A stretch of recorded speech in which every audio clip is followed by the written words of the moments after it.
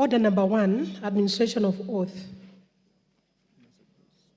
Order number 2, communication from the chair. Order number 3, messages.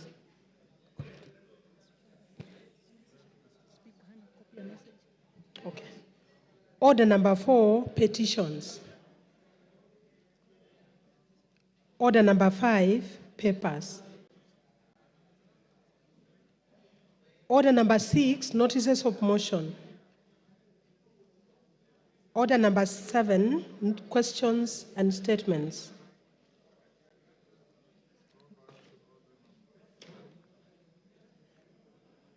Order number 3, messages.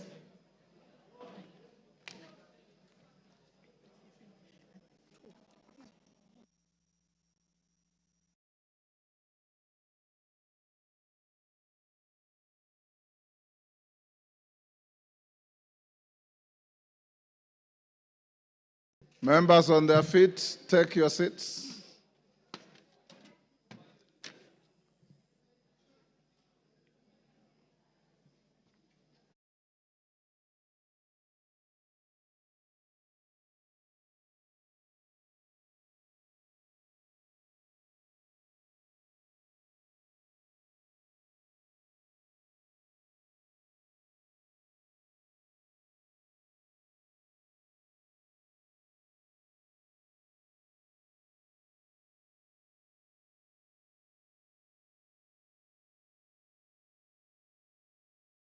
I wish to report to the House that I've received 2 messages from the Senate regarding its decision on 2 bills, namely the Equalization Fund Appropriation Number 2 Bill, Senate Bill Number 30 of 2023, and the Division of Revenue Amendment Bill, National Assembly Bill Number 38 of 2024. Honorable members, the first message conveys that on Tuesday, 17 September 2024, the Senate considered and rejected the National Assembly's amendments to the Equalization Fund Appropriation Number 2 Bill, Senate Bill Number 30 of 2023. You will recall that this House considered and passed the bill with amendments on 13th June 2024. Thereafter, I referred the bill back to the Senate for reconsideration in accordance with the provisions of Article 112 1B of the Constitution. Honorable members, the decision of the Senate on the National Assembly's amendments to the Equalization Fund Appropriation Number 2 Bill, Senate Bill Number 30 of 2023, effectively commits the bill to a mediation committee pursuant to the provisions of Article 112 2B of the Constitution.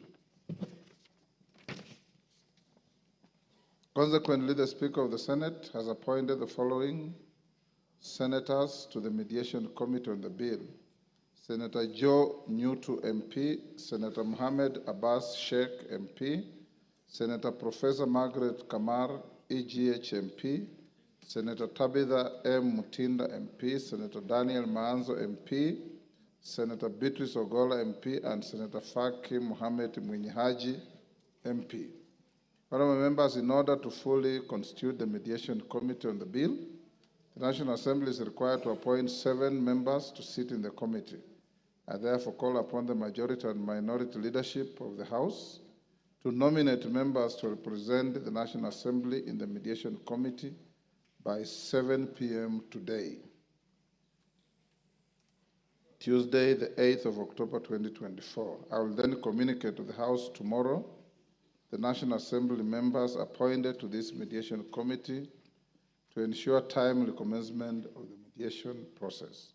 Honorable members, the second message conveys that on Thursday, 3rd October 2024, the Senate considered and passed the Division of Revenue Amendment Bill, National Assembly Bill Number 38 of 2023, with amendments.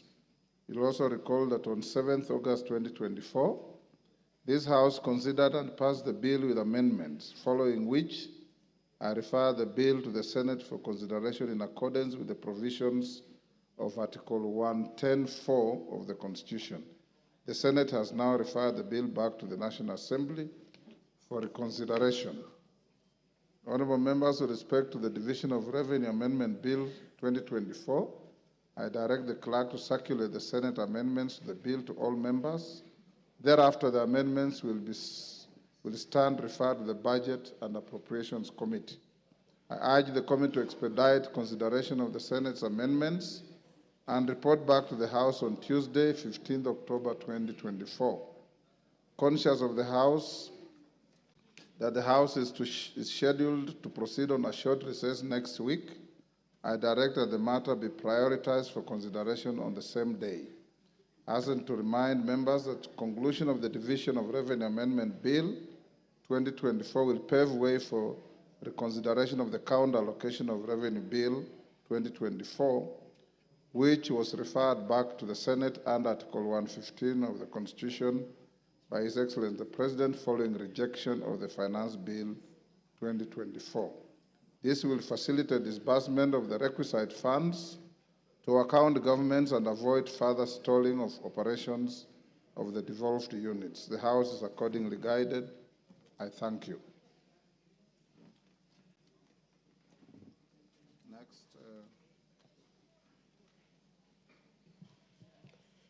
Order number 8, special motion, proposed removal by impeachment of His Excellency Rigathi Gachagua, EGH, Deputy President of the Republic of Kenya.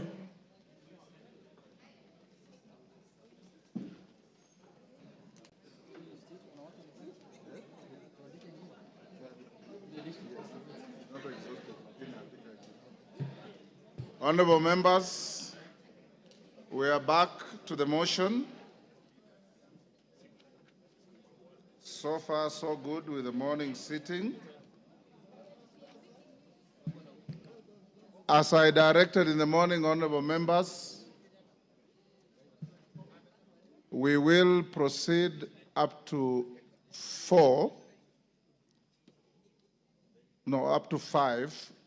The Deputy President indicated he will be here by 4. At 5, we'll call him and allocate him up to 2 hours maximum. When he finishes, the majority leaders will come in, and thereafter, the mover will be called to reply. We have 5 minutes each, and the interest is overwhelming. If we remain with the 5 minutes, you know, not each one of you will have time to speak. The alternative to this, and I don't want us to go that direction, is that after the Deputy President has had his opportunity, this motion has no time cap, but we must finish not later than midnight today.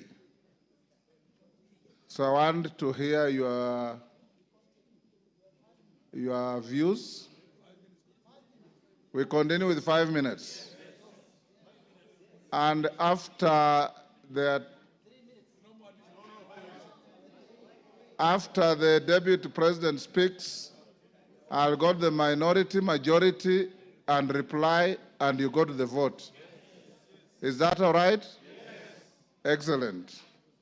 At the time we concluded, it was Honorable Kajwang from my left who had spoken. I'll now open the afternoon with the member for Ugenya.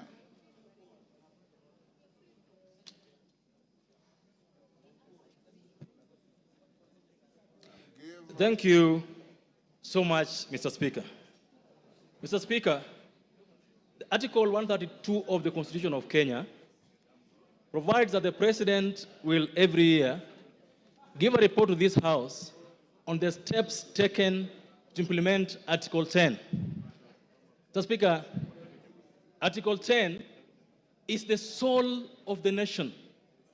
Article 10 is what the engineers would call the software of the country. It is what the doctor would call the heartbeat of this country. Oh dear. Mr. Speaker, through Article 10, this country gave to itself how they want to be governed. Mr. Speaker, Article 10 of the Constitution provides for us the map to where we want to go. Mr. Speaker, in the last 1.5 years, we've listened to and been treated to, Mr. Speaker, the Deputy President piercing with a sharp knife through the very heart of the nation, Mr. Speaker. When we went to give ourselves a new constitution, Mr. Speaker, we said tribalism, nepotism, corruption, Mr. Speaker, are our ills. And we said that we will entrench Article 10 and ensure that going forward, we live as a country together, united, Mr. Speaker. Mr. Speaker, for the last 2 years, the Honorable GACHAGUA has not only put a knife onto the back of our values and shared principles, but he's kept turning that knife, Mr. Speaker, to the level where if we allow him to continue being Deputy President, Mr. Speaker, we are going to risk the loss of the heart of this country, Mr. Speaker. Mr. Speaker, the move of this motion, the Honorable Mutuse, read what appears in Article 10, Mr. Speaker. Mr. Speaker, there is nothing to say about a person who believes that this country should only belong to one region, Mr. Speaker. It has to be clear today that we are not impeaching Mount Kenya. We are not impeaching the Kikuyu. We are impeaching an individual who has refused to follow the law every single day of his life. Mr. Speaker, Honorable GACHAGUA is the Deputy President of the Republic of Kenya, not the Deputy President of Mount Kenya, Mr. Speaker.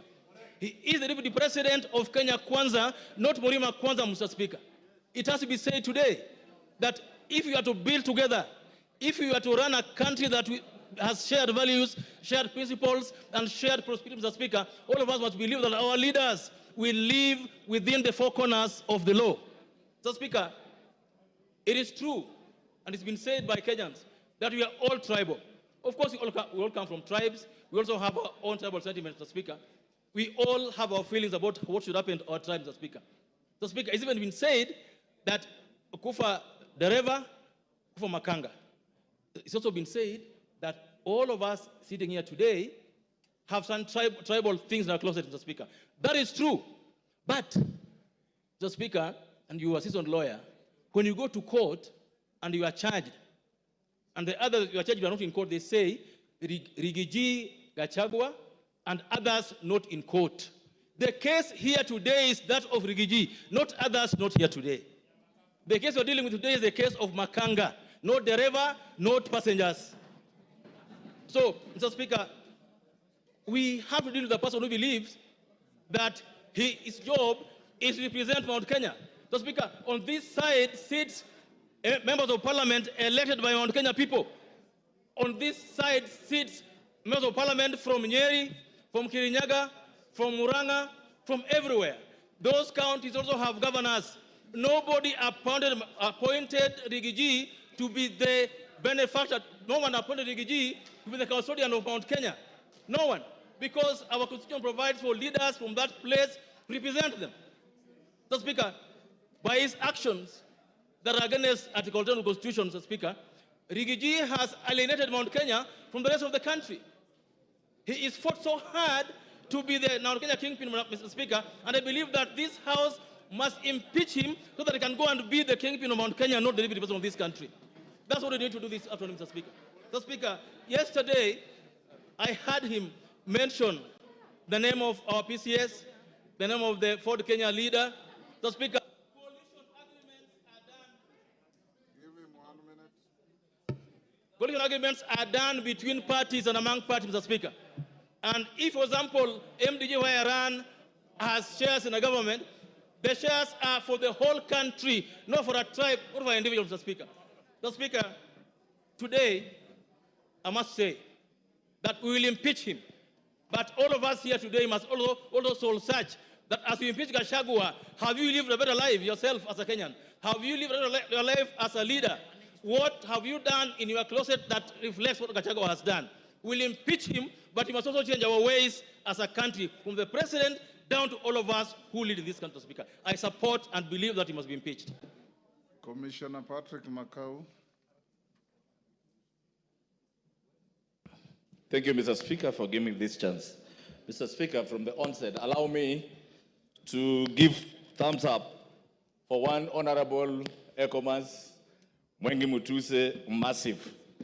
Mr. Speaker, I give him thumbs up for executing this motion and showing Kenyans that leadership is not about where you come from, who you are, but how you perform your duties. Mr. Speaker, this morning, I've heard many speakers talk to this motion. Mr. Speaker, I agree with the speakers who have said that yesterday and the week before, Mr. Speaker, I've been watching the Deputy President of this country doing rallies in town, going to churches. And Mr. Speaker, what we saw on Sunday was different from what we saw yesterday. In fact, Mr. Speaker, I want to advise us, even as politicians, sometimes we should listen to our advisors, and we listen to the right advisors. Mr. Speaker, if I were to advise the Deputy President, yesterday's interview was his undoing, and he proved to Kenya that yes, all these accusations that are being leveled to him are really true.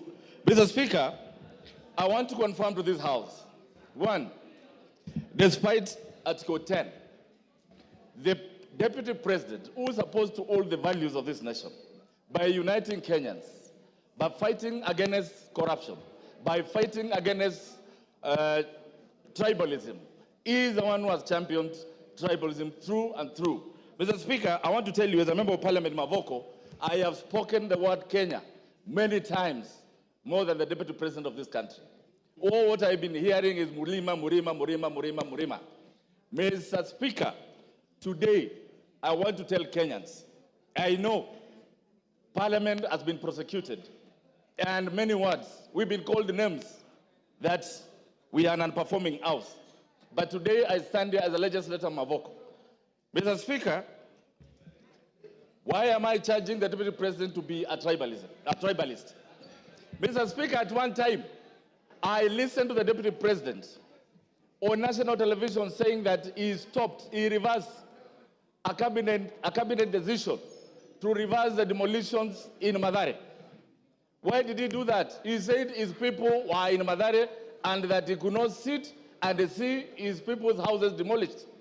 Mr. Speaker, it reminded me when the people of Mavoko houses were being demolished. Personally, I went to him, and Mr. Speaker, I thought he could help me. But the words he used to me are unprintable, and I cannot speak them in this house. Mr. Speaker, today I want to tell him, those people that he was addressing, 30% of the houses that were demolished belong to those people of Murima. They belong to Kenyans. Mr. Speaker, I come from a constituency that is cosmopolitan. Today, as I stand here, Mr. Speaker, we have lost lives.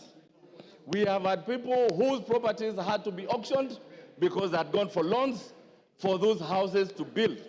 Mr. Speaker, as a legislator, I humbled myself and requested and asked the Deputy President to intervene so that those houses, Mr. Speaker, a parcel of 4,000 acres, 325 acres, I requested him to have the 300 acres where the houses were seated, to have those people even pay to Portland. But the names he called me, Mr. Speaker, I cannot call the mayor. When I hear someone saying there are things which are not personal, Mr. Speaker, I want to tell them, those people elected me to represent them, and their pains are my pains, Mr. Speaker. Today, as I sit here, Mr. Speaker, the same Deputy President came to Machakos, and he said the Kamba votes are very little, they cannot bring in a president. He went ahead and said the Kamba votes, Kitui, Machakos, and Makueni combined are less than 1 million. I want to remind the Deputy President that the Kamba vote is more than 3 million. I want to remind him that Kamba nation produced Gay who took care of Kenyatta in prison. That same Kamba nation produced Munyao Kisoi, who flew the flag of Kenya during Independence Day. That same flag produced Muindi Mbingu, the former freedom fighter, who is my grandfather, Mr. Speaker. I want to remind him that same Kamba nation.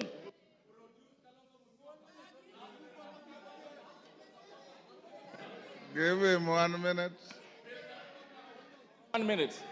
Mr. Speaker, that same Kamba nation that you said their votes were useless, they are the ones who are running every night now, calling for them to come and save you in this budget motion. Mr. Speaker, I want to remind him that every tribe in this country is important and he should live to respect them. I support this motion for every reason and every accusation that he has been accused of. I thank you, Mr. Speaker. Honorable Sane.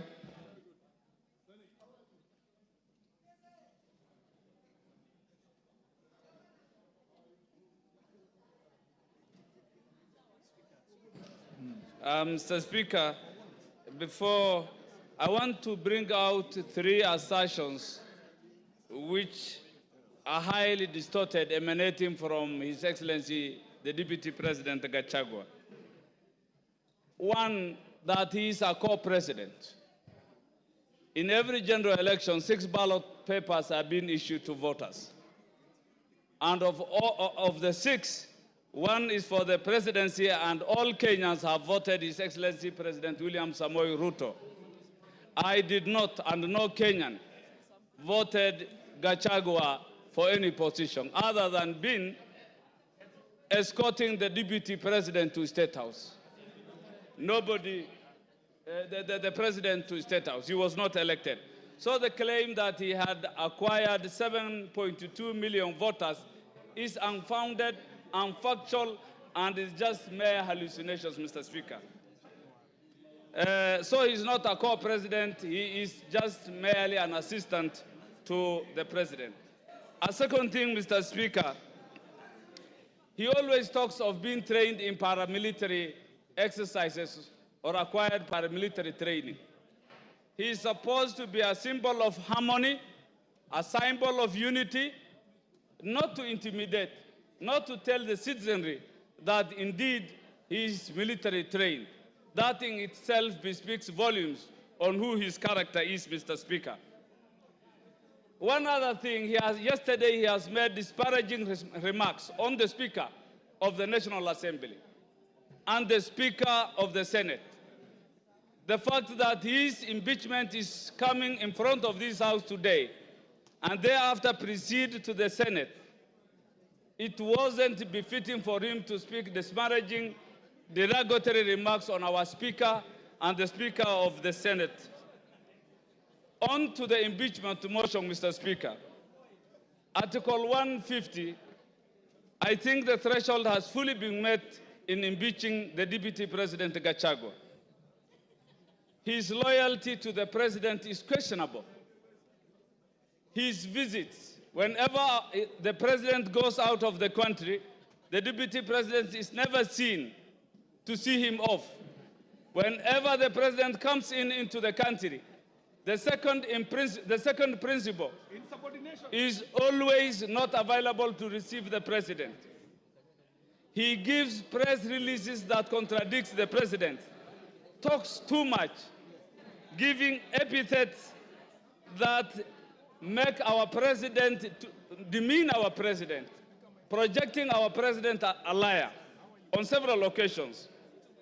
Yesterday, all Kenyans have heard that it is His Excellency the President Ruto who taught me how to respond to civil servants, how to address intelligence officers like Nurdin Haji, like the CID officer Amin. That in itself depicts lack of respect for the presidency.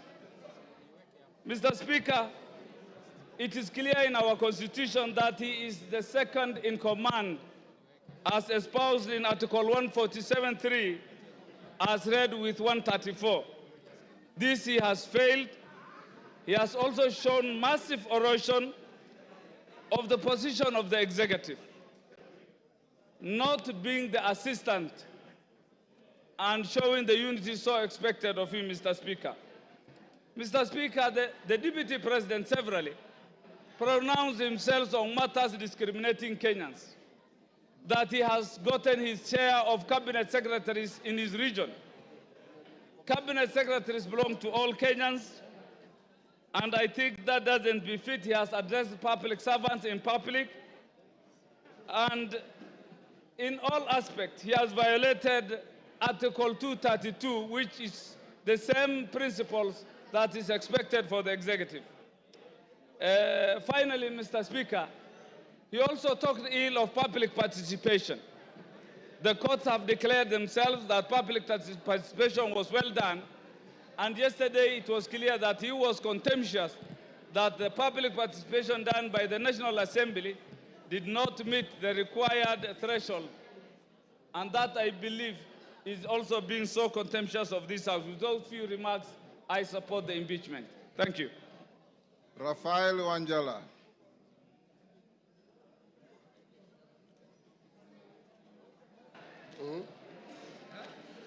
Thank you, Mr. Speaker, for giving me this opportunity to contribute to this important motion in this country. Mr. Speaker, this is my second motion since I became Member of Parliament, the second one to discuss impeachment of our Deputy President. Mr. Speaker, I'm very disturbed the way our Deputy President has been behaving, because the Deputy President is principal assistant of the President. But always when the President goes out of the country, the guy recedes back to Murima, and then he starts asking Mr. President so many questions instead of running the country when the President is away. He's never available in Nairobi, except he's only available in his village, trying to ask Mr. President questions, and that, Mr. Speaker, has really annoyed some of us. Mr. Speaker, when there were floods, this Deputy President, Mr. Speaker, was assigned by the President that he's supposed to take care of the disaster that was there at that time. The man never moved from his home yard to other areas. He was never in Nyando, he was never in Budalangi, he was nowhere, and all the food he directed to his backyard. Mr. Speaker, I want to be very brief. Yes, Mr. Speaker, this Deputy President. Order, Wanjala, there's a point of order. Yes, Muya. Honorable Speaker, is the member in order to say the Deputy President has never moved out of his backyard, while it is on record and on public domain that he has been in Kisumu, in Busia, in Mombasa, in all parts of the country? Mr. Speaker, the Deputy President will only be seen in those places when he is accompanying the President. But he has never come on his own to see the destruction of floods. Mr. Speaker, these people of EACC did service to this country. Because for you to be elected, you must go through EACC. Mr. Speaker, this Deputy President was a DO. And Mr. Speaker, he was a DO, and as a DO, he was sacked on 30th July 1997 as a DO. And the reason why he was sacked, and I will table this later, that the EACC did not do its work and it cleared him to be a member of Parliament and to be a Deputy President, yet he was not supposed to be because of his misconduct. Mr. Speaker, this letter is read as Mr. Geoffrey Rigathi GACHAGUA, District Officer 1, Laikipia, through Provincial Commissioner, summarily dismissal. Reference is made to our letter dated 19th May 1989 on your appointment to the position of District Officer. I and your response statements to show cause for gross misconduct, desertion of duty, and reported mismanagement of relief food for Laikipia District. These are thieves. In this regard, we wish to notify you that your employment contract has been terminated forthwith. Consequently, you are required to report to the Rift Valley Provincial Commissioner for handover and clearance. This was signed by Queen Rua. Mr. Speaker, this was a wrong man to be in this office in the first place. This one For Kenya to grow, GACHAGUA must go. To stop tribalism, GACHAGUA must go. For Kenya to unite, GACHAGUA must go. I tabled the letter and I support the motion.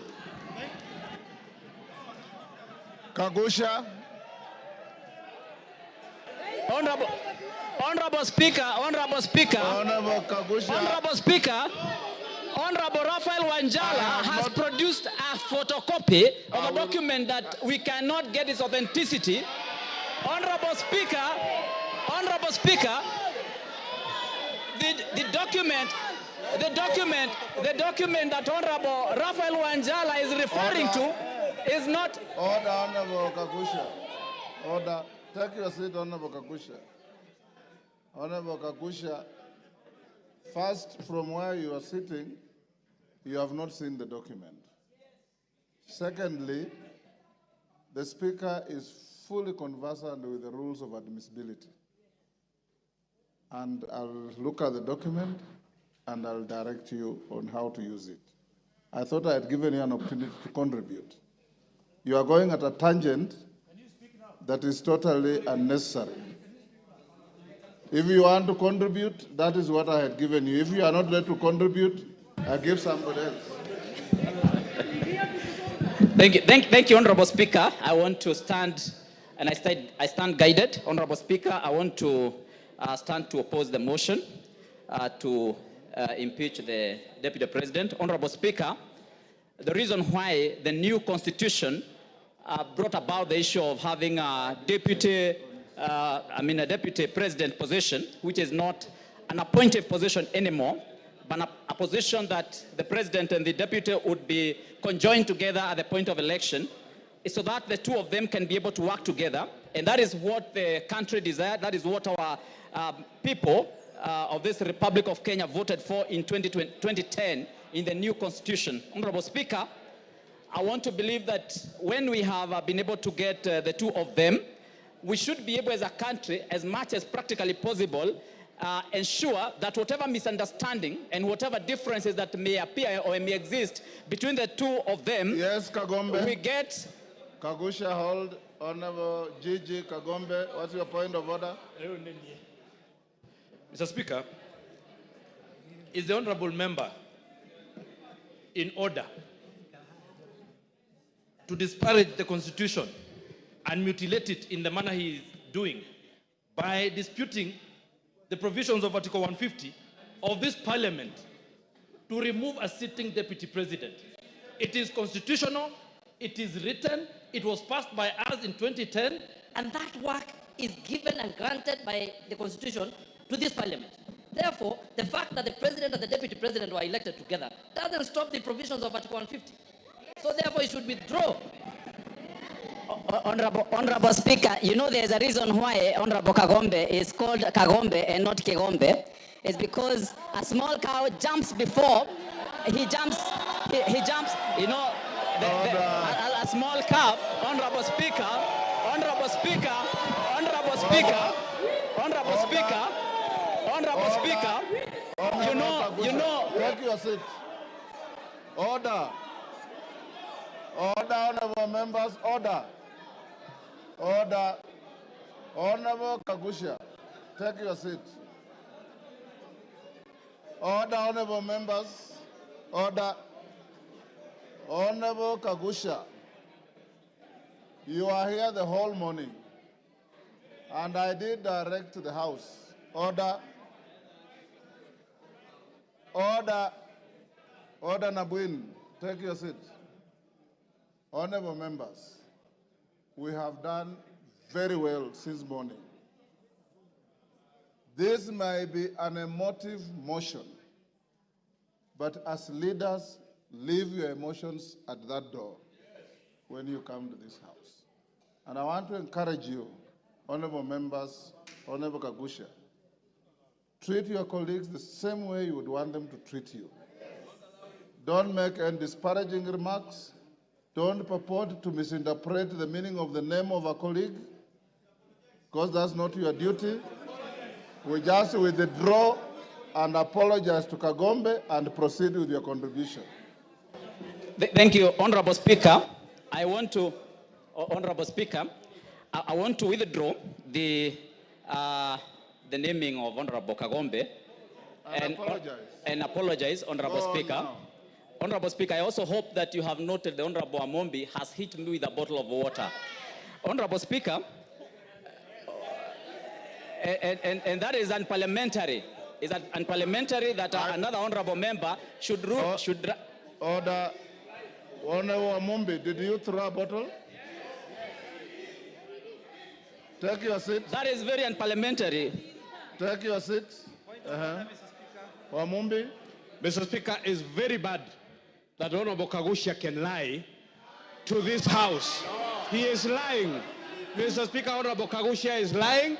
Let him continue with the speech, but he should not lie in this House. Order, honorable members, to the extent that the Speaker didn't see and Honorable Kagusha is not claiming any injury, let's leave it there.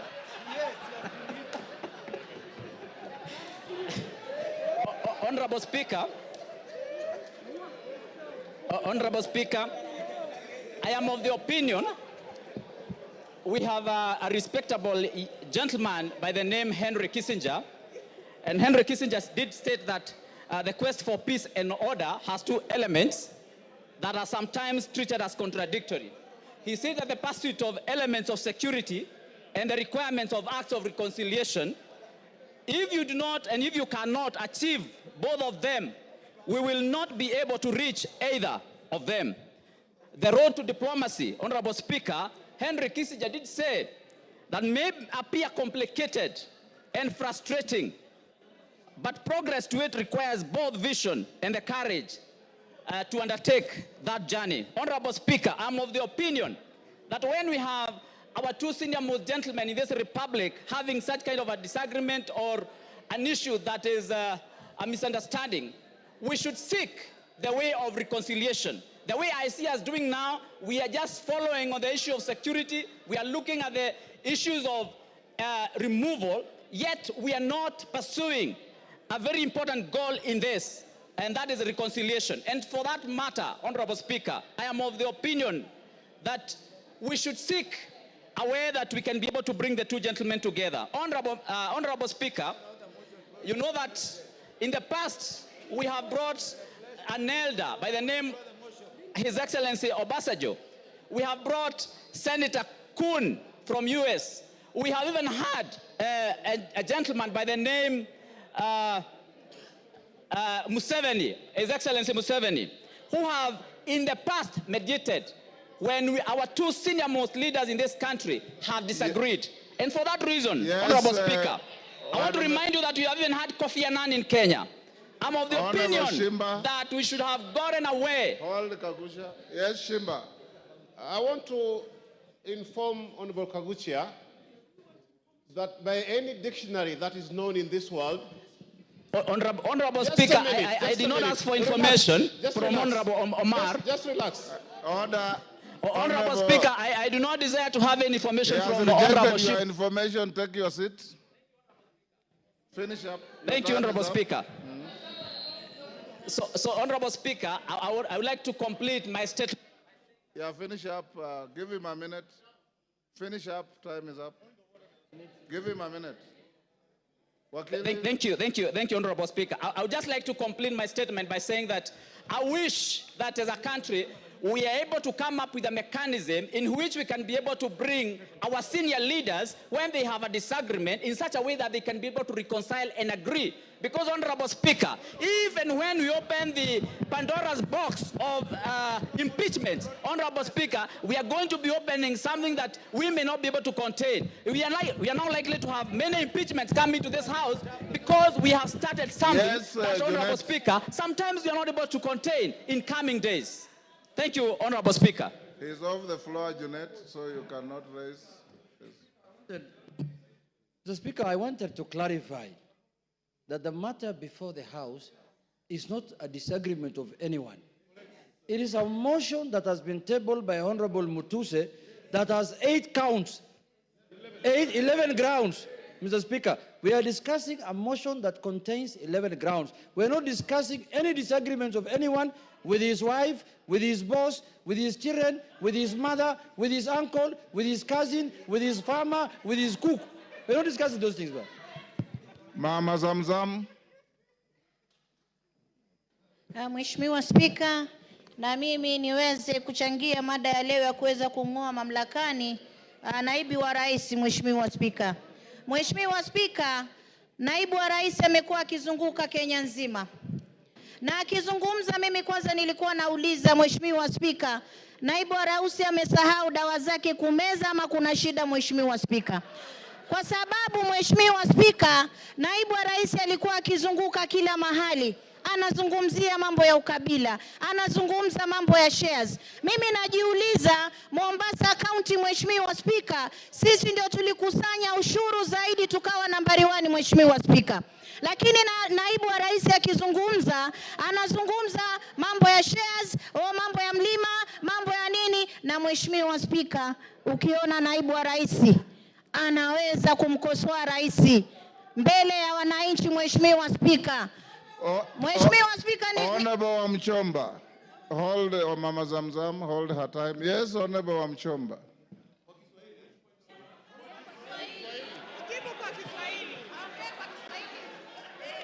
Order, honorable members, order, Honorable Mchomba. Bwana Spika, nasimama kuuliza kama... Order, hold on. Which standing order has been breached? Cite the standing order. Point of information, clarification. Asante sana Mheshimiwa Spika. Mheshimiwa Spika. Clarification, Mr. Speaker. Mr. Speaker. Mr. Speaker, I refuse to be muted when I have something that I need the honorable member to clarify. The honorable member must clarify. Honorable Mchomba. Order, Honorable Mchomba. Hold your horses. Honorable Mchomba. If you want to, you know the rules. Order. Honorable Mchomba, you know the rules. If you want to inform a member on the floor, the member must accept your information. She has said she doesn't want. Under what standing order? Mr. Speaker, the honorable member has talked about that Mr. Deputy President alisahau kunywa dawa. Tungetaka kujua ni dawa gani ambazo mheshimiwa anaongea juu yake. Na kama hizo dawa, na kama... Mama Zamzam, endelea. Mheshimiwa Spika, wajua ndio makosa ya kupatia mabubu kuzungumza Mheshimiwa Spika. Mimi nimesema huenda ikawa, sijasema amesahau, nimesema huenda ikawa, nilifikiria, nilikisia. Lakini Mheshimiwa Spika, kiongozi kama yule ambaye siku zote anajua makabila yote Kenya tunakaa kwa amani, tumeoana, tunaelewana, Mheshimiwa Spika, anataka kuturegesha kwa makabila kama vile tulivyokuwa na mambo ya Kaya Bombo, kama tulivyokuwa na zile baada ya kura za 2007 2008 Mheshimiwa Spika. Watu walipoteza maisha yao kwa sababu ya ukabila Mheshimiwa Spika. Mimi nakaa nikishangaa. Deputy President alikuja Mombasa. Amesimama juu ya gari anatafuna ndizi na mahindi choma Mheshimiwa Spika. Kwanza alitupa takataka pale, alikuwa juu kama kuna watoto wetu ndio ufagia Mheshimiwa Spika. Mheshimiwa Spika, pale juu ya gari Deputy President anazungumza akisema kuwa yule gavana atoe pesa za floods wakati anajua 14 billion kutoka World Bank ambayo ni ya disaster management Mheshimiwa Spika zilikuwa kwa ofisi yake na aliziramba Mheshimiwa Spika. Alikuwa anajua 6 billion tuliweka hapa katika bajeti Mheshimiwa Spika, hakuzileta Mombasa Mheshimiwa Spika. Yule ni kiongozi wa kugonganisha watu Mheshimiwa Spika. Na ndio maana najiuliza, kwa miaka miwili kampuni 22 Mheshimiwa Spika, hata mimi moja sina. Miaka miwili, kampuni 22 na zote zina 5.7 billion ya mtoto, ya mke, ya nani. Kisha bado unaenda kuchukua mali ya ndugu yako. Unaacha mayatima, unaacha mjane, unamtesa. Kisha utatuambia nini katika taifa la Kenya, Mheshimiwa Spika? Mimi leo nasema ang'atuliwe, nasema kwa kutesa mjane, Gachagua must go. Kwa kukula pesa za mahindi, Gachagua must go. Kwa kutesa ukabila na Kenya, Gachagua must go. Asante sana Mheshimiwa Spika. Ngogoyo.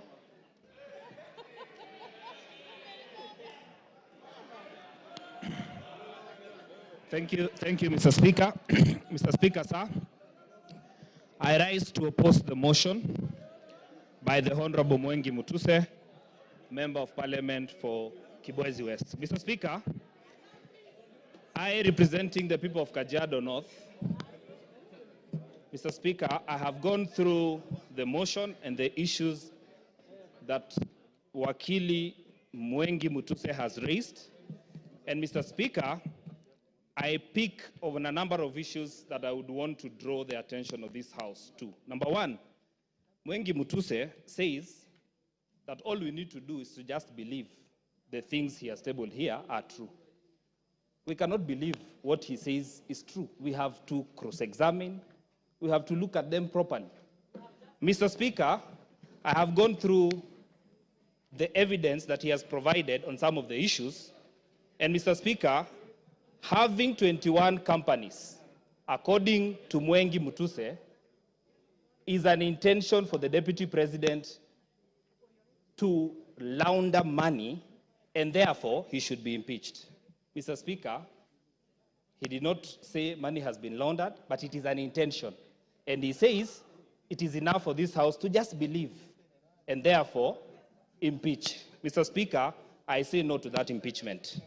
Number two, Mwengi Mutuse, former Chief of Staff in Machakos County Government and the current Member of Parliament, is giving hearsay that he has heard. Mr. Speaker, he has said in his submission that they were officers who were coerced to write to change in the Ministry of Lands without tabling any evidence from the document that he has provided. Mr. Speaker, this House cannot go with hearsay. It is not possible for you to make a decision out of hearsay. Mr. Speaker, in his accusations, he says that the Deputy President is a Mount Kenya person, makes issues based on Mount Kenya. I am the Member of Parliament for Kajiado North.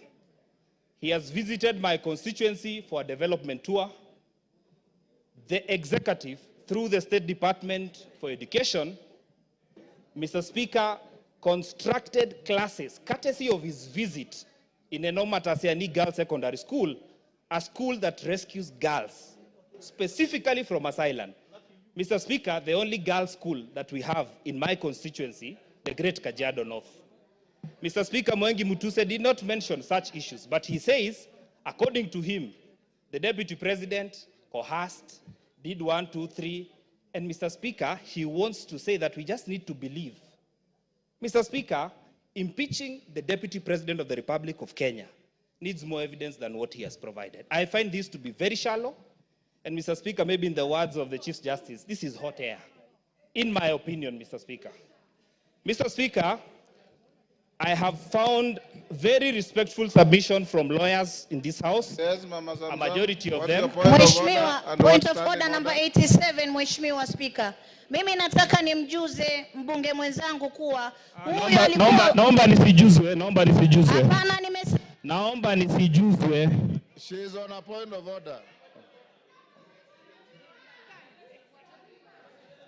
Mheshimiwa Speaker, nataka atoe statement of fact, Mheshimiwa Speaker.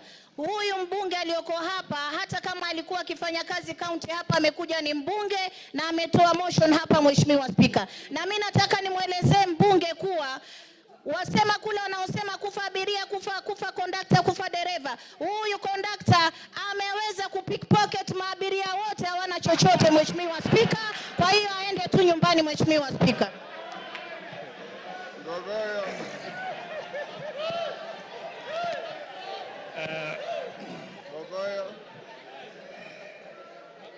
Thank you. Thank you, Mr. Speaker. Yes. I choose to stick to content. Your time I is choose up. to stick to matter. Go on. I choose to ignore the honorable member. Mr. Speaker, I therefore want to submit to this House that, Mr. Speaker, when a whole deputy speaker of this assembly goes to a public function in Nandi and says that I will oversee the impeachment of the deputy president, and comes to this House and is expected to vote, do you expect fairness?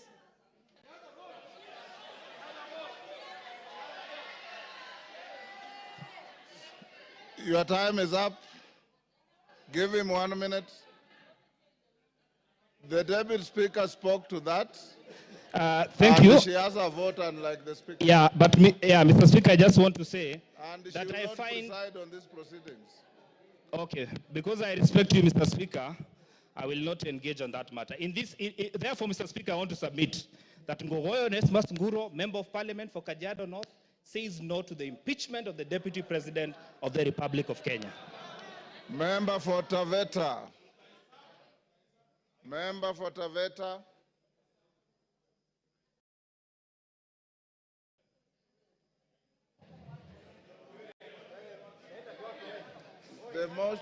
The mic is there. Can I have this one? Is This it one working? is short. There you are. Thank you, Mr. Speaker. For a start, Mr. Speaker, I rise to support the motion by my learned colleague, Honorable Mutuse. Most of the things, Mr. Speaker, have been said, but allow me to say a few things. Number one, allow me to borrow on the then Council of White House during the Clinton administration. He said, impeachment is not a remedy for private wrongs. It's a method for removing someone whose continued presence in office will cause danger to the nation. Mr. Speaker, my position is the continued stay in office of the Deputy President Rigathi Gachagua is a threat to the nation of Kenya. I continue by saying this, Mr. Speaker. Between 1963, when we got independence, we had a vice president in the name of Jaramogi Oginga Odinga. He never said, do not touch Luo Nyanza. During the President Moi's regime, we had George Saitoti. We had Musalia Mudavadi. He never said, do not touch Luya Nation. During the time of Stephen Kalonzo Musyoka, he never said, do not touch Ukambani. But we have a deputy president, Mr. Speaker, who is obsessed with a certain region in this country. Mr. Speaker, secondly, Mr. Speaker, much has been said by my learned colleagues in this House. But I want to borrow something, Mr. Speaker. Article 145 of the Constitution provides for reasons for impeachment of a deputy president and the president. The case of this during Sonko's impeachment, the Supreme Court laid certain guidelines and said that the question as to whether or not there is a violation of a constitution should be guided by certain principles. Number one, whether there is interference with the constitutional functions of the legislature and the judiciary. My submissions is that the utterances of the deputy president in relation to his cases in court is interference with the constitutional functions of the legislature and the judiciary. Another ground that has been given in determination as to whether or not there is a violation of the constitution is whether there is an abuse of the code of conduct. Mr. Speaker, my argument is the constant pronunciation by the deputy president that divides the country in terms of regions and tribe is an abuse of code of conduct and is a ground for impeachment. Another criteria given is the disregard and breach of fundamental rights of the Constitution. Mr. Speaker, I want to say this. In Taveta, where I come from, there are two minority tribes. There is the Taveta tribe and there is the Pare tribe, with a minority tribes in Kenya. Article 56 of the Constitution says that the state should do everything within its means to ensure that marginalized tribes in Kenya are protected. Mr. Speaker, the pronouncement of the Deputy President about a certain region without considering the Tavetas of Taveta, or the Pares of Taveta, is a violation of fundamental rights and freedom as guaranteed by Article 56 and is a ground for impeachment. Very lastly, Mr. Speaker, I want to say this. Even in Taveta, there are Kikuyus. So if we constantly obsessed of Mount Kenya, who will speak for the Kikuyus who live in Tavetas? And that is why I'm saying, Mr. Speaker, because of the obsession of Mount Kenya, because of obsession of a certain region, Rigathi Gachagua must go.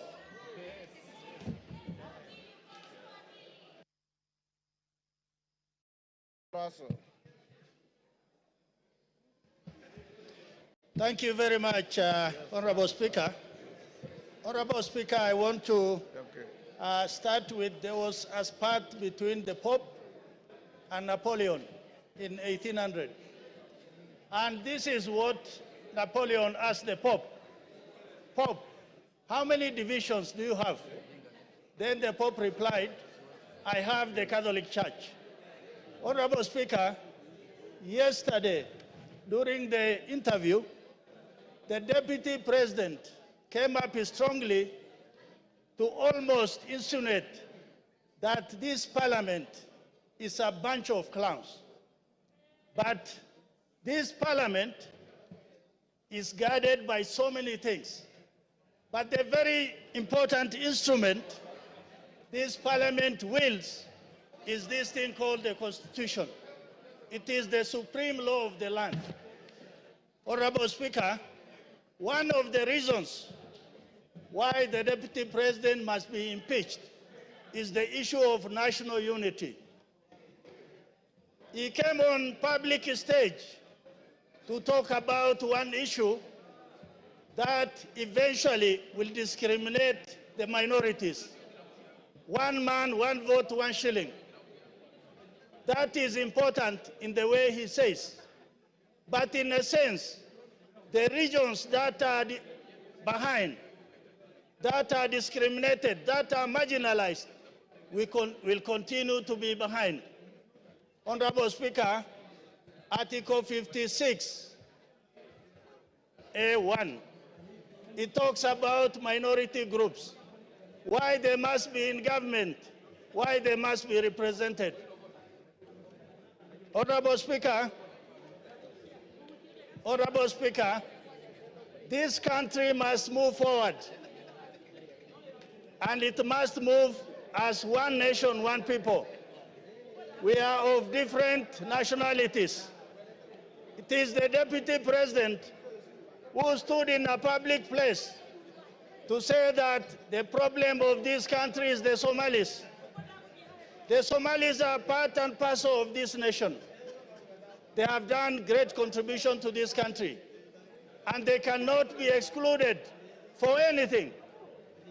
Honorable Speaker, the second issue, why the Deputy President must, and he has to leave that office, is on the matters of national security. He is privy to National Security Council meetings. He attends. Sometimes he could chair.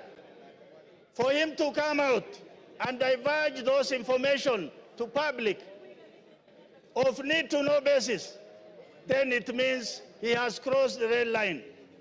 Honorable Speaker, the third issue is Article 147. The Deputy President is the principal assistant to the President. And sometimes when the President is away, he's delegated to be the President. This happened in the 11th Parliament when Uhuru Kenyatta was attending ICC. And he wrote down that President Ruto will act on his behalf. It can happen even this time.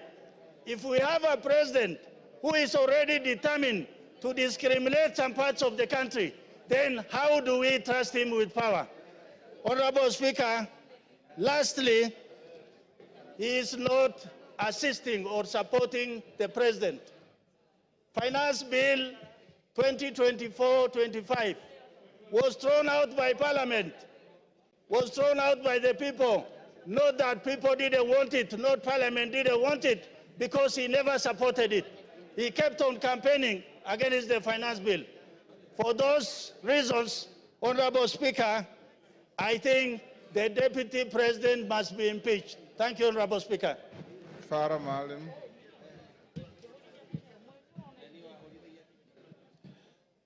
Mr. Speaker, I want to weigh on this motion.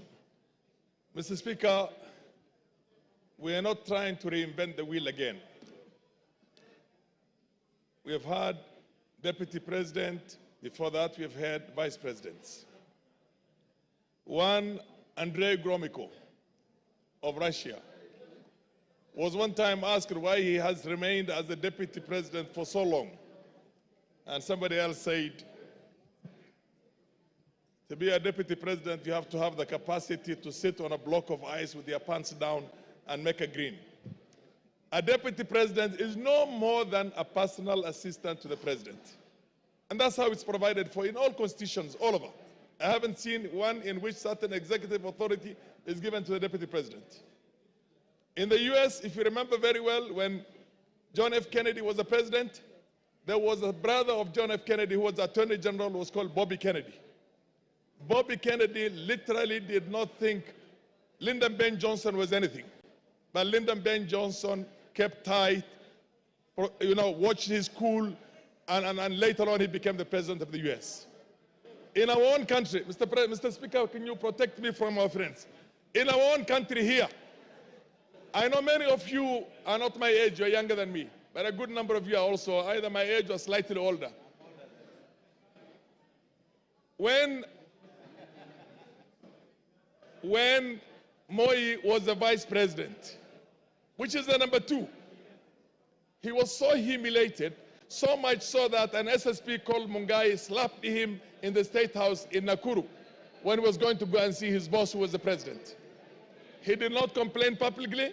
He did not complain privately. He just went about his business. If you remember very well, when Kibaki was the deputy vice president of this country, which is number 2, he was dropped from being the number 2 and appointed a minister for health in the Moi government. He went to the president, thanked him for giving him the opportunity to be his vice for 11 years. Mr. Speaker, can you protect the House? It's too much sound. Let's go on. He thanked him for giving him an opportunity to serve as his assistant or as the vice president for 11 years and took up his job as the minister for health with a gusto and did a fantastic job as one of the best health ministers we have had in this country. Mr. Speaker, many people have been deputy presidents or vice presidents or number 2 in the executive here. I am glad I have been vindicated because about a year ago, I had said that GACHAGUA is the worst number 2 in the history of this country. And I'm sure now I'm being vindicated. Order. Order, members. Order, member. Is that Masara? Yes. Maintain your silence. Carry on. I said exactly 1 year ago, GACHAGUA is the worst number 2 in the history of this country, whether a vice president or a deputy president. I'm glad I'm vindicated today. I remember when we had almost a collapse of the state and the nation in 2008, and we had the national accord on the floor of this House, and you were also a member of parliament. Raila Odinga was made the prime minister of this country. There was Raila Odinga, and there was also Kalonzo Musyoka, who was the vice president. Technically, in law, Raila was supposed to share 50-50 power with President Kibaki, but he was happy to say that he will support the president. And he supported the president until the term was over. I mean, that is what it's supposed to be. Here is somebody who literally, when this country is on the brink of certain serious problems, goes to Mombasa, and many of us believe that he was part of the so-called whatever, the riots that were there and the goons that attacked parliament. And then he creates a parallel press conference in Mombasa in which he castigates the policies of his own boss, including castigating people whose authority is driven by the appointment by the president and passed by this parliament, passed by this house. Mr. Speaker, this man is bad for this country. There is need, this man is a heartbeat away from the president.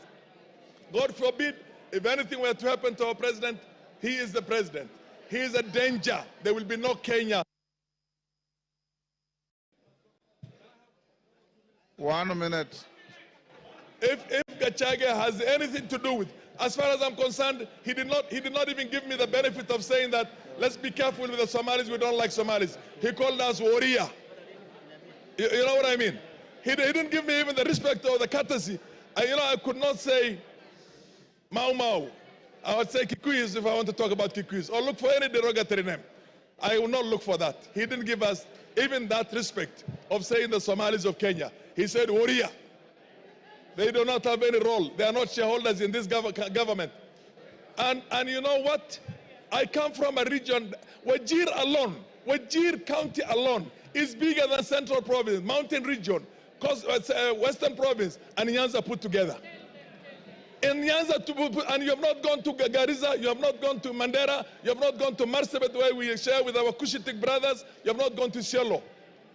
He's talking about half the country, and he thinks we are from Somalia. Time is up. Your time is up. Yes, Dr. Kogo. Thank you so much, Honorable Speaker. Thank you, my brother, for allowing me to pass on this information. Apart from what you have said, Mheshimiwa, the Deputy President of the Republic of Kenya is on record for insulting women as Malayas. And I want to go on record. He said that the one and only beautiful Honorable Jematia is a Malaya. And somebody can negate that, and I have to say it. I thank you so much, Honorable Speaker. Yes, your time is up. Give him 1 minute. Okay, yeah, 1 minute. Mr. Speaker, Speaker. Yes. This country belongs to us all. This country belongs to all of us. If you try to marginalize me, and tomorrow I take up arms and decide to fight that, do you think there will be Kenya? Do you think 100,000 Somalis taking arms, there will be Kenya? Or 50,000 Turkanas? Or Sabaots? Or Pokots? This man is playing with this country. We shall not have stability, Mr. Speaker. We must have a country in which we all feel that we are loved and we are equals. Equals. Mr. Speaker, I support this motion of impeaching GACHAGUA. Let's do it the fastest possible, and we should never have somebody like him in future in any position of leadership. Mr. Speaker, we are all equals in this country. There's nobody who's more equal. We fought for independence.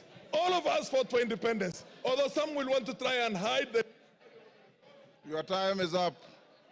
Member for Turkana at the back. That is who? Emade.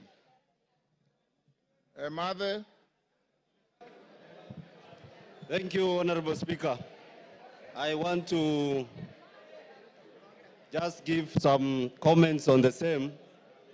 Honorable Speaker, when the Deputy President was being sworn in at Kasarani, I only knew him as a personal assistant to the former President Uvoro. And after he spoke and he sat down, I was seated close to Honorable Kiborek. I told Honorable Kiborek that this is not going to be a good person. From the analogy that formerly he was a PA to the former president, and the manner in which he spoke to me was in the contrary. I just say that when he was being sworn in, I didn't know him. The only thing I knew about him was he was a PA. Now, the chicken have come home to roast. And Honorable Speaker, I want to say that I support his impeachment the same manner in which over 92% of my constituents in Turkana Central have agreed that we do the impeachment. Honorable Speaker, the impeachment is in two parts. There is the anti-corruption part of it, and there is the ethical or the ethics part of it. I want to speak on the ethics. And Honorable Speaker, here is a man who is full of himself. He is a very proud person, and Honorable Speaker, he doesn't even know what to say. He just speaks in the manner that does not depict him as the Deputy President of this country. Honorable Speaker, the Bible in the book of James brings out the bad part of the tongue. It says the tongue is this part of the body that is a world of evil. It is a fire. Honorable Speaker, the tongue corrupts the whole body. That is what the Bible says in the book of James. Honorable Speaker, in this juncture, I want to say that as a UDA member in the Kenya Kwanza government, I want to say that it says we are not in agreement to work together with the Deputy President. I am not in agreement as a member who was ascribed to the party that I may not be able to work with the Deputy President because we have to agree. And what we are processing today here, Honorable Speaker, is a divorce. We are processing a divorce because under Article 56, this is a man who will not be able to speak for the minorities. He is a man who will not speak for the marginalized. Honorable Speaker.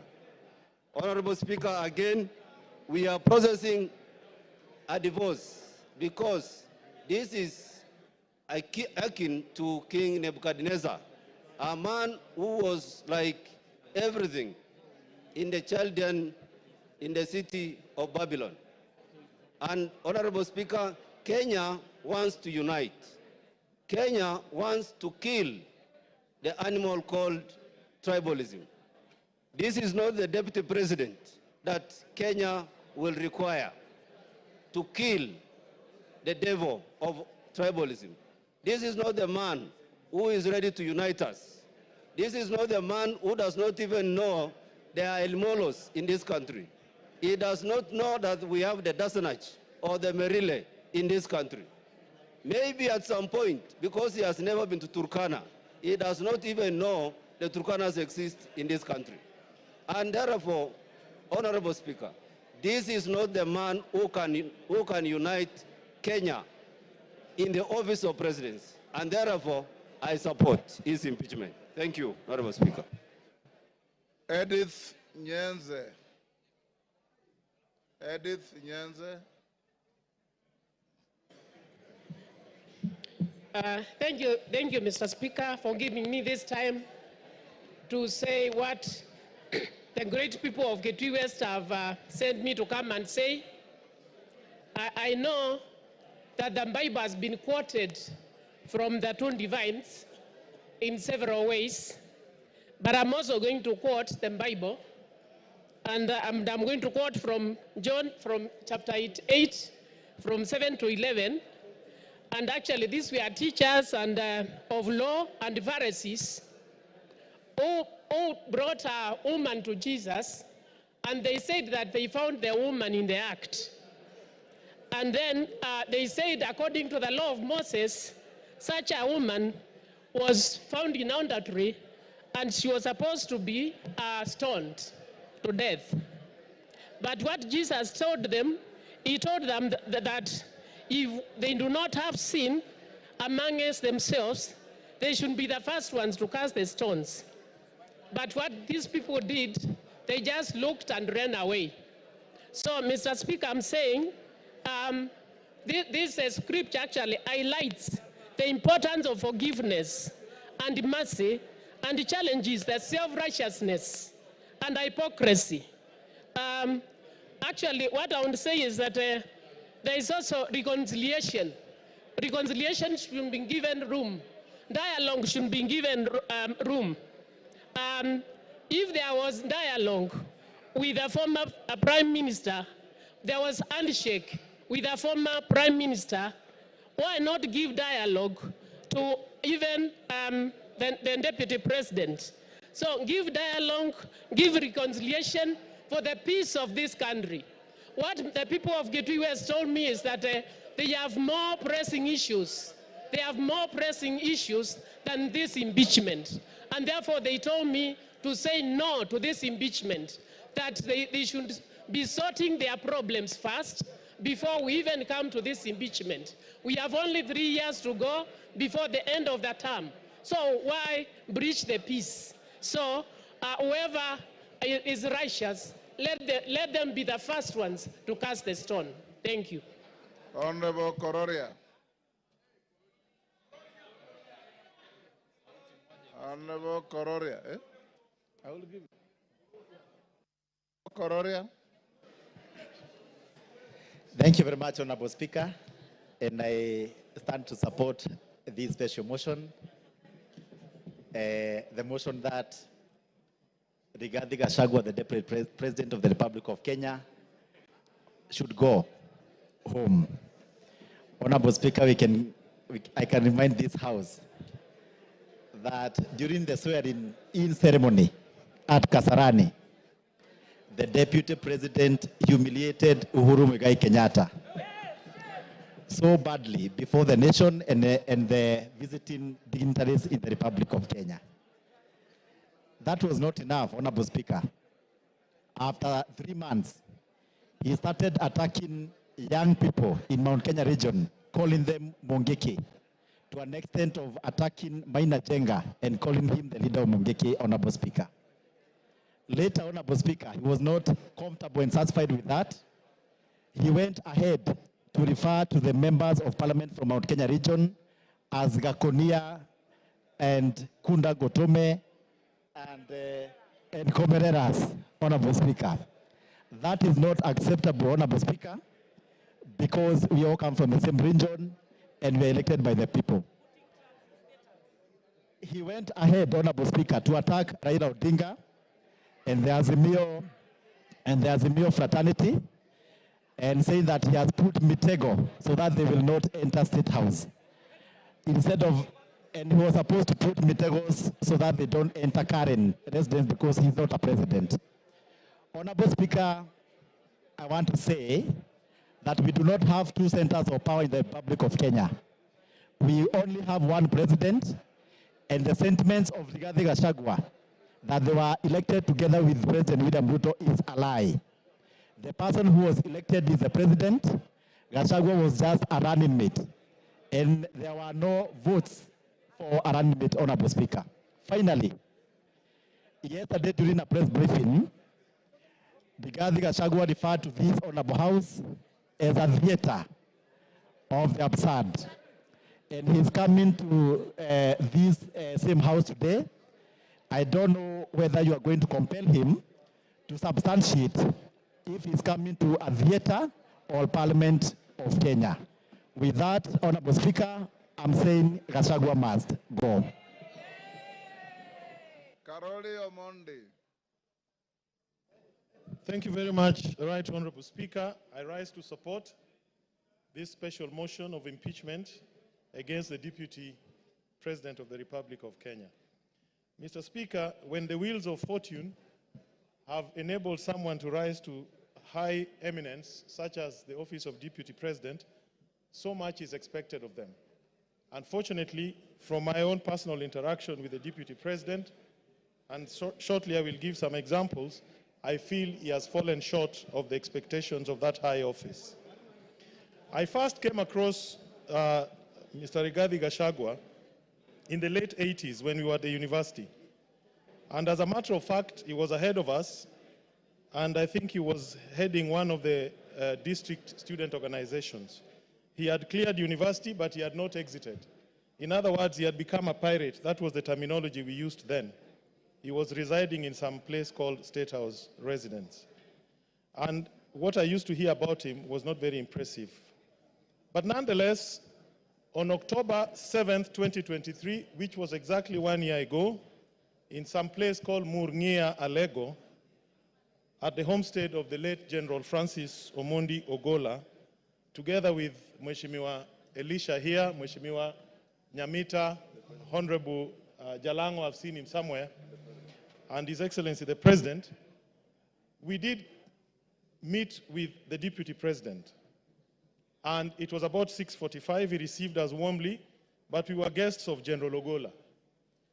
And as you'd expect, a man of his status, you expected some decorum, temperance, prudence, good behavior. But unfortunately, some of these attributes were not present in his conduct. The Deputy President on that occasion did stand up and tell the President to our face that he had come down to get him from the Nyanza tour that we were undertaking, and that he had no business staying for too long in Nyanza. I looked at him and I wondered what was the problem with his compos mentis. In other words, was he of sound mind? And then I asked myself, we were the guests of the late General, why would he want us to exit the homestead of General Ogola? And it bothered me very much, because clearly that was what you and I, as lawyers, we call animus nocendi, intention to harm. Why would he insist that the President has no business being in Nyanza? He said it to our face 3 times, interrupting General Ogola when we were being briefed about the attack that had just been conducted by Hamas on Israel. That was my first time to interact with him very closely. The second time was on April 30th, 2024. No, 28th April 2024, this year, when we had floods in Suba and several people died. I did communicate with him by way of text. I sent him pictures, including that of a gentleman who had lost 3 children. And I asked him to avail to me the state resources that I could use to alleviate the pain and loss of my people. He did not respond. He did not call back.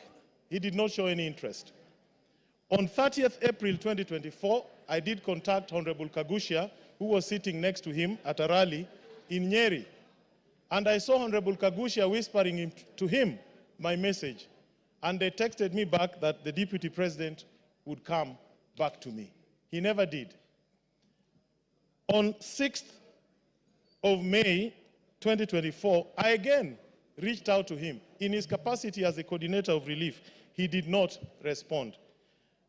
I support this motion, and I want to say this. What I found with Honorable GACHAGUA is lack of education. Obama says, education is not a name of any degree or certificate that can be shown to others as proof. Education is the name of our attitude, actions, language, and behavior with others in real life. I'm on behalf of people of Suba South, I am supporting this motion, and I want to inform the House, our role today as a grand jury is not to establish beyond reasonable doubt any of these charges. Our role is very simple. Our role is to say we have found triable issues, frame the charges, leave that trial to the Senate. And once we do that, we shall have discharged our duty. Mr. Speaker, I fully support. Thank you. Your time is up. Kanjori.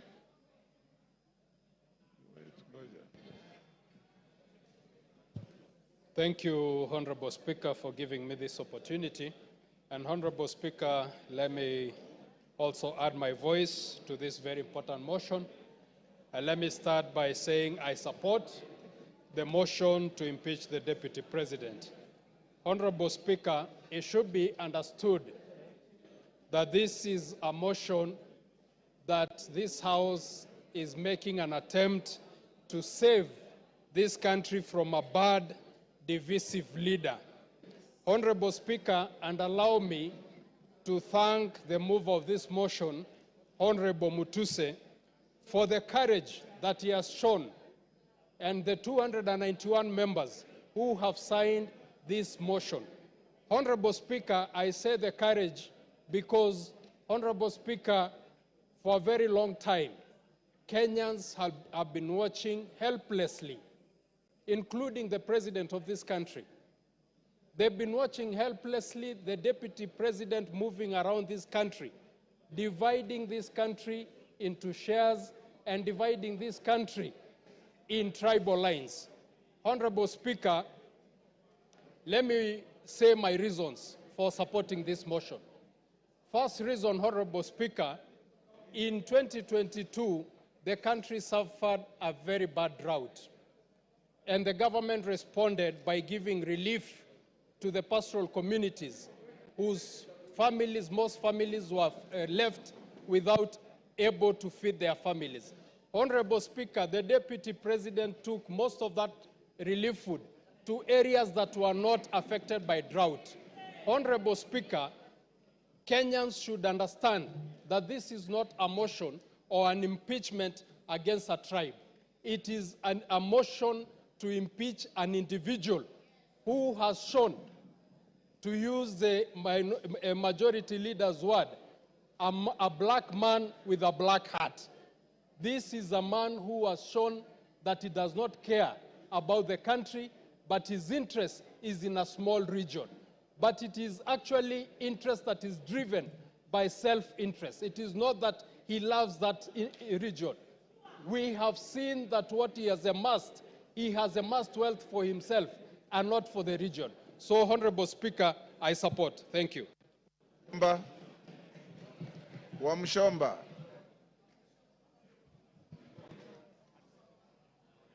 I thought you normally sit this side. Thank you. Yes. The temperatures there are too high. Mr. Speaker, Go ahead. I rise to defend the Deputy President Rigathi Gachagua against what I am calling mob justice, a process that has not given him the right of reply, a process that has gone on, presented some fact charts to the villages, and disseminated information to the members of public without giving him the opportunity to defend himself. Hold your horses, Wamchomba. I was consulting with KJ. I didn't hear what you said. Can you repeat?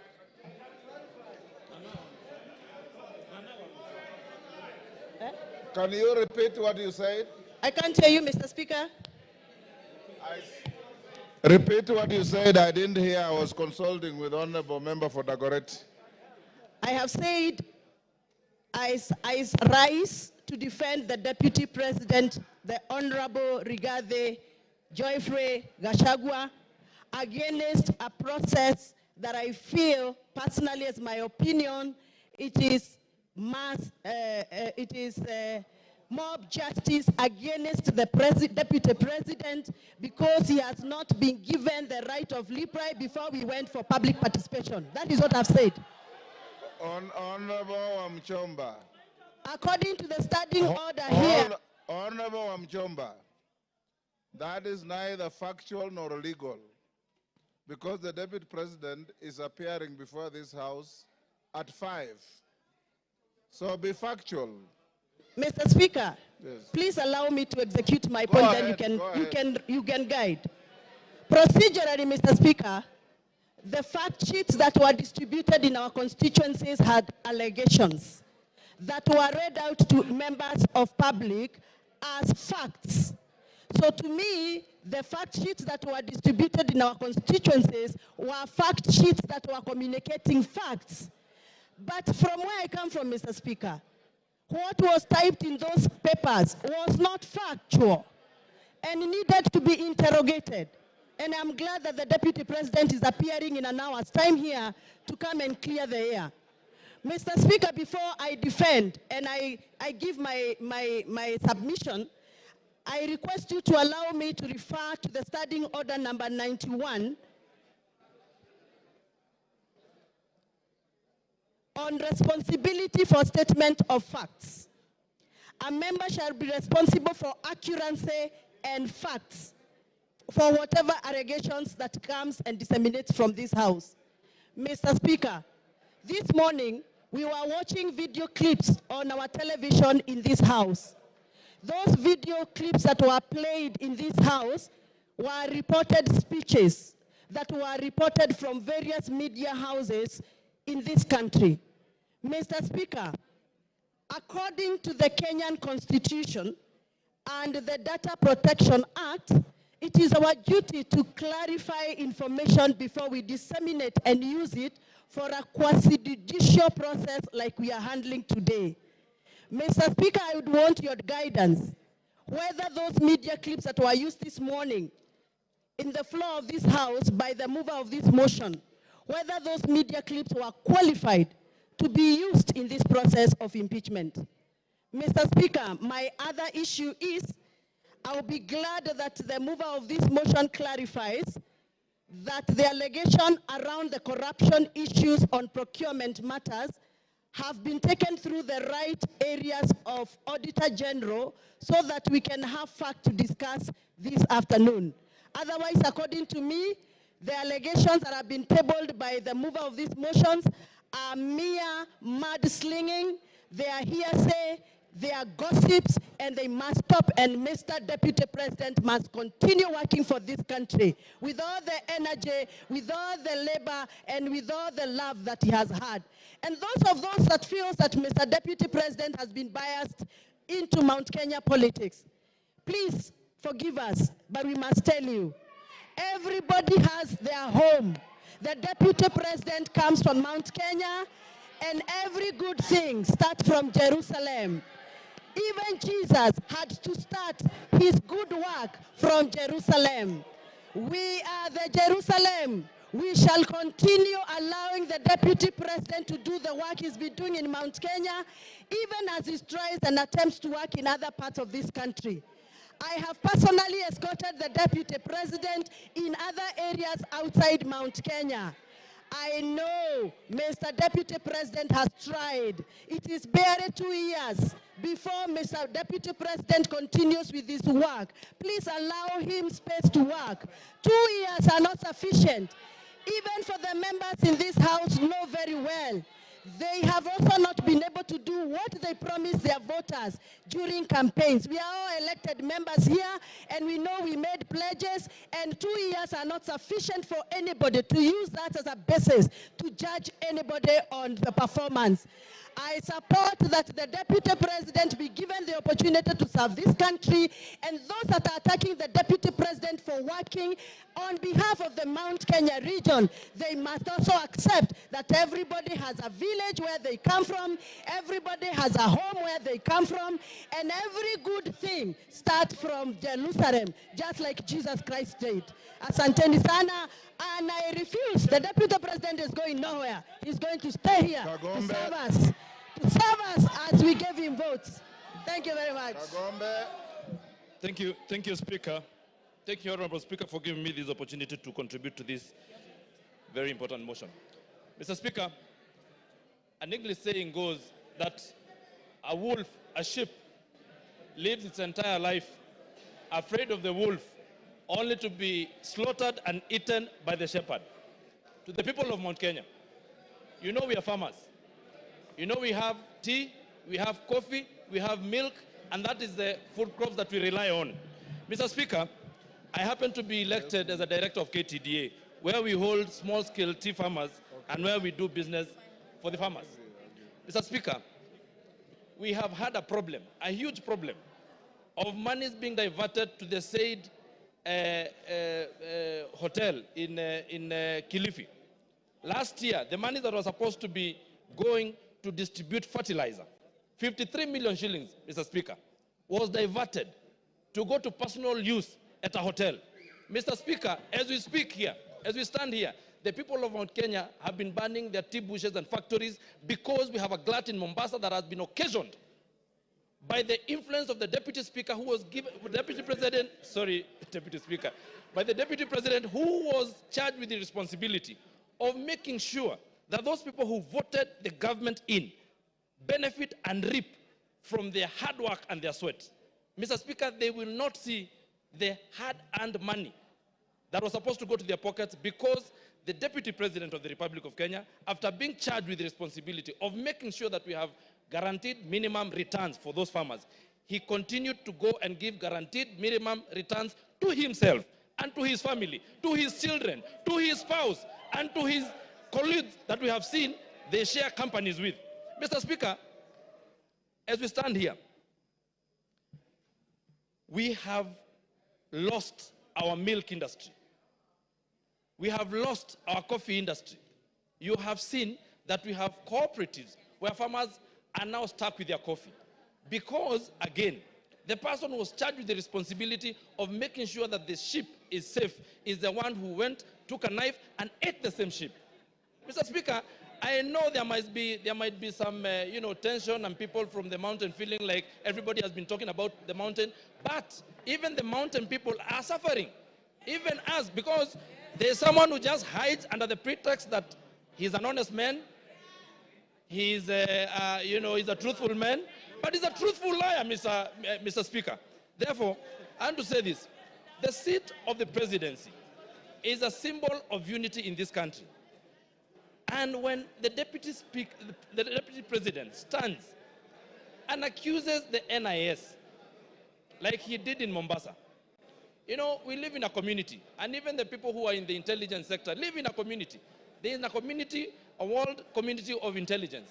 When you disparage such an office, such a high office that is supposed to make sure that you protect and give us protection in this country, Mr. Speaker, that to me is gross misconduct and it is impeachable. Mr. Speaker, when you go to State House and you say that you have put traps for some people not to access State House, yet they are members of this republic, yet they are people that we respect like Raila Odinga, Honorable Raila Odinga. Mr. Speaker, we say that we cannot continue like that because we had lived a very good life before this campaign started from 2022 when people say that we are going to vote not anymore along the tribal lines. But we have seen that we have someone who has been given position of power and he has decided to use it for his own personal aggrandizement. Mr. Speaker, the people who are watching the interview yesterday, they sat and asked, how is it that the people who are of age and people who've been doing business have not been able to access 600 million shillings in a bank? How many business people here have accessed 600 million shillings and what is their collateral? Mr. Speaker, you have had the deputy president lying in front of the television, saying that he has gotten this wealth from his brother, yet we know his brother has his heirs who are his sons and his widow, and those people are crying in Nyeri. The same way, people who are my members of parliament, my constituents like Uvoro Kenyatta, is crying. His goats were eaten the other day in Roiro. And he's the one who sanctioned the eating of his goats. In fact, he then comes and lies to us that he has apologized to the president, to the former president, who is not in the country. Your time is up. Ken Chonga. Ken Chonga. Asante mstahiki Spika kwa kunipatia nafasi hii nichangie mswada huu ambao uko mbele ya bunge. Mstahiki Spika, mimi sijaokoka na nimesikia wenzangu kila wakichangia hapa wanataja sehemu fulani fulani za Biblia ambazo kwamba zinaambatana na matamshi ambayo wanataka huko yazungumza, lakini kwa kwamba kweli kuna mbinguni na kuna hera, nafikiria Rigathi Gachagua atakuwa kuni za kuchoma ambao watachomwa. Na kisa na sababu mstahiki Spika ni uongo ambao kwamba Deputy President ameujaza katika matamshi yake. Jana jioni nilichukua muda wangu mstahiki Spika kumsikiza hoja ile ambayo kwamba alikuwa anaizungumzia. Ninashukuru kunipa nafasi hii kwa sababu mmoja kati ambaye aliguswa pale ni mimi. Mimi nikiwa mbunge wa Kilifi South ama Kilifi Kusini, ile hoteli ya Gachagua pale mahali imejengwa iko eneo bunge langu mimi. Na yale aliyozungumza bwana Deputy Governor jana ulikuwa ni uongo mtupu. Sorry, Deputy President. Kitu cha kwanza mstahiki Spika, wakati King Charles III alipokuja ndio aende atembelee kule chini Kuruwitu, alikuwa amekuja kwa mwaliko wa Kuruwitu Conservancy CBO, na wakati alipofika kwa Kuruwitu Conservancy CBO, mkutano ule haukuchukua zaidi ya dakika 30, akaenda Vipingo Ridge. Ile barabara ambayo kwamba aliomba kwamba itengenezwe kwa sababu angetaka kuhifadhili Vipingo Kuruwitu Conservancy, ile barabara haipitiki. Lakini Deputy President akaona amepata nafasi nzuri sana ile barabara, baada ya kwamba iende kwa Kuruwitu Conservancy, akachukua ile barabara akaijenga, akiipeleka kwake hotelini, imeshia pale kwa hoteli yake. Na ninaongea kwa sababu mimi pia nimejenga hapo hapo.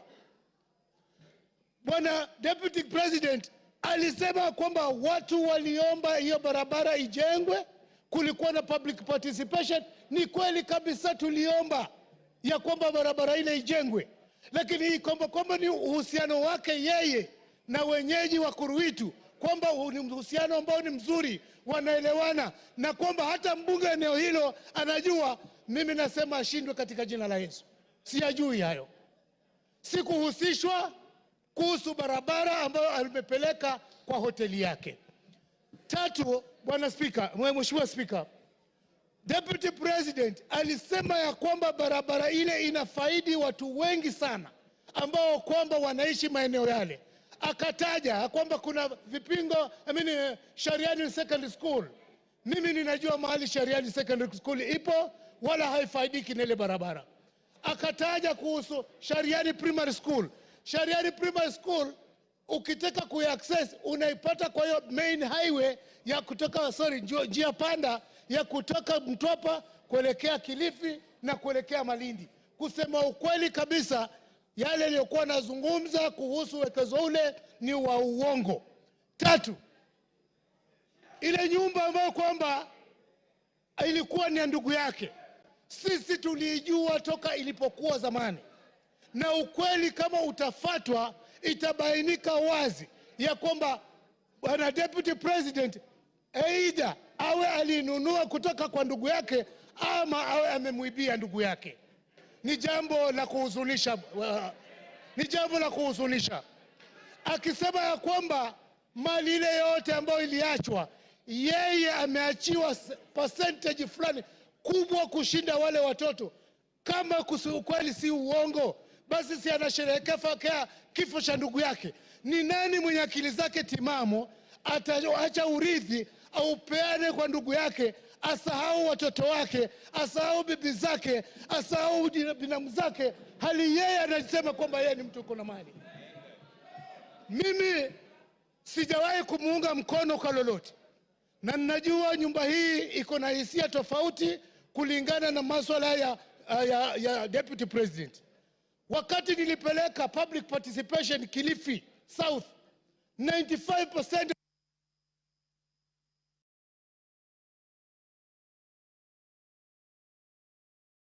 Give him 1 minute.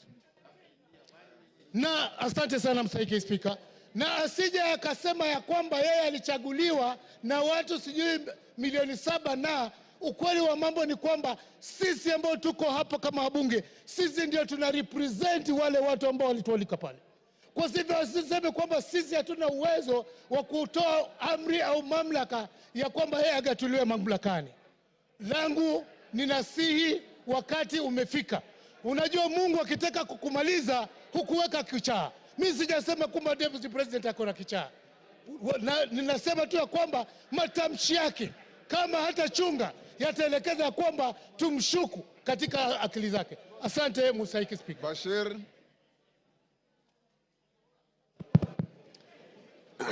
Thank you, Honorable Speaker. Honorable Speaker, from the onset, I want to make it clear that I support this special motion by Honorable Mutuse. Honorable Speaker, there are 11 counts as contained in this special motion. What these 11 counts in total summarize and talk about is gross misconduct and issues of integrity. the holder of the office of the Deputy President is not a small man. He is just a heartbeat away from the presidency. Looking at the behaviors, actions, utterances of Deputy President GACHAGUA shows you that he does not befit to hold the office of the Deputy President. Honorable Speaker, time and again, His Excellency GACHAGUA has been talking about Murima, Murima, Murima. But one thing I want people to know is that the same Murima has people who have been elected by the same representative and who are in this house representing the people of Mount Kenya. GACHAGUA is not the sole representative of Mount Kenya. They have MPs, they have women reps, they have senators, they have governors. He is supposed to represent each and every part of this country called Kenya. Unfortunately, he doesn't understand that bit.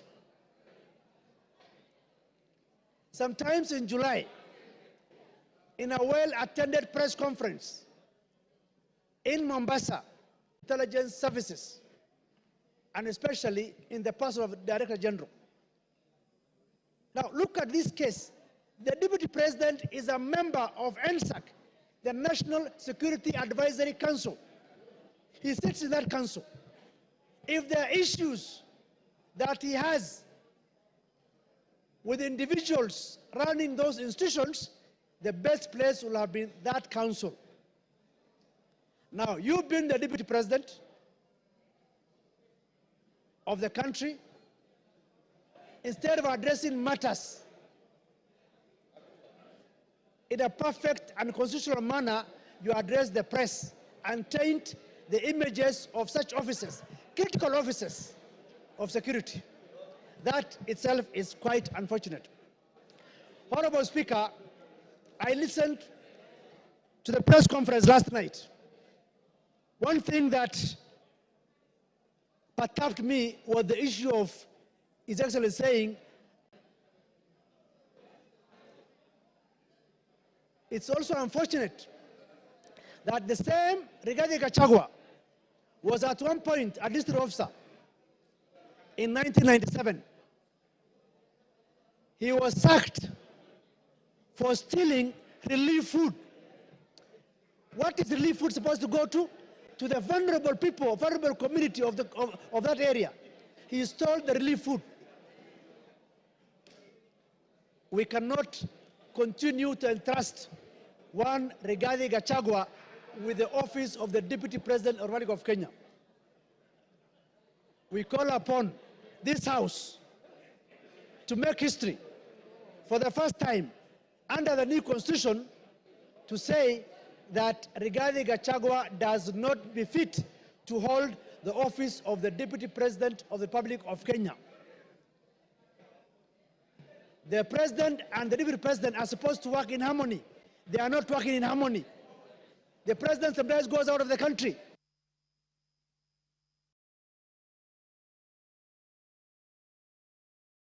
Sorry, Ruth Odinga.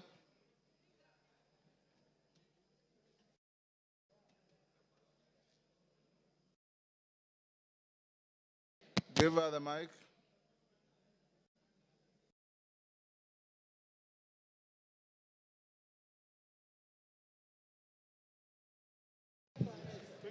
Thank you, Mr. Speaker, for giving me this opportunity. I rise today not just as a member of this esteemed House, but as a daughter, a sister, and a proud descendant of those who fought tirelessly for the freedom we hold dear. I urge us to reflect on the values upon which our great nation was built as we consider the impeachment of the Deputy President. I want to take you back to the times before independence. Jaramogi Oginga Odinga is one of the people who fought for independence. And the colonialists actually offered him to be part of the to become the president of Kenya. He declined and left that for Jomo Kenyatta to become the president. And in 1964, Jaramogi became the first vice president of the Republic of Kenya. Exactly 2 years down the line, like the 2 years we now have with the deputy president, Jaramogi decided that due to the ideologies that he was holding, which differed from the president, he decided to step down and leave the position of vice president, not for his own good, but for the greater good of the Republic of Kenya. He actually stepped down. I would like, in my own statement, to ask the deputy president that Kenya is larger than you. Kenya is a big country that we need to protect. If I were you, Mr. Deputy President, please take the honorable route that some of your predecessors had taken, like Jaramogi, and step down from this position of presidency. Don't take Kenya through the valley of the abyss the dark abyss you want Kenya to go through. Secondly, I would like to say something. I was not one of the people who was actually wanting this impeachment of the deputy president. I felt that the deputy president's impeachment was not the main problems that we were having in Kenya, and that we had other issues.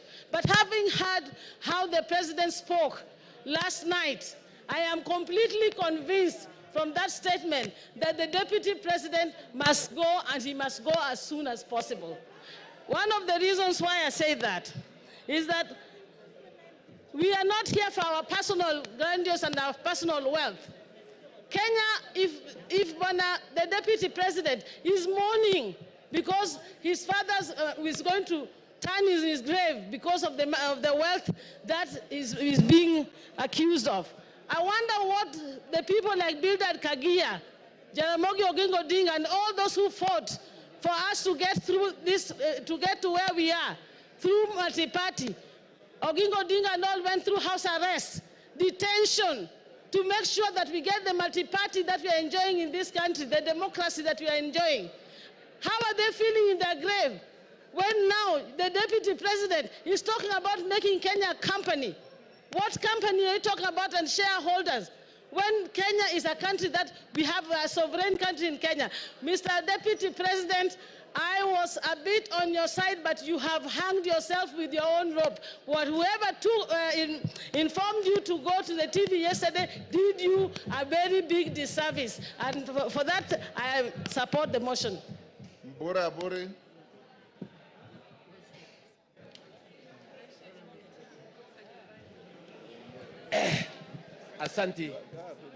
Asanti Bwana Spika kunipa nafasi hii. Yangu ni kidogo sana. Nikusema ya kwamba tunataka naibu wa rais yule ambaye si mkabila. Kwa sababu nchi yetu ya Kenya ni kubwa sana kusinda mtu. Tukiongea mambo ya mlima, kule kwangu Tigania East, tuko katikati ya mlima. Lakini ukiangalia katika hii kitabu ambaye,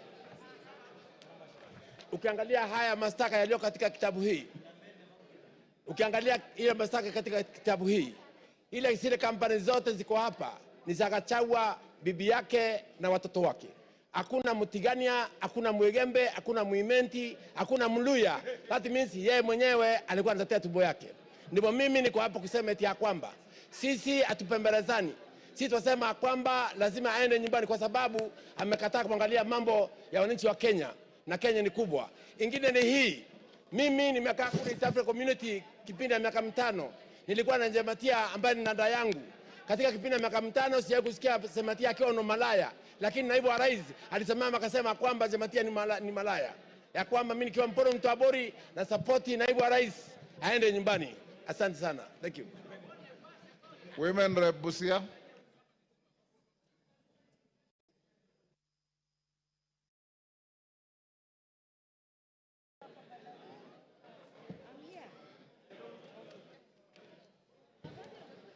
Thank you, Mr. Speaker. I support with a lot of strength this motion because many times I thought I was a tenant in Kenya, and I know I was born and raised in this nation. When a leader of a national figure discriminates openly, I left myself wondering if we can keep allowing to be divided every day, and yet as leaders, we must be a factor that unites all Kenyans. I want to ask the Deputy President, what message was he sending to Busians who voted for Honorable Maina in Marachi West, in Butulak sub-county? And what message was he sending to Busians who voted for Honorable Talam in Buhayo West, in Matayos, Busia County?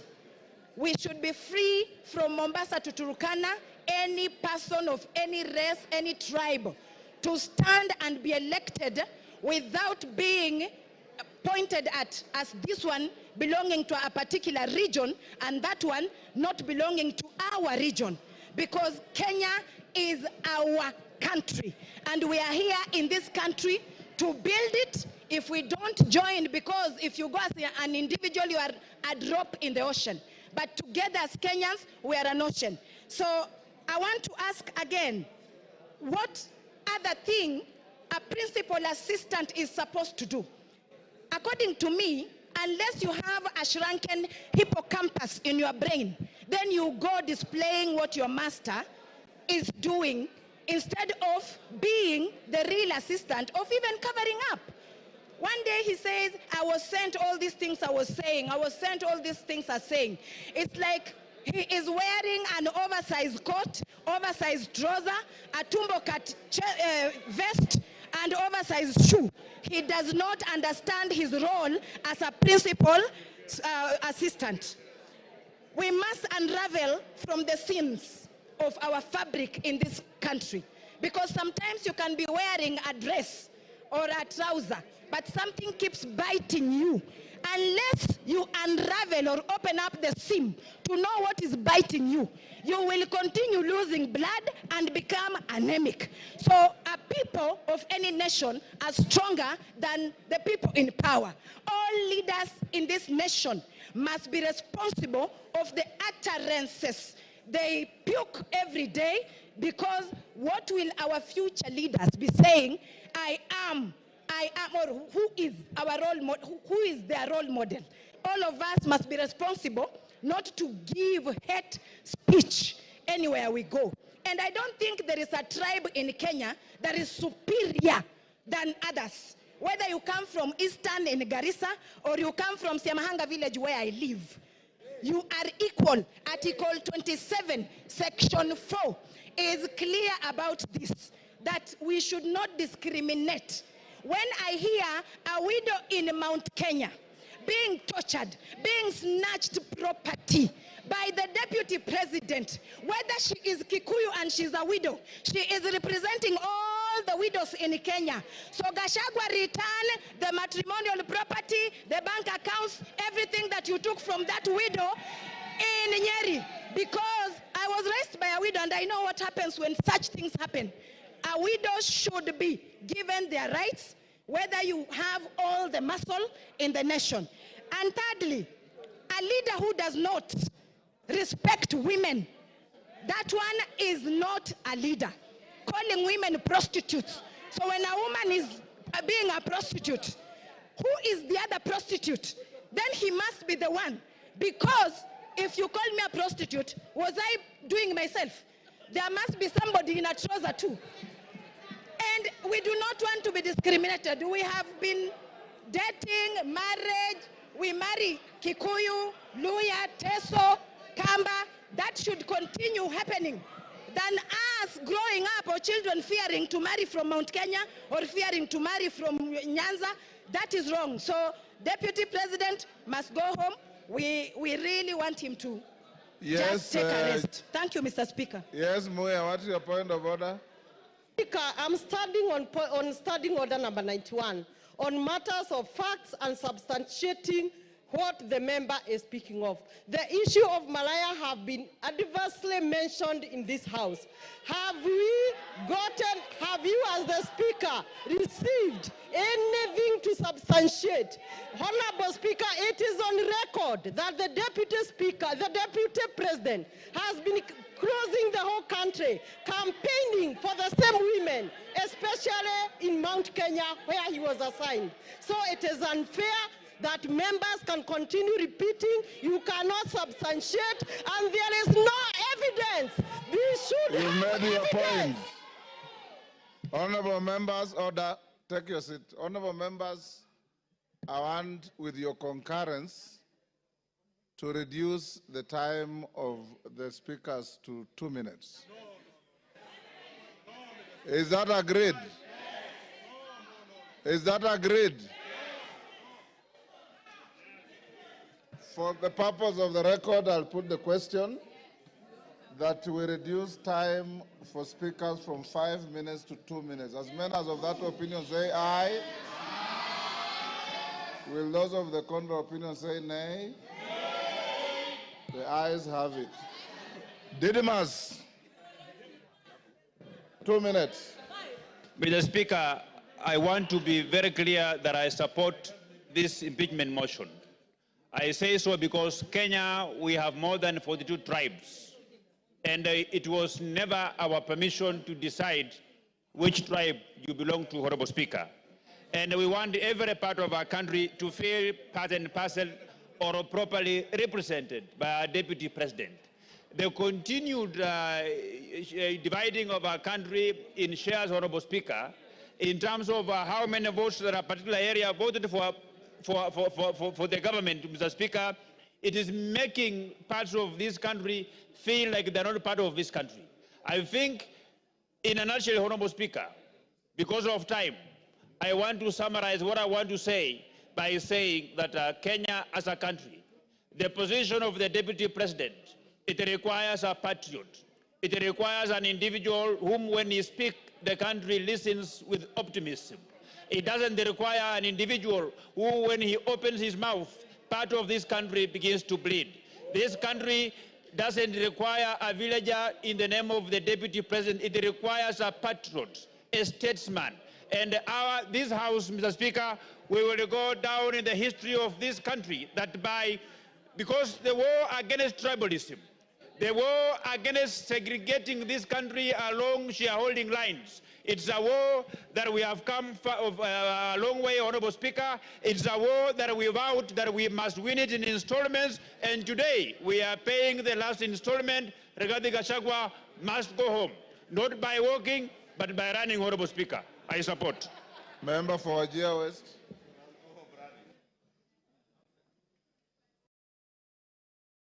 Please here. Thank you, Mr. Speaker, for giving me this opportunity. First, I rise, Mr. Speaker, reluctantly but firmly in support of all the articles of this motion. Mr. Speaker, I say reluctantly because of the following reasons. Normally, Mr. Speaker, as a Muslim leader, I don't rush to support this grave matter like this to remove the Deputy President of the Republic of Kenya from office after just 2 years of election. But because of the conduct, the behavior of the Deputy President of this country, Mr. Speaker, I have no option but to support this motion. Mr. Speaker, I am a witness who went to the office of the Deputy President of the Republic of Kenya to request for assistance during the drought season, to request for relief food for the people of Wajir West. But the utterances of the Deputy President of the Republic of Kenya was shocking, Mr. Speaker. He told me, Mr. Speaker, and I want to confirm to this House, that the Deputy President of the Republic of Kenya told me you have more than your share. It was shocking. I was dejected, hopeless, and left the office in protest, Mr. Speaker.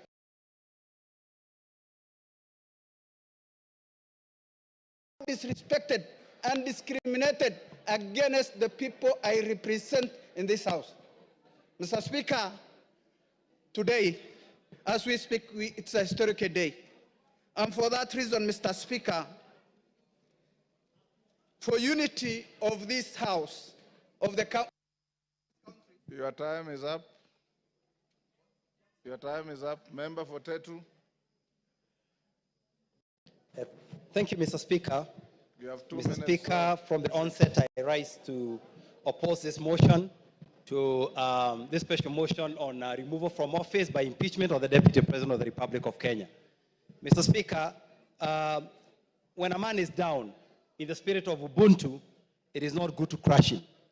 On Sunday, the Deputy President at the National Prayer Altar stood and apologized profusely to his boss, to fellow Kenyans, and indeed to all the members of this House. Mr. Speaker, I feel that our party, UDA, on which the Deputy President was elected, has internal disciplinary mechanisms which have not been exhausted so as to bring this matter to this House. I also feel that in the spirit of us finishing the agenda that we promised Kenyan, this matter can wait to 2027 so that we can focus on service delivery to our people.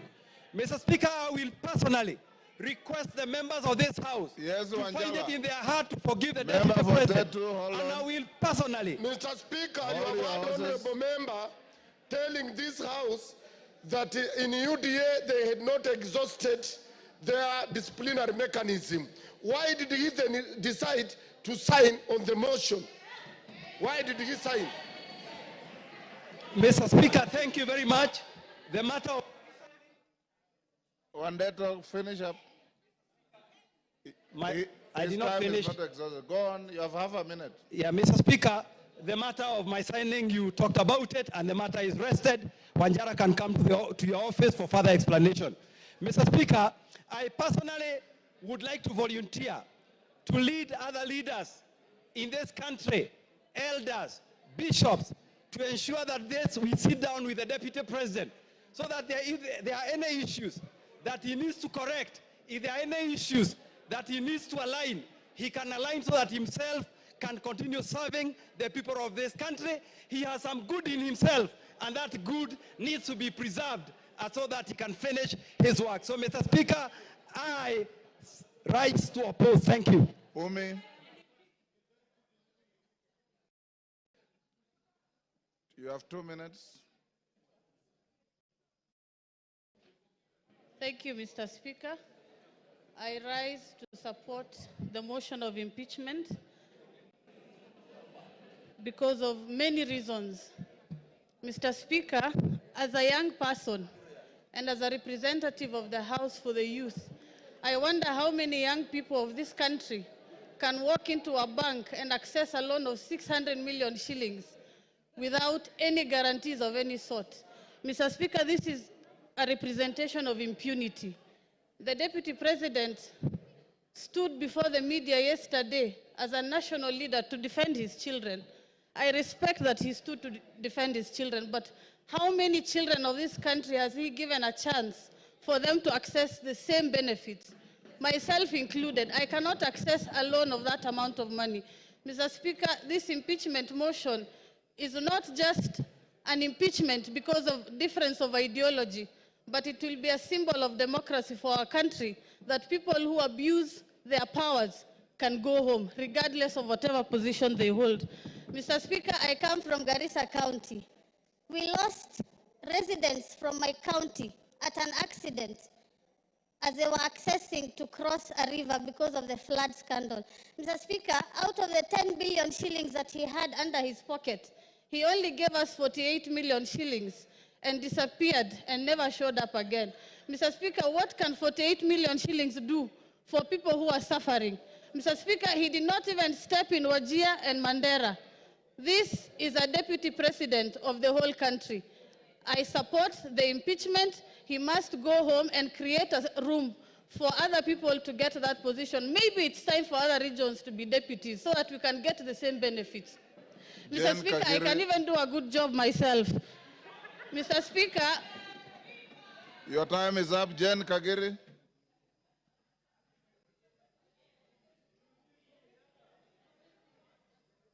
If you read the Constitution, you'll know that you don't qualify to be a deputy president at your age. Jane Kagiri. Thank you, Honorable Speaker, for giving me this opportunity to contribute to this motion.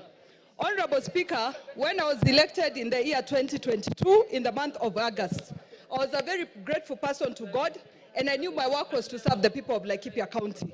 A county that is cosmopolitan, that has Pokots, that has Turkanas, that has Maasais, that has Samburus, that has the Muslims, it has the Somalis, and all these people, inclusive of the Kikuyus, came together and gave me their votes. That is what comprises of Laikipia County. Honorable Speaker, the point at which I differed with His Excellency the Deputy President is when he started talking about Mlima. I realized Laikipia County is not Mlima after all, because Mlima, people have running water from taps. In Mlima, people have tarmac roads. In Mlima, people don't suffer human-wildlife conflicts. But in Laikipia County, we have all those challenges. So, Honorable Speaker, that was the first point where we differed. The second point, Your Honorable Speaker, is when there was the talk of 1 man, 1 shilling, 1 vote. In Laikipia County, we are among the counties that have the least population. When you talk of 1 man, 1 shilling, 1 vote, it means you are talking of reduction on resources for my people. That one I would not accept. Honorable Speaker, I remain a Kikuyu. But sadly, since our difference in opinion with His Excellency the Deputy President, I have been the poster girl of his intimidation, of his insults, of his blackmail, of his coercion, telling me that I should not engage the national government, that I should not follow up for resources for my people. Honorable Speaker, once in a while, a generation is called upon to stand for something. Today, I stand for an end to insult, a respect to the dignity of leaders, a respect to my people, Honorable Speaker. Give her a minute. Give her, okay, wind up. Honorable Speaker, in my conclusion, I must state, many people have called us traitors, have assumed money has been received for this action. But Honorable Speaker, I want to make it very clear.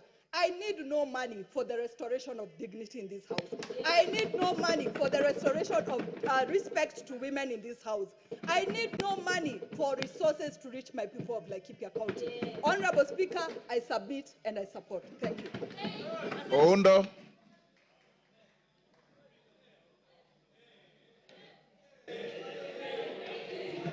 Honorable Speaker, thank you for this opportunity. Honorable Speaker, my attention is drawn to Article 125 of the Constitution.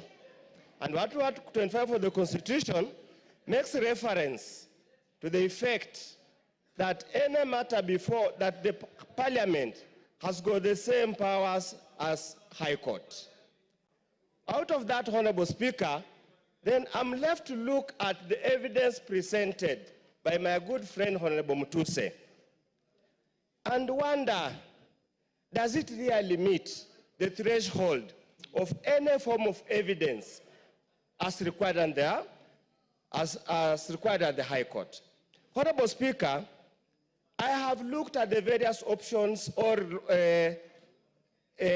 breaches that constitute impeachment: gross violation, crime, gross misconduct, and so many other things, Honorable Speaker.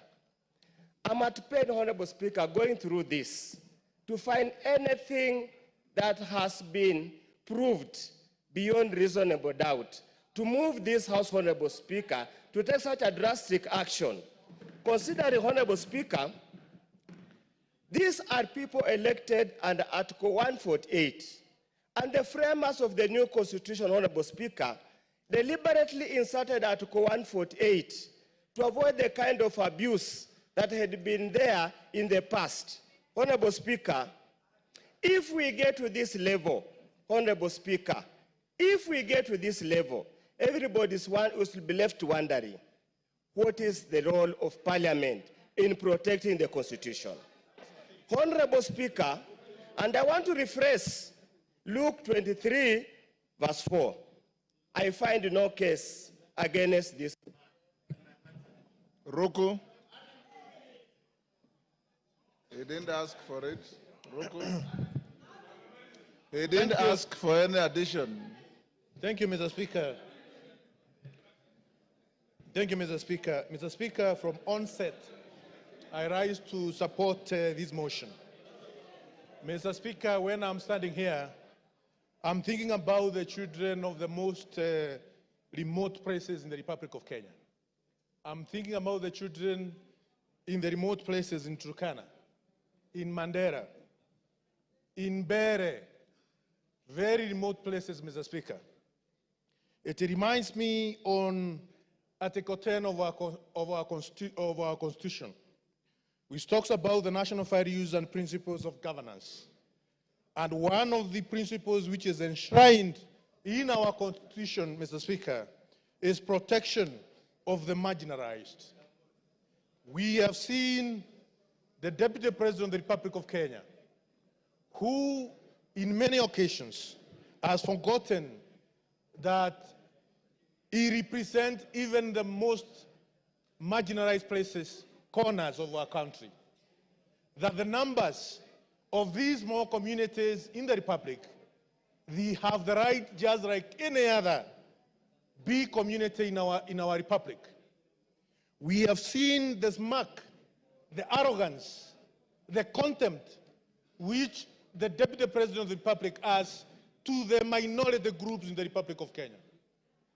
And coming from a marginalized community, a community which has been marginalized from 1963, Mr. Speaker, I want to state here and now that it's high time we sanitize the office of the Deputy President. Mr. Speaker, last week on Sunday, Your time is up. Your time is up. Irene Mayaka. Thank you, Honorable Speaker. Honorable Speaker, I also stand to support the motion by my good brother, the Honorable Mutuse, in impeaching the person of the Deputy President of Kenya. Honorable Speaker, under unwarranted discrimination, in contravention of the Article 27, Part 3 and 4 of the Constitution, the Deputy President has in so many occasions expressed that he only considers people he considers shareholders. Honorable Speaker, on the two occasions that the Deputy President came to Gusiland, on the first occasion while addressing leaders, he told us that the reason why, as Kisses, we should not demand for more things from the government is because we always vote for Mutu wa kitendawili, to quote him. On the second occasion, the Honorable Deputy President told us that siku hizi wa Kisii tumejaa jela kushinda wa Kikuyu. I'm wondering, Honorable Speaker, when did he do the statistics to note that sisi kama wa Kisii, we are the most criminals in this country? And Honorable Speaker, as I finish, I just want to remind the Deputy President. Yesterday, he spent a lot of time reminding us that he is an orphan. And yet he forgot that there is one orphan that the Deputy President kept saying that he has put for him Mitego in State House. The Honorable Deputy President forgets that even the Right Honorable Raila Amolo Odinga is an orphan. Why did he forget that he was putting for him Mitego? I just want to tell the Deputy President that because of the utterances that you make against people of Kenya, you must go, and you will go home. I thank you. Malolo Njendi. Thank you, Mr. Speaker. I arise to support this motion strongly. Mr. Speaker, this country has once suffered tribal clashes. Mr. Speaker, the Deputy President has been always talking about Central Kenya, Mlima, etc., etc. Mr. Speaker, whipping up the tribal feelings.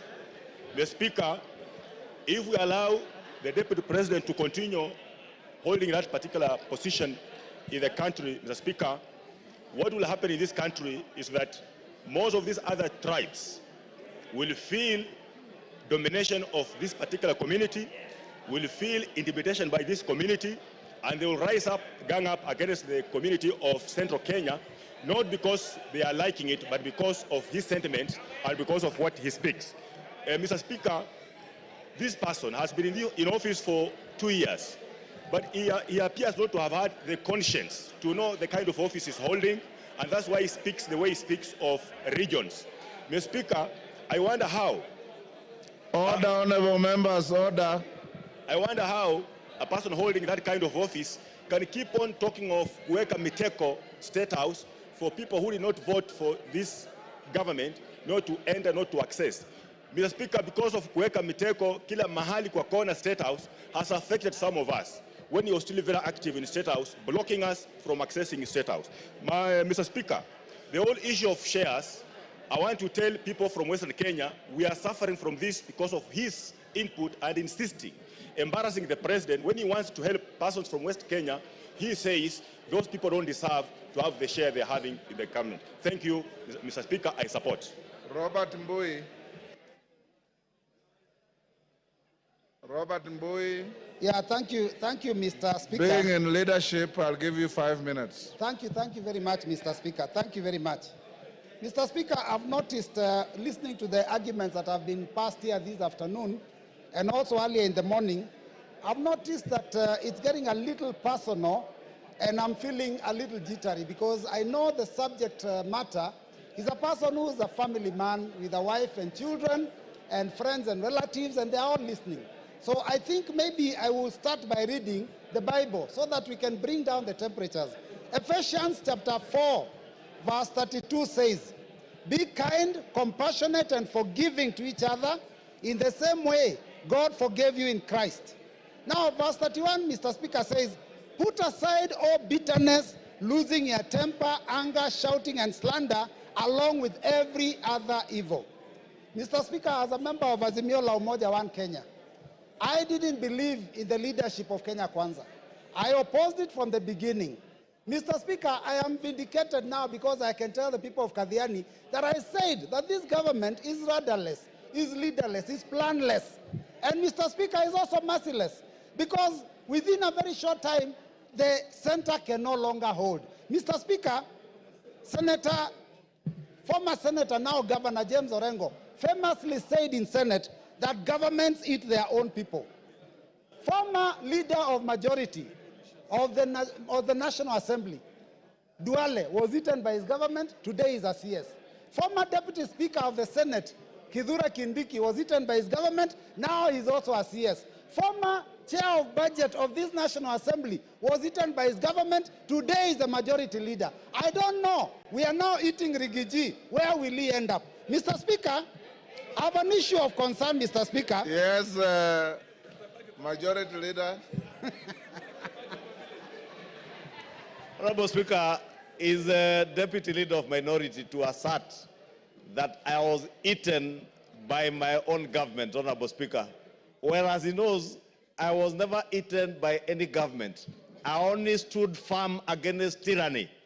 I stood firm against the bullying that I experienced under that regime. The same bullying I have stood firm against a deputy president today who has been bullying members of parliament. And I have only put my chest forward to defend the rights of all these members, including the Honorable Robert Mbui, who was Honorable Speaker, when the deputy president visited Kathiani. He said to the Honorable Mbui that these Kambas are too few. They can never make a president. Kalonzo can never be anything. How can you defend a person who has disdain for Kalonzo Musyoka, a former vice president of this country? Mbui. Robert Mbui. Thank you, Mr. Speaker. You know, I love the passion and the humor in the majority leader. But Mr. Speaker, I'm also impressed by the energy that I've seen in this house, the vigor, the passion from morning. I mean, it is a first bill, or rather it's a first motion, where this House has gone up to public participation in the constituencies. Mr. Speaker, I only wish that the energy that we are expending here to send a question to all Kenyans about one individual was being used to fight the issues that are failing us in our education, in our health sector. People here, the cost of living has gone too high. People have no jobs. Mr. Speaker, those are the things that this House should passionately deal with. But Mr. Speaker, for a whole day, and from, I don't know, even the last week or 2 weeks, to deal with one matter, Mr. Speaker, I think that we are losing direction. And it is important, Mr. Speaker, that we deal with the things that are affecting our people. Because, Mr. Speaker, if you look at the education sector, I talked about it here the other day. We don't even have classes for grade 9 going into JSS. Mr. Speaker, The funding model for university has failed. Mr. Speaker, the insurance sector, NHIF, is having a problem, Mr. Speaker. How then do we spend taxpayers' money and time to come and deal with a matter of one single individual, Mr. Speaker? Now we are told that this person, Mr. Speaker, is a tribalist. But Mr. Speaker, those comments that he made, yesterday he made it very clear.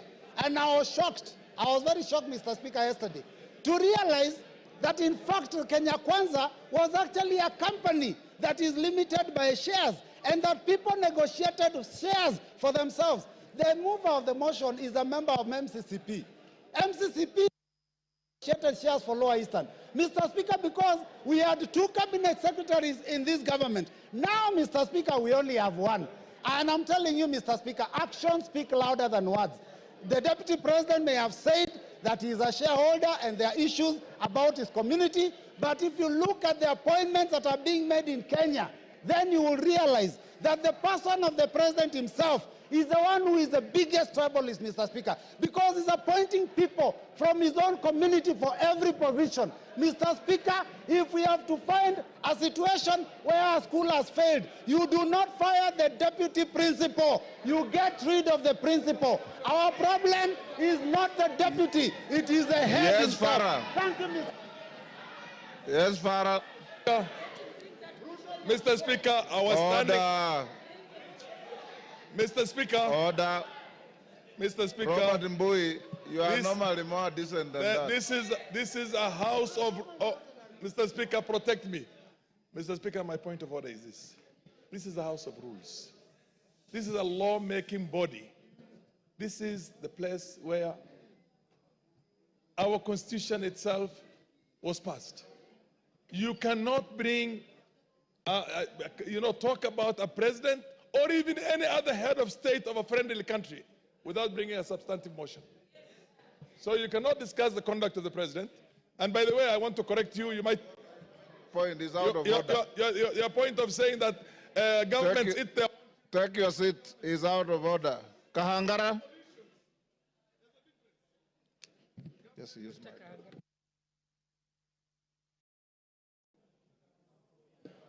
Honorable Kahangara.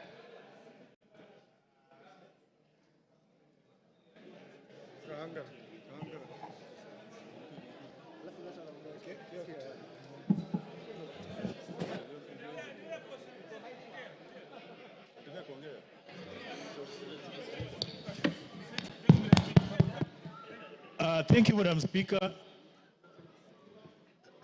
Hold on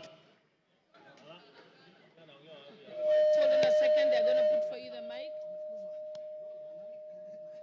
Clark, just yes, I can see the mic. Take the one next to Mheshimiwa Fulamu. Take that one, yes.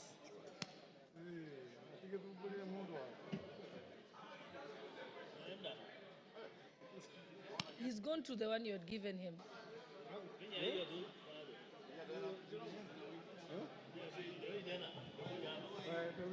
Okay, thank you very much, Madam Speaker, for giving me an opportunity to contribute to this motion. And I want to say that from the onset, I am in support of the motion, the special motion for the impeachment of the Deputy President of the Republic of Kenya. Madam Speaker, let me say that this country, Kenya, is a country that is is led by a constitution, by laws, and a country that is led by of democracy.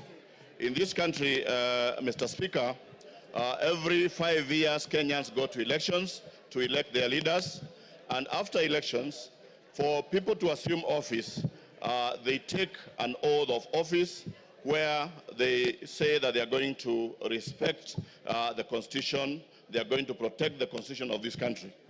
Mr. Speaker, when the Deputy President took oath of office, he promised that he was going to respect the Constitution of Kenya. In his responsibilities, we are told that the President is a symbol of national unity. He's the one who is supposed to be uniting this country and also to respect the diversity of the various communities and tribes in this country. In the same constitution, it says that the Deputy President is the principal assistant to the President. So if he is the principal assistant to the President, meaning that he performs the duties that are performed by the president.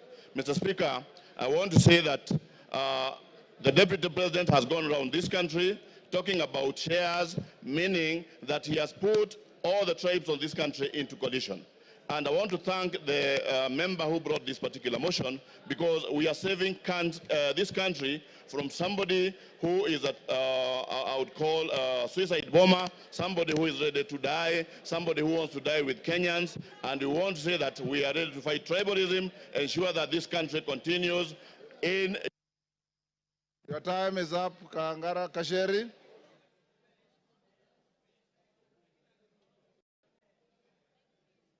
Give Honorable Njeri the mic.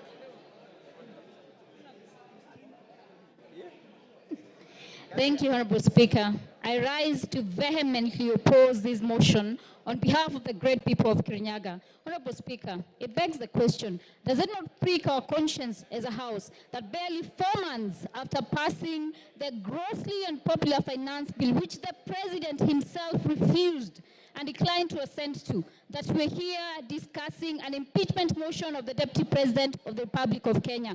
Honorable Speaker, the young people of this nation unequivocally told us to fix high unemployment levels among the young people, gross corruption at all levels of government, accountability issues in regard to leadership, our ailing healthcare sector, among other things. Honorable Speaker, many young people died on that day, Honorable Speaker. Several others to date are still missing, Honorable Speaker. It begs the question, the priorities we have as a 13th Parliament. Honorable Speaker, the motion before us is frivolous, it is baseless, it is lacking in substance. It is nothing but a shambolic political scheme to hang the truthful man for merely being truthful. Honorable Speaker, we must redeem the 13th Parliament, Honorable Speaker. We must ensure that we give... Kasheri, take your seat. Yes, Donya. Give Donya the mic. Hold, Jerry, you have about... Yeah. Thank you, Mr. Speaker. Is Honorable Gachagua in order to bring things which have passed, like the finance bill, when we are discussing about the impeachment motion? Those... And Gachagua is my friend, but this one you are wrong, my dear. We are discussing about the impeachment of Gachagua, not finance bill. Let the foregone be the foregone.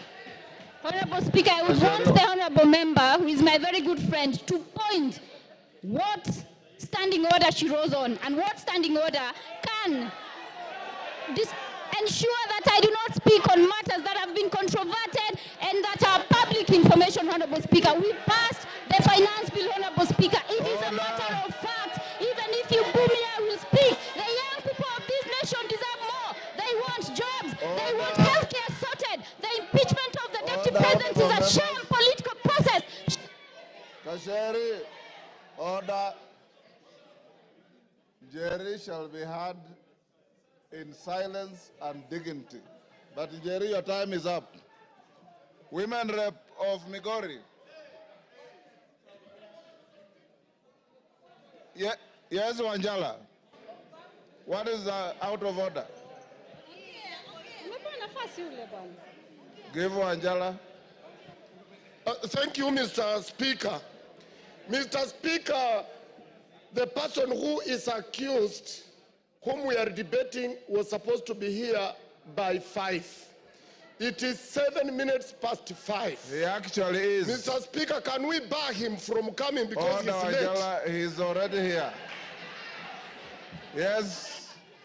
Migori Women Rep. Give to Fatuma.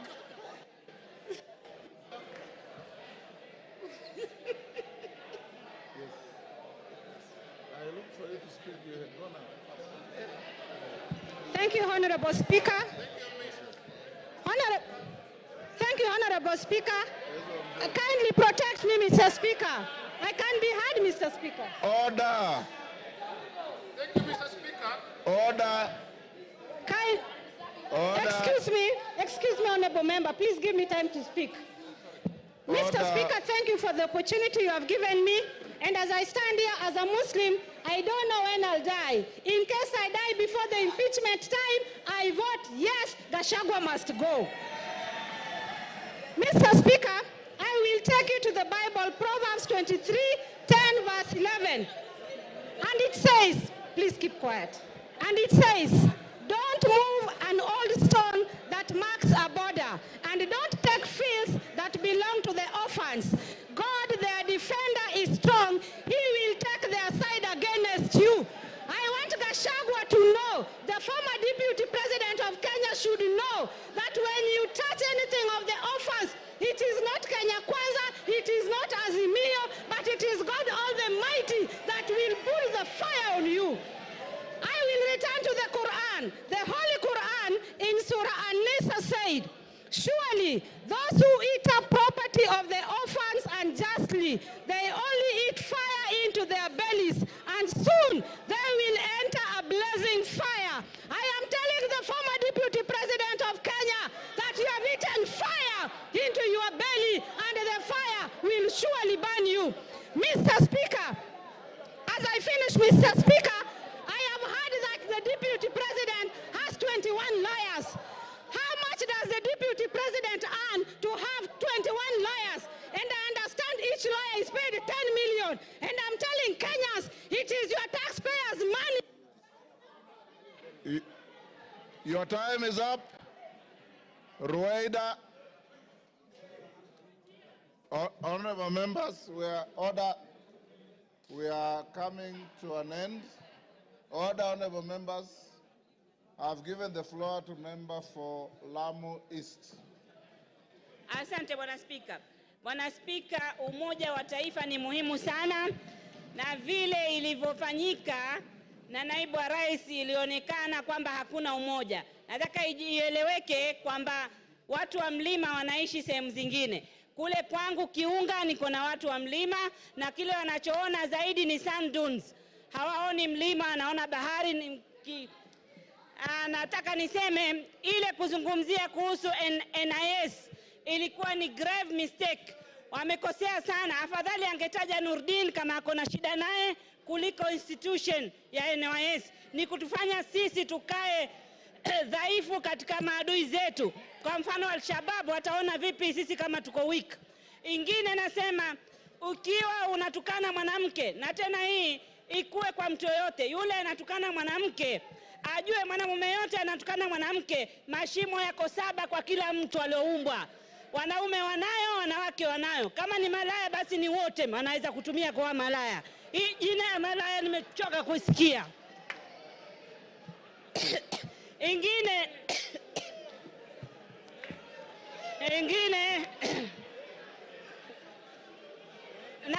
naulizwa mashimo ni haya mawili ya pua, ya masikio, ya mdomo na yale mengine mawili. Kila mtu ako nayo.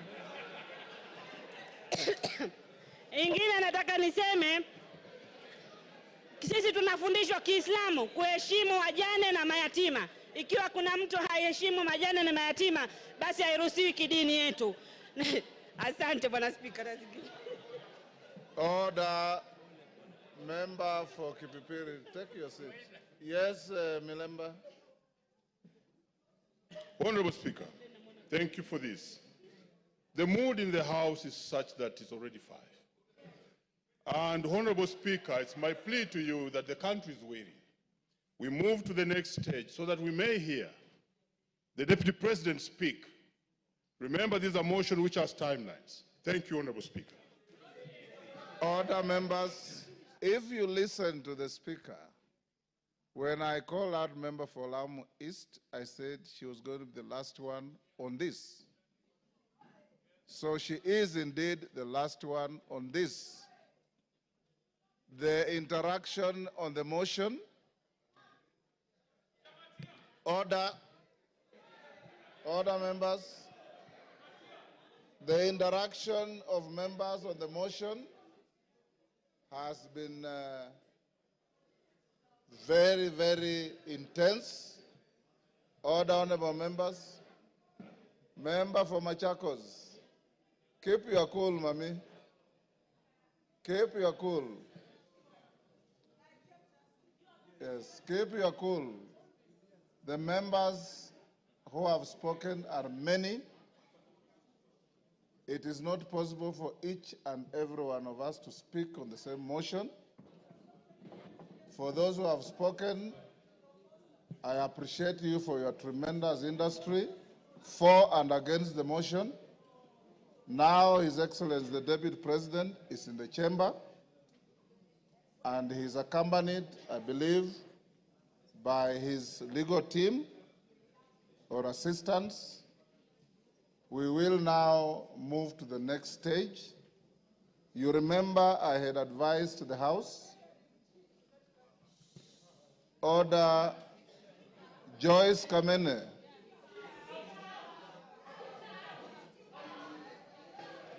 This is not a moment where the Speaker can exercise the option to exclude you from proceedings, but I know you differently.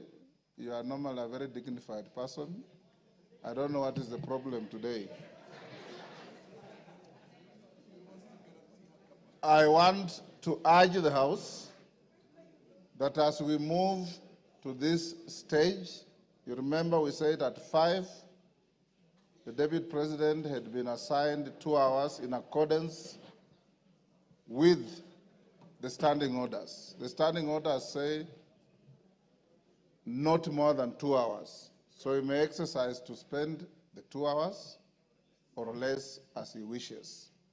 Secondly, once he finishes, then the minority leader, majority leader will take the floor as we had agreed. After that, then the mover will be invited to reply. And after that, you will go into a voting session.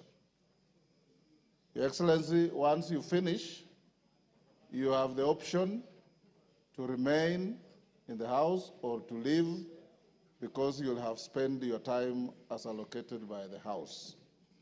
I want to encourage you members to maintain your silence, to maintain your decorum, and to maintain the dignity of both the House and yourselves in listening to the subject to this motion, who is the Deputy President of the country.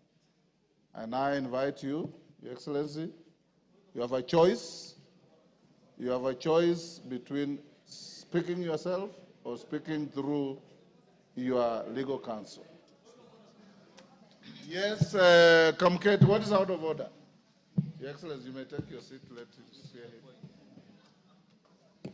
Mr. Speaker, while I did not want to interrupt His Excellency the Deputy President, who is my brother-in-law, Mr. Speaker, yesterday, the Deputy President on national television referred to this House in unpalatable terms. And Mr. Speaker, while it is his right to say whatever he wants to say, as a former member himself, Mr. Speaker, would I be in order, Mr. Speaker, that the Deputy President, as a precursor to his speech, apologizes to this House? Mr. Speaker, this House, Mr. Speaker, he used the words, he referred to this House as a theater of the absurd. Mr. Speaker, this House is an honorable House of the people of Kenya. These are elected members of Parliament, Mr. Speaker. This House is neither a theater, neither is there absurdity in this House, Mr. Speaker. So I would request, Mr. Speaker, that the Honorable Deputy President exercises, dignifies this House by offering an apology. I know he has very little support in this House now. You've made your point. But he may get a little support even just from that apology. He has to apologize to this House, Mr. Speaker, before he proceeds with his speech, Mr. Speaker. Thank you very much. Order. No more points of order. Your Excellency, Deputy President, as you take the floor, this morning, the Speaker made a communication and indicated that we found it abhorrent some of the contents of your interview your speech rather, your statement last evening, in which you described this House in not very good terms. We also indicated that the rules of this House preclude matters pending before the House from being canvassed in other fora, particularly by members of the House, and to an extent of broad interpretation of the standing orders, a person who is subject to the motion going on in the House. It is spilled milk, it's water under the bridge. You said what you said, but it is only fair that being an immediate former member of this House, that you exercise your conscience to hold as to whether this is a theater of the absurd or is an honorable National Assembly of the Republic of Kenya. You may start by addressing that. Thank you very much, Honorable Speaker. And thank you, the honorable members present, for according me this opportunity to prosecute the matter before us. Mr. Speaker, sir, I have tremendous respect for this great institution, having served here for 5 years between 2017 and 2022, and I appear here in a very nostalgic moment that I'm back in the House where I stayed for 5 years, despite the fact that I've come under difficult circumstances. Mr. Speaker,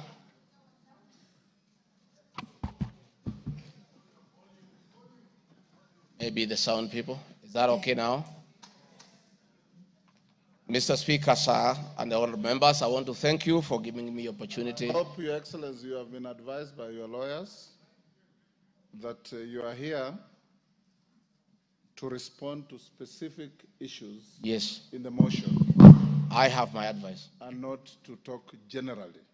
I know. Yeah, so rules of relevance will still apply to you as they apply to all members. Mr. Speaker, the motion before this great House alleges that 2 years ago, since assuming office, I have acquired property and wealth whose estimated value of 5.2 billion shillings.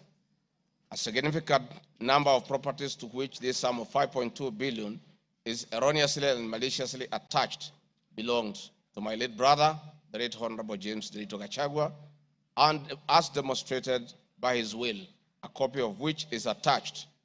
The fact as follows. Olive Garden, my response. The allegations that I own the Olive Garden Hotel is false. The truth is that Olive Garden Hotel used to belong to my deceased brother, the late Honorable James GACHAGUA, and therefore has never been my property. This is information that most of you may be aware as it is in public domain. Upon his demise, my late brother left a will in which, in his recognition that I can take care of his family, he appointed me as one of the executors of his estate. In the said will, my late brother directed that the hotel should be sold, among other properties and proceeds distributed as per the will. I'm also listed as a beneficiary together with other persons named therein. In accordance with these instructions, the hotel was sold by the executors to a third party. Owing to the above, I do not own the hotel and have never owned it contrary to accusation in the motion. For the benefit of this august House and the general public, I have annexed to this response copies of the following supporting documents. My late brother's will, sale agreement dated 17th May 2023, an official search for Olive Garden Hotel Limited. Mr. Speaker, Bipingo Beach Resort, Just as in Olive Garden, above this allegation is also false. Vipingo Beach Resort belongs to the estate of the late James Derito GACHAGUA. For the benefit of this House and the general public, I have attached annexed to this response copy of the official search for Vipingo Beach Resort Limited, confirming that the hotel is still in the name of my late brother's estate. Queen's Gate Service Apartments. The allegation is also false, as the property belonged to my late brother.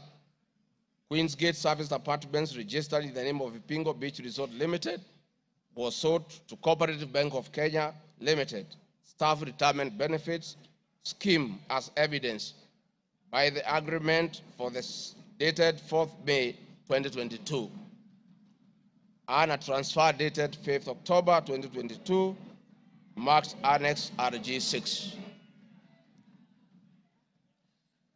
Land parcel Uvoro, Kiamariga 2023 in Madeira East constituency, which have originally constructed a helicopter landing facility. My response is, I do confirm that I own the above reference property, which is approximately 2.5 acres in size, and which I have planted napier grass for my dairy cows. I purchased the land in the year 2023 for 3.5 million from farm proceeds coming from my dairy farm. I have read through the motion, and there is no iota of evidence adduced of the impropriety in the way I acquired this small property. Finally, on this matter, I wish to confirm that there is no helicopter landing facility for this particular parcel on the motion. This part is also false. I attach a copy of the agreement for purchase of this property marked Annexure RG7. 40 acres of land purchased in Kakuret within Kabraine in Nyeri County. My response, I confirm that I own a property, having bought it in 2015, a time when I was not a state officer. I had not even been elected as Member of Parliament from the Honorable Joroge Wainaina, Member of Parliament for Kenny, who is present in his house, or I'm not sure whether he's present. Therefore, this property I purchased 10 years ago, and not 2 years ago during my tenure as Deputy President, and as indicated in the motion, the allegation is false. I have read through the motion, and there is no iota of evidence adduced of any impropriety in the way I acquired this property. For the benefit of this August House and the general public, I have annexed to this response copy of the agreement for sale and purchase of this property marked as Annexure RG8. 80 acres of land in Meru County. For the record, I wish to confirm that I do not own 80 acres of land in Meru. This allegation is false. However, in the spirit of full disclosure, I would like to confirm that I have purchased 29 acres of land in Meru, the land of my mother, which I bought on around 9 February 2024 through a loan granted to me by Solution Circle Limited, which I am a member. This said circle has a charge registered against the title, which it continues to hold as security until I fully repay the loan. For the benefit of the August House and the general public, I have annexed to this response copies of the agreement of sale marked RG9 and a letter dated 15 July 2024 from Solution Circle Limited, confirming that they financed the purchase of the property marked Annexure RG10. Dairy farm in Nyandarua County. My response is, I do not have a dairy farm in Nyandarua County, therefore this allegation is false. The land in Nyandarua has no single animal. Companies.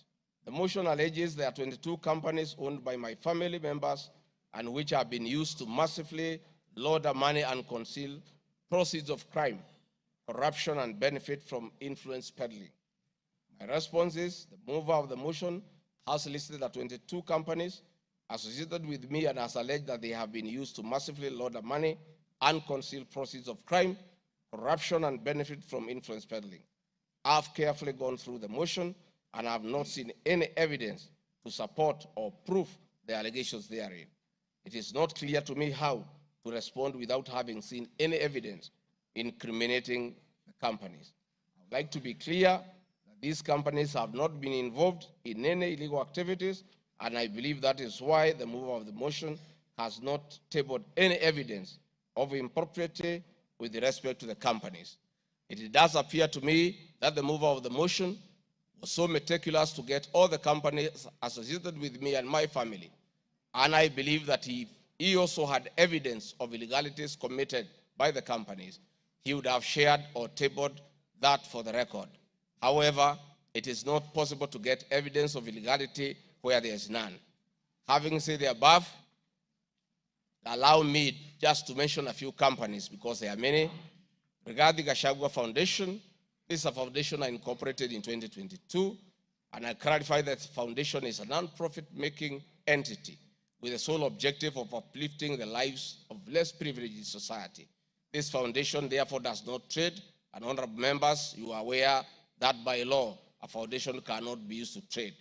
Since incorporation, the foundation has received a total of 12 million shillings, which has been utilized as per the schedule marked Annex RG 11, which is paying school fees for children in Pwani University and other universities across the country.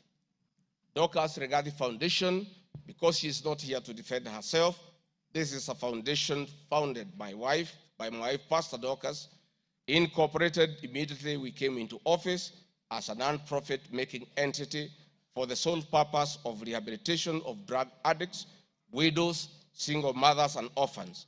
A brief write-up of this foundation, together with its achievements, is annexed herewith as Annexure RG 12. It is in public domain that Pastor Dorcas have been around the country doing work of rehabilitating drug addicts and helping others who have challenges. There are many other companies that are here, but I don't, because this is a house of record, I don't want to bother the members of parliament of going through all of them. I want to probably only talk about Wamunyoro Investments Limited, named after my village in Wamunyoro. This company was incorporated 21 years ago before I became deputy president, and it's a company that holds family property. Mr. Speaker, sir, I've been accused of exerting influence on officials in the Ministry of Lands to issue an allotment letter to Wamunyoro Investments Limited and using the fraudulently acquired documents in support of a court case. My response, Mr. Speaker, sir, and honorable members, I wish to confirm that Wamunyoro Investments Limited has never been issued with any letter of allotment for land in Embakasi. Wamunyoro Investments Limited purchased this land from a third party in the year 2012. The company's ownership of this property has been confirmed through two legal processes. One, a case was filed before the National Land Commission in the year 2016, adjudicated, and a determination was made that this property belongs to Wamunyoro Investments Limited. That was long before I became the Deputy President of the Republic of Kenya. Again, a matter was filed in High Court, case ELC, case number E242 of 2022, which was filed before I became Deputy President. All the documents filed in support of this case were filed in court before I became Deputy President, and no documents have been filed by myself in court upon becoming Deputy President. This being the case, it is not true that I have used my office as Deputy President to manufacture documents filed in this matter. The High Court found that this land legally belongs to Wamunyoro Investment Limited and issued the appropriate direction. This matter has since been challenged in the Court of Appeal. I invite any honorable member who may want to be enjoined in this case to have the liberty to do so. Mr. Speaker, sir, I have been accused in the irregular procurement of mosquito nets at a cost of 3.7 billion. In response to paragraph 45 of ground 7 at page 23 and 42, paragraph 78 and ground 11 and page 36, 37 or 42 of the impeachment motion, I wish to respond as follows. It is not true, as claimed in paragraph 3 of the witness affidavit of Andrew Molwa, that I was involved in the KEMSA 3.7 billion irregular procurement of malaria nets, either directly or through proxy. Further, Shobika Impex Limited was not awarded the subject tender as the acting director of procurement, Dr. Justice Kinoti, by letter 5th May 2023, formally notified Shobika Impex Limited that its bid was unsuccessful because its tender security was not paginated and the tender was hence non-responsive. That is clear at paragraph 4 of the witness affidavit of Andrew Murwa. He contradicts himself by claiming that on 11 July 2023, I pressured him to surrender the original bid board, yet by the letter dated 5th May 2023, KEMSA had requested for collection of the original bid. Thus, there was no cause to pressure to be exerted on Mr. Murwa for any other purpose. I am aware of a foreign company known as Shobika Impex Private Limited, domiciled in India, and which appointed Crystal Kenya Limited as its local agent in the year 2014, that is 8 years before GACHAGUA became the deputy president. To date, Crystal Kenya Limited has complied with the agency terms between itself and Shobika Impex Private Limited, annexed hereto and marked as Annex RG18 in an appointment agency letter by Shobika Impex Limited in the year 2014. Sometime in 2023, Kenya Medical Supplies Authority advertised tender number GF-ATM MOL NFM 2022-2023 for supply of long-lasting insecticidal nets using the international open tendering method of procurement on behalf of the Global Fund. The monies for supply of the nets, as per my understanding, was a pure grant from the Global Fund. I am aware that Shobika Impex Limited still participates in doing business with and has not been debarred by the Global Fund to date. I believe being technically qualified to provide and deliver the goods subject of the tender document, having the financial ability to do so, and without their participation or assistance from Crystal Kenya Limited, Shobika Impex Private Limited independently participated and submitted in its bid in response to the subject tender pursuant to an invitation by KEMSA. Having not participated in the subject tender, Crystal Kenya Limited did not submit any of the documents in response to the subject tender. Specifically, Crystal Kenya Limited did not submit a bid board or tender security in its name in response to the subject tender. It is therefore not true that Crystal Kenya submitted a fake bid board with an intention to fraudulently acquire public property.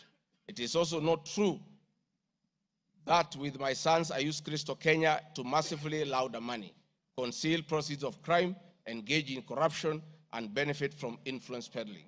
Subsequently, by the letter 5th May 2023, KEMSA notified Shobika Impex Limited that it was not successful because the tender security was not paginated, and requested Shobika Impex Private Limited to collect its bid security from the procurement office immediately.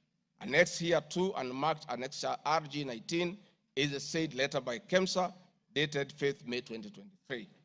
However, EACC commenced investigations of the subject tender, and on conclusion of the investigation by EACC and the Senate on the subject tender, KEMSA CEO Terry Ramadhani, who had been suspended on this issue, was appointed Kenya's Deputy High Commissioner in New Delhi, India by President William Ruto. Thereafter, Crystal Kenya Limited, a Shobika Impex Limited agent in Kenya, followed up in the release of Shobika Impex Private Limited's bid board tender security on behalf of Shobika. Annexed hereto and marked Annexure RG20 is an email from Shobika Impex Private Limited email addressed to Crystal Kenya Limited, together with a letter of even date confirming that Crystal Kenya Limited had authority to collect their bid board.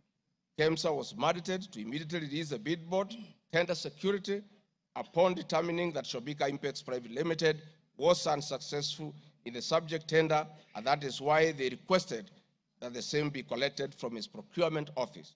KEMSA did so, as can be seen in its letter dated 11 July 2023, annexed hereto and marked Annexure RG21 in the said letter by KEMSA dated 11 July 2023.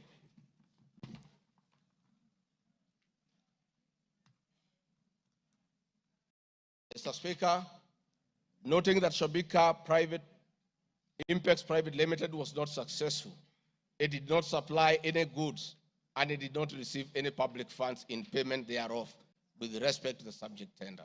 Accordingly, I have not committed any crime under Section 45(1), 46, 47(a)(3), and 48(1) of the Anti-Corruption and Economic Crimes Act and Section 2, 3, 4, and 5 of the Proceeds of Crime and Money Laundering Act. Further, I have not breached Section 34 of the Leadership and Integrity Act, for I did not bully any state or public officer with respect to the subject tender, and specifically, no evidence has been tendered to support the allegation at paragraph 78C of ground 11 at page 37 of 42 of the motion, which alleges that I summoned procurement officers in ministries and institutions, instructing them to direct procurement of goods and services in a specific manner.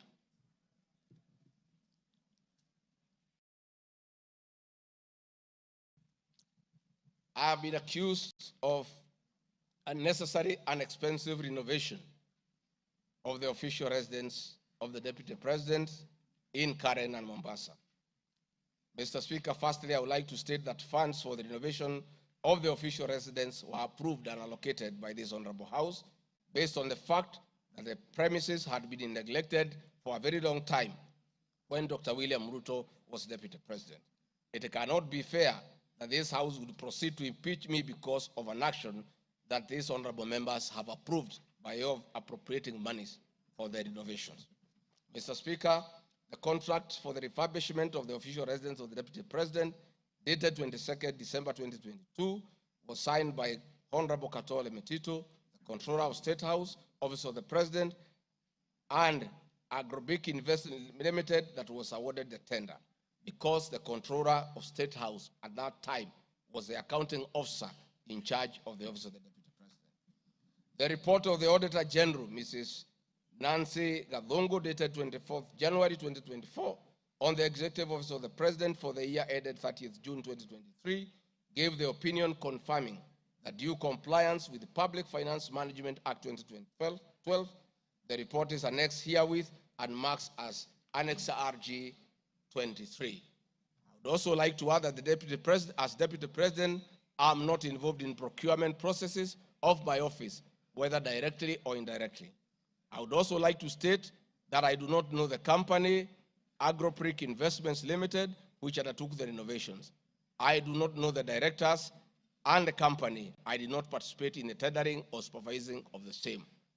The motion dated 26 September 2024 alleges that on 29 January 2023, 45 million Kenya shillings was transferred to Bayani Enterprises Limited, which is alleged to be a special purpose vehicle used by me to siphon public funds. No evidence whatsoever is contained in the motion showing that the said company is in any way connected to me or that I have any beneficial interest in the said company, which I am neither a director or a shareholder. I categorically refute the allegation, which is false and unfounded. Mr. Speaker, I would also like to confirm that I'm not a director or a shareholder, directly or indirectly, of the company called Agrobrick Investments Limited, and I do not know its shareholders or its directors. Mr. Speaker, there's an allegation of dubiously acquiring substantial portion of the sum of 100 billion paid to Lusona Events Limited. My response, Mr. Speaker, is just like in the above other matter. I have read the motion and I would like to state that there is no evidence that this company is linked to me. I wish to categorically state that I have no beneficial interest in the said company, and neither am I affiliated in any way to the directors and shareholders of the said company. I would also like to state that I'm not a director or a shareholder of the company and do not know its shareholders or its directors. I do not sit in a tendering committee. I am not the accounting officer of the Office of the Deputy President. I have also not had any complaints against the manner in which the company undertook the work. I am unable to confirm the allegations on funds withdrawn from the account of the company since I'm not a signatory to its account. I am not associated with the company in any way whatsoever. Mr. Speaker, the motion dated 26 September 2024 claims that I am reasonably suspected to be the principal beneficiary of the dubious transactions. However, Mr. Speaker, no evidence has been adduced or annexed to the motion to give credence to the allegations or suspicion. I categorically refute acquiring or benefiting from any funds paid to Lusona Events Limited, and therefore the allegation is false and unfounded. Mr. Speaker, I have been accused of siphoning money through St. Nicholas Rehabilitation and Industrial Training Institute Limited. My response, Mr. Speaker, is that the motion dated 26 September 2024 makes the claim that a payment of 21 million was made to a company called St. Nicholas Rehabilitation Center and Psychiatric Hospital. Then subsequently payment was made to Umalari Motors Limited. The motion claims that it is suspected that the entire transaction was used by me to siphon public funds and the payments typify money laundering transaction. I am not a director or a shareholder of this company, and I've never received any payments from this company. Similarly, I'm not affiliated or related to the shareholders and directors of the two companies. No evidence has been annexed to the motion showing that I was a beneficiary of the funds paid as alleged. I wish to point out that I'm not the accounting officer in the office of the Deputy President, and I'm not aware that the payments made to this company by the office. The allegation is therefore false and unfounded. Mr. Speaker, there is an accusation of alleged sensational but false accusations against the Honorable Lady Justice Esther Minor.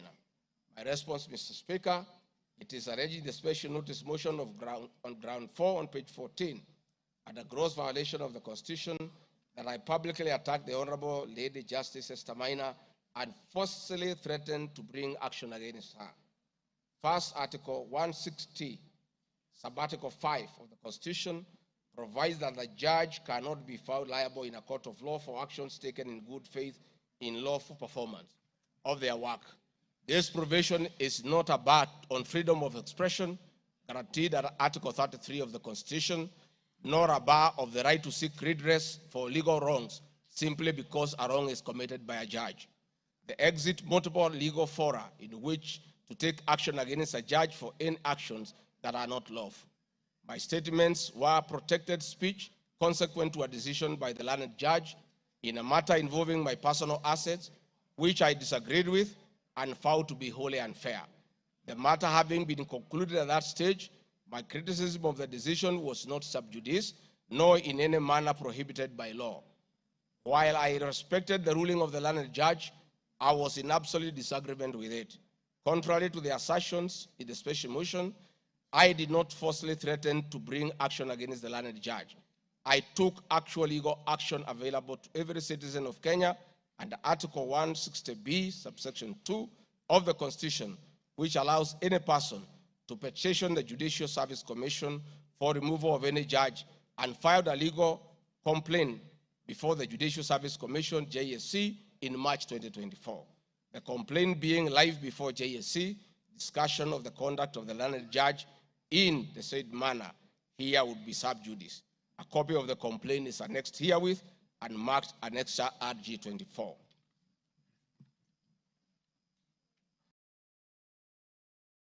Mr. Speaker, I have been accused of diverting materials meant for construction of Kilifi Malindi Highway to tarmac a private road to Vipingo Beach Resort.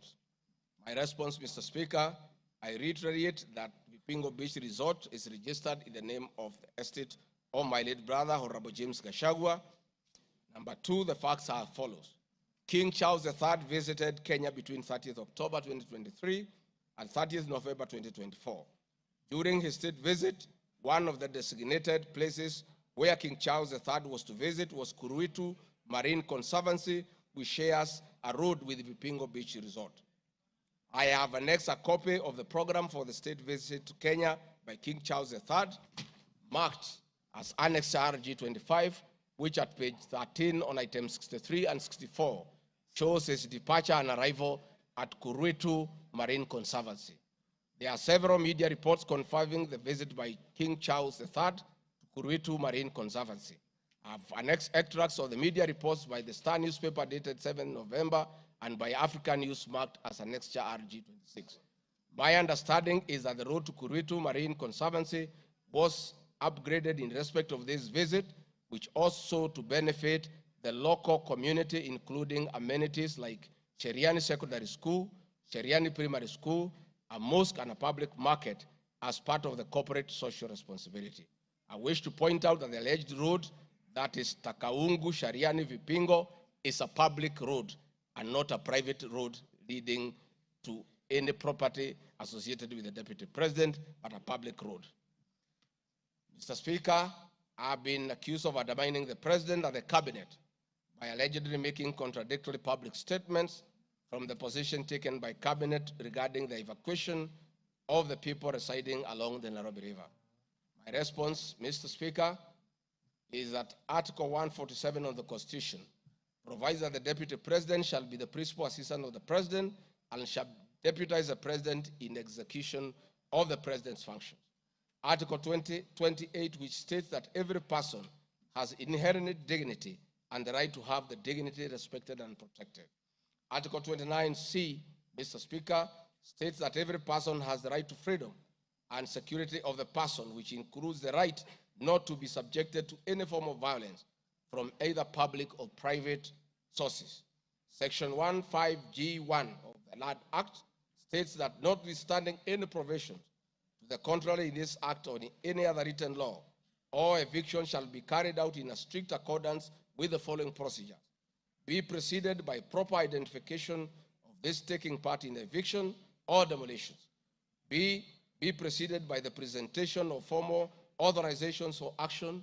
C, where groups of people are involved, government officials or their representatives be present during an eviction. D, be carried out in a manner that respects the dignity, right to life and security of those affected. E, include special measures to ensure effective protection to groups of people who are vulnerable, such as women, children, the elderly, and persons with disabilities, including special measures to ensure that there is no arbitrary deprivation of property or possessions as a result of the eviction. This includes mechanisms to protect property and possessions left behind involuntarily from destruction, to respect the principles of necessity and proportionality during the use of force, and give the affected persons the first priority to demolish and salvage their property. Critically, our Constitution provides at 147(2) that first the Deputy President shall perform the functions conferred by this Constitution and any other functions assigned by the President. Pursuant to Article 3 of the Constitution, I, as well as every other citizen of Kenya, and state or public officers have an obligation to respect, uphold, and defend this Constitution in performing any of my functions. This, the national values and principles of governance contained in Article 10 of the Constitution, by those state organs, public officers, and all persons, including myself as Deputy President, wherever we make or implement public policy decisions. In addition to this matter, Mr. Speaker, these national values and procedures include the rule of law, democracy and participation of the people, human dignity, equity, social justice, inclusiveness, equality, human rights, non-discrimination, and protection of the marginalized. Adherence to these principles become extremely important when we as state officers are contemplating legal evacuation of citizens with a duty to avoid inhuman forced eviction that will be contrary to our Constitution and international law. While campaigning with President William Ruto, and subsequently when I was sworn in as Deputy President, the President and I promised as a key pillar of the Kenya Kwanza government that there will be no forced or unlawful evictions, and that all evictions will be human and entail legal compensation. Mr. Speaker, the Office of the Deputy President has undertaken extensive engagement with all parties in regard to cabinet decisions on eviction, which I fully support, including the Nairobi River, which is an entity under the Office of the Deputy President and the County Government of Nairobi. Adherence to these principles become extremely important when we, as state officers, are contemplating legal evacuation of citizens with a duty to avoid inhuman forced evictions that will be contrary to our Constitution and international law. Guideline number 6 of the United Nations General Assembly Guidelines for the implementation of the rights to adequate housing prohibits forced evictions and that the state should ensure that any eviction under domestic law are fully compliant with international law. The guidelines further require meaningful engagement with communities to ensure that the rights of residents are implemented cooperatively without the need for eviction procedures or police enforcement. Of government directives on the eviction, save for the fact that on being informed that the persons residing along Nairobi River would be evicted and paid 10,000 shillings only, which I and many other Kenyans felt was inadequate compensation for eviction. I insisted that the government should abide by the constitutional dictates and international norms while implementing any cabinet decisions, including eviction, and maintain the dignity of the citizens of Kenyans facing eviction.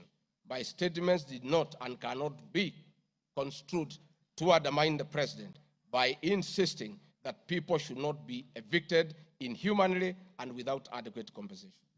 Mr. Speaker, I've been accused of undermining devolution by allegedly holding a meeting in Nairobi Wakulima Market.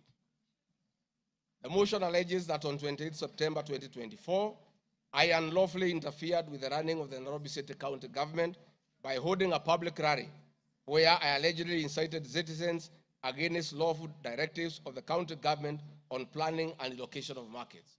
My response, Mr. Speaker, is that the motion alleges that on 20 September 2024, I unlawfully interfered with the running of the Nairobi City County government by allegedly inciting citizens against lawful directives. Article 6.2 of the Constitution provides that the government at national and county levels are distinct and interdependent and shall conduct their mutual relations on the basis of consultation and cooperation. This being the case, it cannot be said that there is a violation of the Constitution when someone from the national government makes a comment on matters relating to county governments. The traders had sought me out to intervene and request the governor on their behalf to dialogue with them and seek a solution to the grievances with regard to the relocation of markets. I request that a video annexed RG Video 3 be played for the benefit of members to say what I said.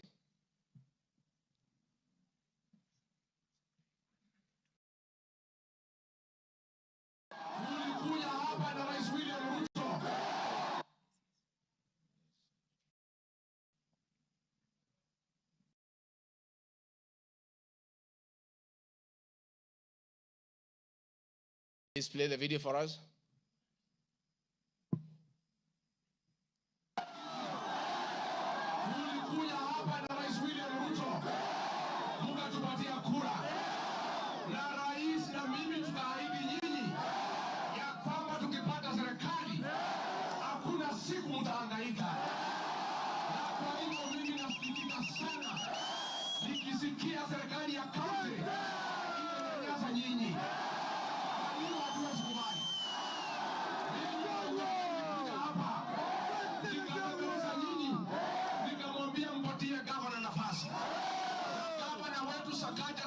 Tukakubaliana ya kwamba akiwa gavana wa Nairobi, Rais William Ruto akiweko, mdogo wake, wafanyabiashara wetu watapata nafasi ya kufanya kazi yao. Na mimi nataka kuomba kwa heshima,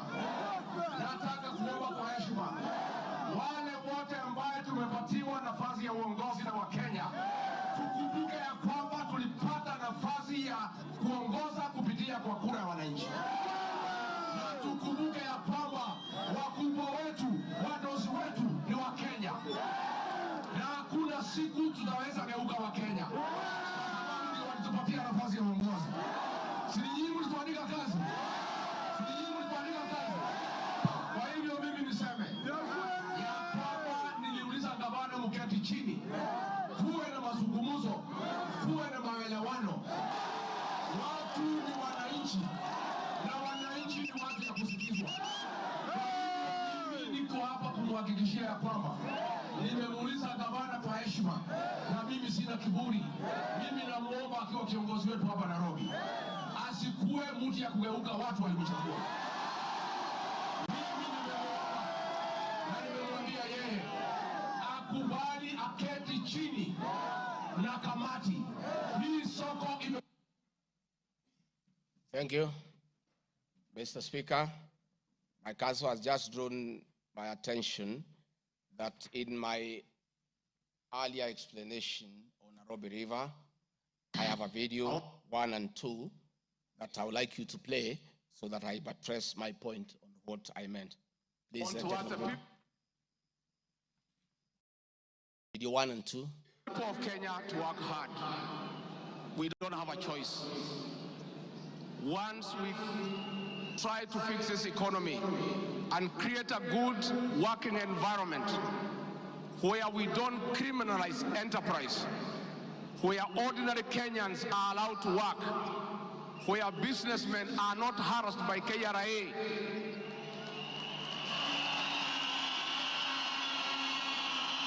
where goods belonging to the people of Kenya will never again be touched by overzealous public servants. Where again poor people will never again be evicted in brutal evictions by state agencies. And I say, freedom is here. Now, the number of fatalities from the ongoing forcible eviction by the government has risen to 3, with another tragic loss in Mathare on Monday. An 18-year-old boy died as a bulldozer brought down a church in the area just moments after President William Ruto left. The young man, who was assisting in salvaging the church's belongings, became a casualty of the demolition. Earlier on Saturday, 2 individuals lost their lives in Mukuru kwa Ruben during a similar eviction exercise. Ben Kirui reports. Monday evening, the ongoing forcible evictions in flood-prone areas tragically ended yet another life. The 18-year-old Ian Otieno lost his life in Mathare moments after President William Ruto left the area where he had been assessing the effects of floods. Bulldozers descended on homes near riverbanks, flattening structures marked for demolition. Winnie Makinda, Ian's mother, struggled to comprehend the loss of her son, a candidate in this year's KCSE. Wakaambia mtu atingatinga usiangushe hiyo ukuta. Kuna hapo ndani kuna watoto wa watu. Wacha kuangusha hapo ndani kuna watoto wa watu. Akaambia wamama waache kumpigia kelele. Reports indicate that Ian Otieno was trying to salvage church properties when the bulldozer brought down the wall, leading to his sudden demise. Driver wa tingatinga vile tu alianza kubomoa hata mara ya kwanza huko mbele, alikuwa tu anakani kama hata watu wakimwambia ngojea watu watoe vitu hataki kusikia. Nilichimba hivi, mtoto wangu alikuwa anataka kutoroka, sawa. Unasikia alishika mtoto wangu na hiyo kitu hapa. Mtoto wangu akienda hivi, mtoto wangu ana hivi. His death led to demonstrations by residents, prompting police intervention. The law enforcers lobbed tear gas canisters to disperse rioting residents. Watu wakachukua mwili tena tuonyeshe maskari yenyewe wametulia mtoto. Maskari kutuona kwa gate wakaanza kutoa gun. Wakaanza kulipua shoot. Residents insist they will comply with government orders to vacate houses along riparian lands only if provided with alternative housing solutions. Saturday's demolitions in Mukuru kwa Ruben claimed 2 lives and injured 3 others, sparking outrage among residents who blamed the government for forcible evictions despite many not yet being relocated. Last week, the government mandated the evacuation of all residents from risky areas within 48 hours, including those near dams, those in areas prone to mudslides, and Kenyans residing on. Takuwa na maneno ya relocation ambaye itakuwa ni kwa utaratibu bila ya mwananchi kuvunjiwa nyumba. Uwezi kutoka nyumbani alafu unarudi jioni unakuta masufuria barabarani na blanketi sijui imekaa wapi. That one will not happen again. We want to make sure that we are an orderly, humane society that respects the right of everybody, irrespective of who they are or irrespective of their financial status. We are all equal before the Constitution. Tumekubaliana watu wa Nairobi? Vijana tumekubaliana? Thank you, Mr. Speaker. That was President William Ruto talking the same language as his deputy, that brutal and forceful evictions have no place under this administration. We have seen a video of brutal eviction. We have seen young children crying in tears. The deputy president is being accused of undermining his boss by just doing what his boss said, that we should never forcibly, brutally evict the people of Kenya. Mr. Speaker, the leadership of Nairobi business traders approached me sometime in March 2024 at the official residence to discuss multiple issues affecting business and requested engagement in the solution and intervention on these issues. Consequent to this meeting, I directed that short, medium, and long-term strategies be undertaken, coordinated by the Office of the Deputy President, to address the issues raised that cut across various agencies, including KRA, Kenya Post Authority, Anti-Counterfeit Authority, Kenya Bureau of Standards, National Police Service, and the Kenya Copyright Board. On 11th April 2024, the Small Traders and Government Agencies Technical Committee, coordinated by my office, held a meeting to discuss issues raised by the small traders, including Uvoro market, attended by the Office of the Deputy President staff, in a supportive role in keeping with the draft framework of cooperation and engagement between the government, the Nairobi City County government, and Nairobi business traders.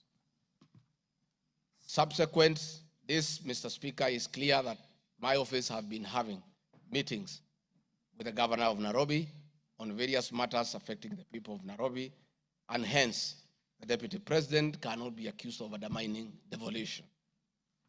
Mr. Speaker, I've been accused of undermining devolution by allegedly holding meetings to fight alcohol. I'm sorry, Mr. Speaker, if the House took it that I say the House is a theater of the absurd. I was talking about this specific charge of undermining devolution by holding meetings to fight alcohol to be discussed in this House. That, to me, is what I thought that moment. If it's 5 minutes or 10 minutes, that would be the theater of the absurd.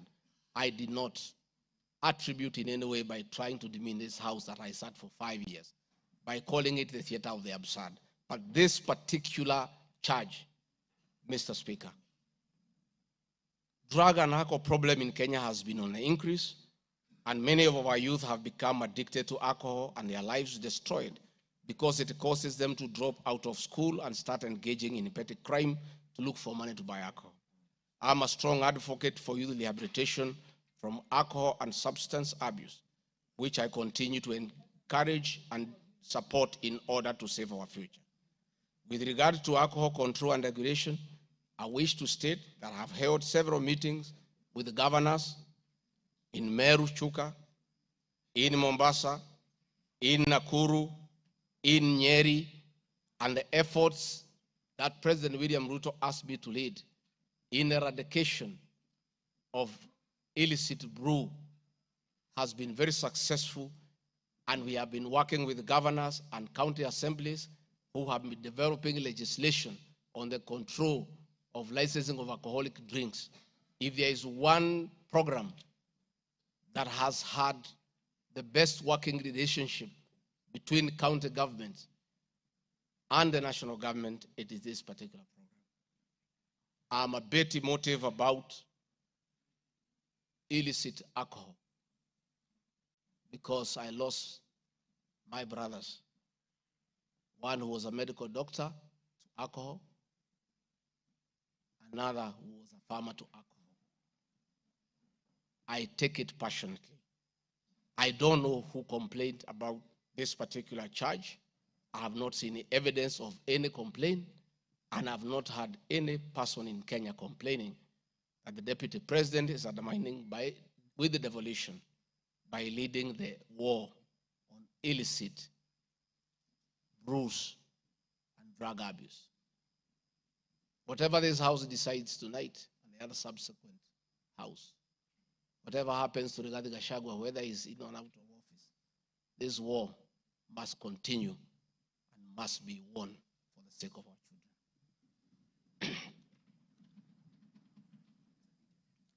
I want us to watch video number 4, RG4.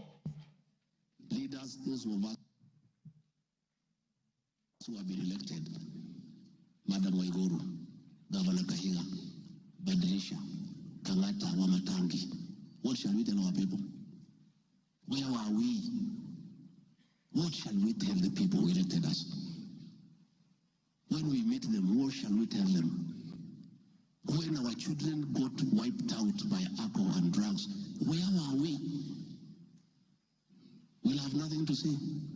Dede Nyoro, Kimani Ichung'wa, Madenge, mutaambia watu nini? Mukami, mutaambia watu nini? So please, this forum here today, let us be open and candid. Speak from your heart. Let us know what ails us. What is it must we do? We have the support of the president and he is waiting. He has told me by 7 p.m. today, he wants a report. He cannot accept the situation. He cannot. Neither can I. And none of you should accept this situation. It is not right. It is not fair. It is not acceptable. We must deal with it as leaders. And we are here, we are all leaders. As an OCS, you are a leader. That's why you have been given that responsibility. As an ACC, you are a leader. County Commissioner, wewe ni kiongozi. DCIO, wewe ni kiongozi. Sisi ni viongozi. Na juu ya hayo, sisi ni wazazi. Tafadhalini, tukubaliane, tutafute suluhisho. Na tukipata, tuende tufanye kazi. It is possible. It is doable. It is something that we can do. Thank you, Mr. Speaker. It's very clear that the meeting had all governors, members of parliament who are present here today, policemen, everybody, and we are all in agreement that the war must be won. It cannot, but the deputy president should be impeached for leading the war on alcohol. Sensational statements against the National Intelligence Service, its Director General, and officers. Mr. Speaker, during the assumption of office, I took an oath of allegiance in the following terms.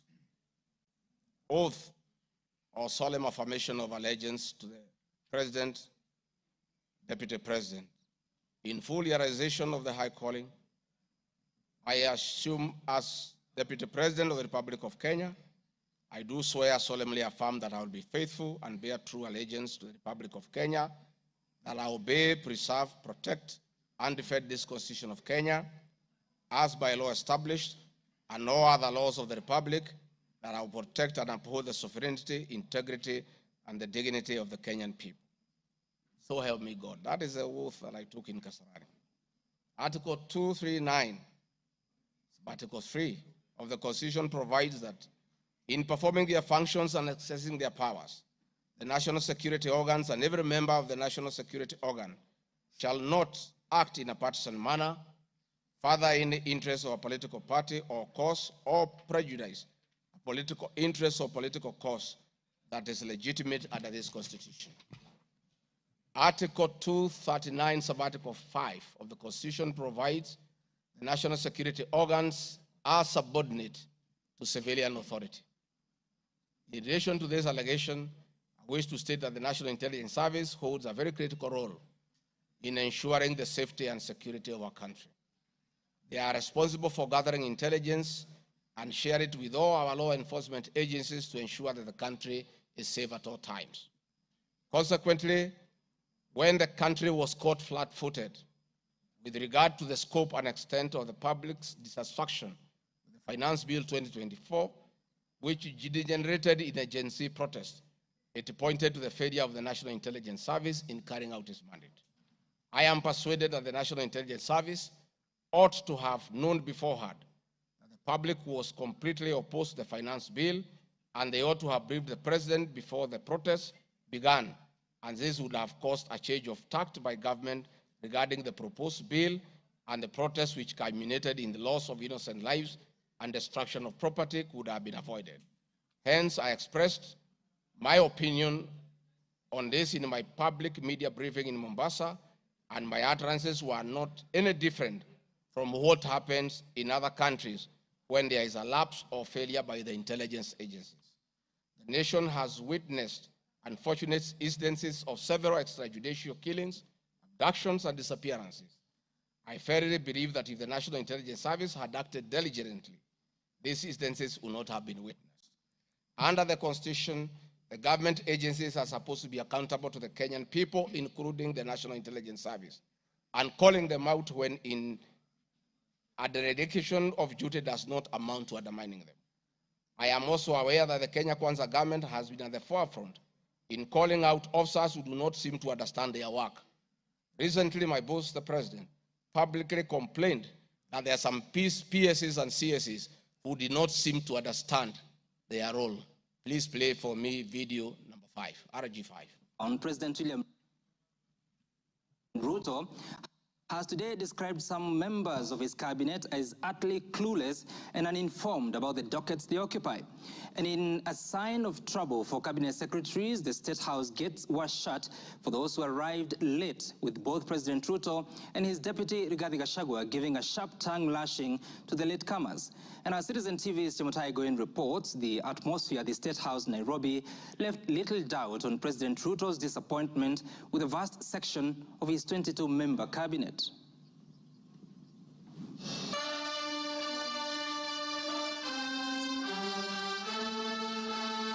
A cold morning in Nairobi, but the seats on the State House grounds came ultra-heated, particularly for cabinet secretaries.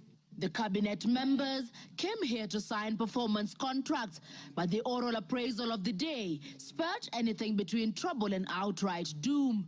If you cannot keep time with your employer, you have basically dismissed yourself. I mean, it's just as simple as that. So, for those who came late, who are members of the executive, I will be expecting a written explanation, and it should not include matters of traffic. Punctuality was at issue, with some cabinet secretaries being locked out of State House for lateness. And from the podium, the president and his senior lieutenants were unforgiving. Niona watu wale wamechelewa, nikaona rais unaniona namjua. Nikaona uso yake nikajua hapa kimeumana. Sababu leo ni siku ya performance contract. Ile siku muhimu sana ya kuja kuweka. Na wewe umefika pale, rais amekaa. Tayari amekaa na ndiye rais wa Jamhuri ya Kenya. Wewe umechelewa ukiwa kuona nani? Who else have you gone to see? One of the things we need to learn in our performance contract is to beat the traffic. For the 19 cabinet secretaries present, the atmosphere at State House progressed from bad to worse as President Ruto and his deputy Rigathi Gachagua issued a blistering assessment of the performance of the cabinet members. Many of you, the people I speak to, don't even know what is going on in your ministries or departments.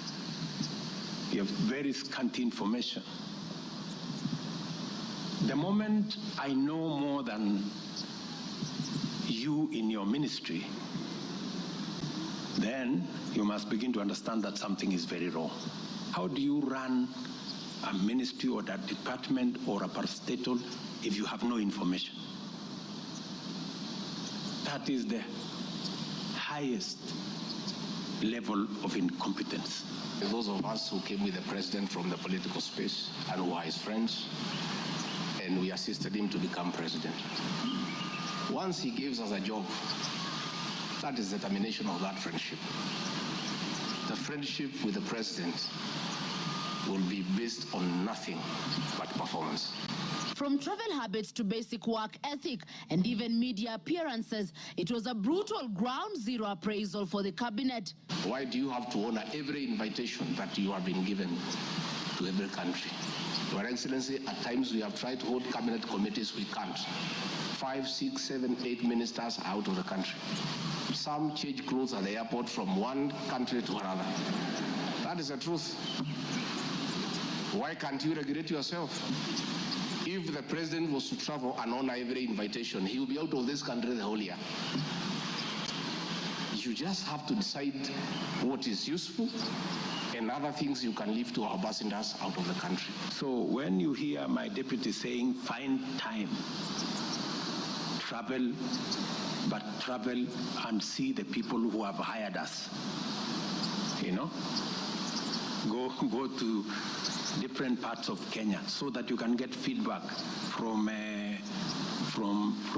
the public. We have done so much as an administration, but the information is not out there. Our ministers are quiet. They are called for TV interviews, they don't show up to say what they have done. And then the media have a field day because nobody talks for government. I would rather we spend more time explaining to the people of Kenya what we have done in our respective dockets as opposed to travel. And if we have to travel, let's travel up country to where our wananchi are and explain what we are doing. And I remember I called CS Chelugui. I didn't find him, so I called his PS, and I found her, and I explained to her, I told her, look, the public is not understanding this. Did I call you or not on Sunday? You know, I told you this is what the public is saying. Please do more sensitization on Hustler Fund Phase 2. With a very public expression of disappointment in his cabinet, President Ruto has triggered speculation on changes in government as his administration approaches the end of its first year in office. From punctuality to work ethic and general performance, the proverbial axe could well fall somewhere. With the performance contracts expected to foster a culture of high performance in the public service and also ensure that public resources are properly utilized, it is also set to offer a framework for President William Ruto to reward performers and also institute sanctions on non-performers. Chamutai Goin, Citizen TV. Mr. Speaker, President William Ruto, my boss, and I have been calling out senior government officials when they fall short of expectations. The Director General of the National Intelligence Service is no exception. He's not above the law. He's accountable to the people of Kenya for his performance. And I have had an argument that we should not call out those in the security sector. I would like you to play the next video. We have the most incompetent Inspector General of Police, I think, in the world. The most incompetent in the whole world. His incompetence may not necessarily play out when things are working, but when things get to a head and you need some decisions to be made, I can tell you for sure, the gentleman we have as an IG cannot make any decision. Nataka tumwambie ule mtu wa sinema mingi anaitwa nani ule mtu? Ule sijui anaitwa DCI, ule anaitwa nini? Ule mtu anaitwa Kinoti. Awache ujinga. Huyo bwana Kiboti awache ujinga. Sio kama tunaelewana. Huyo Kinoti hakuna kitu amefanya kwa hii Kenya ya kisiasa. Yeye ni mtu ya sinema. Anaendesha makesi kwa magazeti. Anatuandikia barua, sijui barua ya kilomita ngapi. Mr. Kinoti, please save your time. Stop writing to us long letters. Leave matters of elections to IEBC. You have no business in IEBC. You have failed as DCI. We don't want you to fail our elections. Tunaelewana? Huyo bwana Kinoti awache hiyo ujinga yake anaendesha pale, kwa sababu anatukasirisha. Huyo bwana Kinoti tunataka tumwambie awachane na watu wa IEBC wafanye hii uchaguzi. Alipatiwa kazi ya kufanya criminal investigation. He has never done anything. Ile kesi yote anafanya kesi kwa magazeti. Akiambiwa apeleke evidence kule kotini ameshindwa. So bwana Kinoti, wacha sinema. You have failed and wait for August so that you can. Honorable members, that was President William Ruto as Deputy President criticizing IG Mutiabai, DCI Kinoti. Regarding GACHAGUA has learned his job from his boss, that public officers must be called to order when they fell short of expectation, And I never saw anybody bring William Ruto here for impeachment, for criticizing the IG or the DCI. This is a very unfair allegation. Mr. Speaker, it is also reported by media that the IMF has already warned about impending unrest during the people's dissatisfaction with the 2023 and 24 finance bill. Many of you will recall, Mr. Speaker, after the September 11th terrorist attack in the US, the US intelligence agencies were massively criticized, and an inquiry was even opened to investigate why their intelligence agency was not able to detect and thwart the attack. All we are saying is that our National Intelligence Service is accountable to the people of Kenya for its performance. Mr. Speaker, conniving with cartels in the tea sector to block KTDA from implementing guaranteed minimum return, Mr. Speaker, I am here to see a shred of evidence to that effect, and I have nothing to say. I have seen an allegation that we have not been able to do coffee reforms, Mr. Speaker, out of my work, coordinating coffee reforms. The Cooperative Bill 2023 and the Coffee Bill 2023 is before this House. I request this House, after these impeachment proceedings, to embark on those two bills so that the coffee farmers can realize the full benefit of the coffee reforms that we have initiated. There is another allegation that I have taken control of a local cooperative society in Madeira constituency. I don't know the name of that constituency, of that cooperative. It is false. I am here to see any evidence. I have nothing to say because there is nothing to be said. On the issue of shareholding, which I think members are interested in listening to, I listened to you this morning, and it was quite emotive. By virtue of provisions of the third schedule of the Political Parties Act, the constituent parties of the Kenya Kwanza coalition entered into various agreements, which were deposited with the Speaker of the National Assembly and the Speaker of the Senate for purposes of Article 108 of the Constitution of Kenya. The following were members: UDA, ANC, Ford Kenya, PA, Farmers Party, Chama cha Kazi, Communist Party, Economic Freedom Party, Service Party, Tujibebe wa Kenya Party, Umoja na Maendeleo Party of Kenya, and the Democratic Party of Kenya. In accordance with the provision of Clause 3, Schedule 3, a power sharing agreement and development agenda for the certain regions of Kenya, I attach copies of these agreements, RG 32. All those agreements talked about specific regions. The leaders who appended their signatures canvassed issues of appointments to do with specific regions. Power sharing agreement between UDA and ANC and Ford Kenya, for example, say that the UDA would nominate the coalition president, the presidential and deputy presidential candidates that was honored. The president would guarantee the stature, the dignity, and financial and operational autonomy of the office of the deputy president, which I have been insisting on because it's part of the coalition agreement. The ANC would be allocated the position of the prime cabinet secretary, which has happened. Ford Kenya would be allocated the position of the Speaker of the National Assembly, and that is why Honorable Masika Wetangula sits here today. In accordance with Article 2 of the Power Sharing Agreement, ANC at Ford Kenya would have a 30% share is a word, of the national government positions. This drives my utterances about shareholding.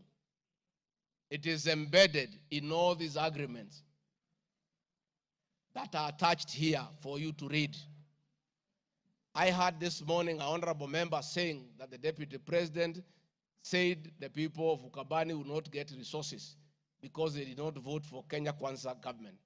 That is not true. The deputy president of the Republic of Kenya does not allocate resources.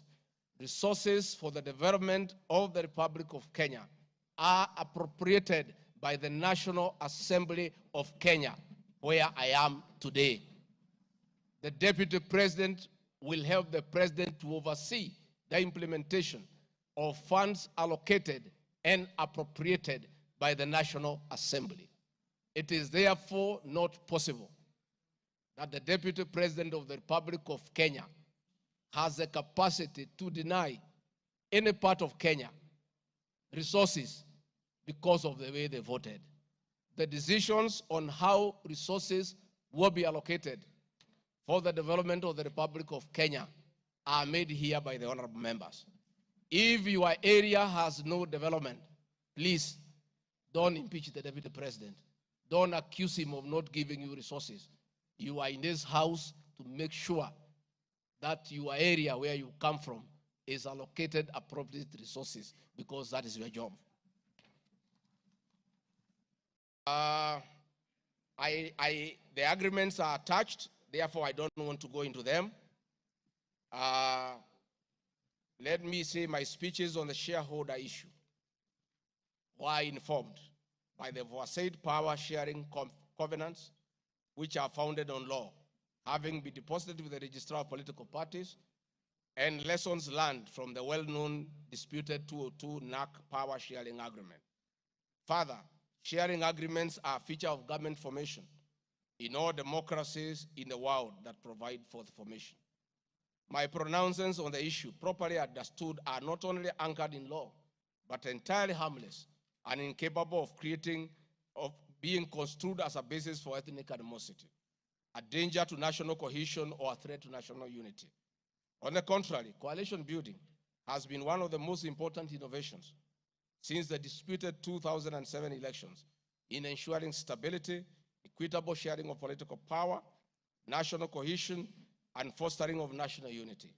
Indeed, Kenya Kwanza main opponent in 2022 general election, Azimio la Umoja Coalition, One Kenya Coalition Party, was a political party consisting of 25 political parties who also executed a power-sharing agreement based on shares.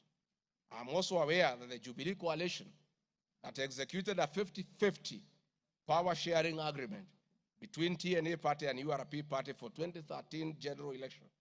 I have thus not violated Section 13(1)(a) and 62 of the National Cohesion Integration, nor has this commission summoned me to explain any of my comments and how it can affect cohesion.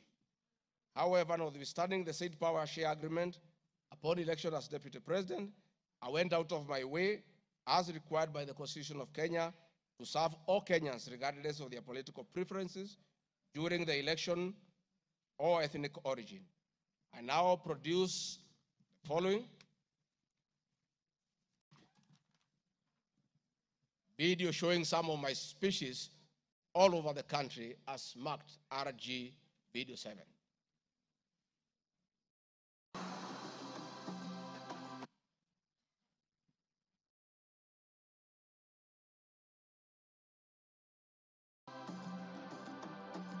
We want to confirm to the people of Nyanza that the Ruto administration will serve all Kenyans, those who elected us and those who did not. Kenya hii kila mtu afanyiwe kazi, kwa sababu kila mtu nalipa kodi. Mimi sikusema Kenya ni ya shareholders. Nilisema serikali, nikiunda serikali. Wale wanakusaidia kuongoza. Unatakiwa uweke wengi wale walikuamini na wale walielewa manifesto yako. Mimi nimetembea Kenya. Mnasema nilikuwa Mombasa, hii hapana mlima. Mimi nilikuwa Wajir, hii hapana mlima. Nilikuwa Garissa, hii hapana mlima. Nilikuwa Mount Elgon. Nandi nimekuja karibu mara 10. Eldoret nimekuja karibu mara 6. Kericho nimekuja mara 4. Tea conference ya chai tulikuwa na nyinyi, niliweka Kericho. For now, kazi yetu ni maendeleo. Tutafanya kazi na kiongozi wowote, akuwe wa chama ile, akuwe wa chama hii, we don't care. This is the time to serve the people of Kenya, and we shall work with all elected leaders, irrespective of their political affiliation. Mr. Speaker, copies of documents demonstrating my efforts within the mandate allocated to me by the President to address security issues and economic equalization programs and policy in historically marginalized areas is Annex RG33. The decision to embrace the broad-based government following the dissolution of cabinet after the Gen Z protest, I attached my video during the launch of the Honorable Raila Odinga's quest for EU chairmanship at State House, again as a demonstration of my embracing the broad-based government.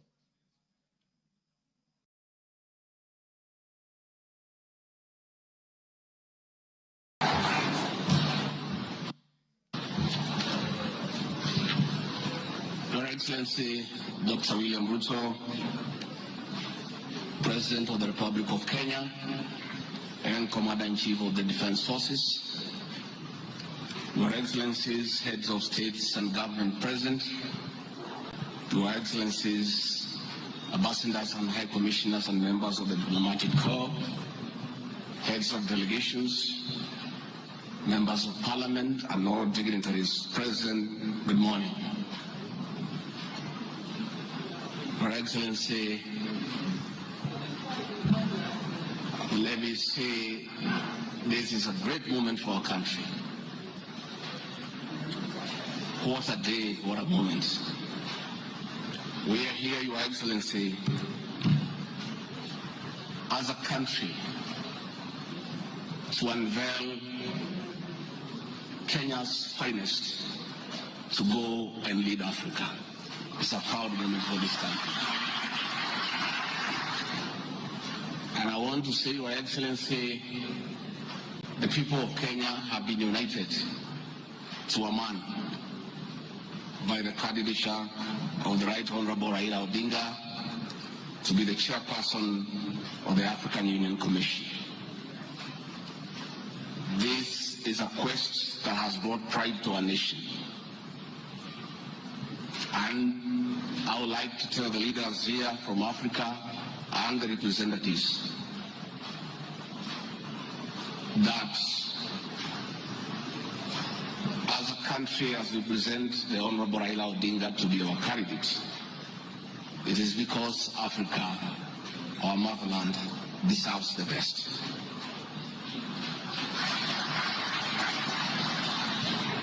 The passion and zeal of the Right Honorable Raila Odinga in Pan-Africanism is well documented. Passion knows no age, knows no limit. In the person of the Right Honorable Raila Odinga, he'll join the ranks of Jomo Kenyatta and Kwame Nkrumah in pushing the agenda for Africa. I therefore want to say, Your Excellency, the lessons of today are that Raila Odinga, the Right Honorable, is a man of great resilience, endurance, and perseverance. Today, you are going to unveil the transformation of the Right Honorable Odinga from a national leader to an African statesman. And for us in leadership, we have learned great lessons of resilience, endurance, and perseverance. Somebody may ask, why is GACHAGUA, who has before had issues with the leadership of Raila Odinga? As a truthful man, I have nothing against him. It's only that we are competing for the same position between him and my boss. Now that he is going for a bigger seat in Africa, all of us, from the president, I, and the rest of Kenya, are behind him. And the Right Honorable Raila Odinga, as a man who listens to the ground, let me confirm to you, I've listened to the ground, and all Kenyans across the political divide, across communities, are in support of your candidature, and we wish you well. Before I call Your Excellency, let me acknowledge the place of family, not just in our lives, but in leadership. I think it is a great moment for the Right Honorable Raila Odinga. It's appropriate that I acknowledge on behalf of the country the role Mama Ida Odinga has played in the life of this great son of this land. Mama Ida Odinga, we salute you as a country for having been a very strong pillar to your husband in very difficult times, and his lowest moments, you have always been there for him. We ask families to support their spouses. So Mama Ida Odinga, as we wish you happy birthday, it is my hope and prayer that your next birthday will be celebrated at Addis next year. And if you invite President William Ruto to come and he's not able to come, Mr. President, I'll be very happy for you to send me to represent you in that great birthday. We therefore want to say, as a country, it's a great moment. And the Right Honorable Odinga, I have noted with a lot of appreciation, my wife, Pastor Dorcas, who is a very prayerful woman, has been praying for me and the President daily. And I noted from yesterday she has added you in her prayer. And because her prayers work, we have no doubt that you will get this seat. Mr. President, it is now my honor to request you to come and anchor Kenya's finest and embark on a journey of transformation of the Right Honorable Raila Odinga from a national leader to a great African statesman. Thank you, Mr. Speaker. President William Ruto has many times appreciated my people issues and has repeatedly pronounced himself. Let me have the video number 9. And speaking of deputies,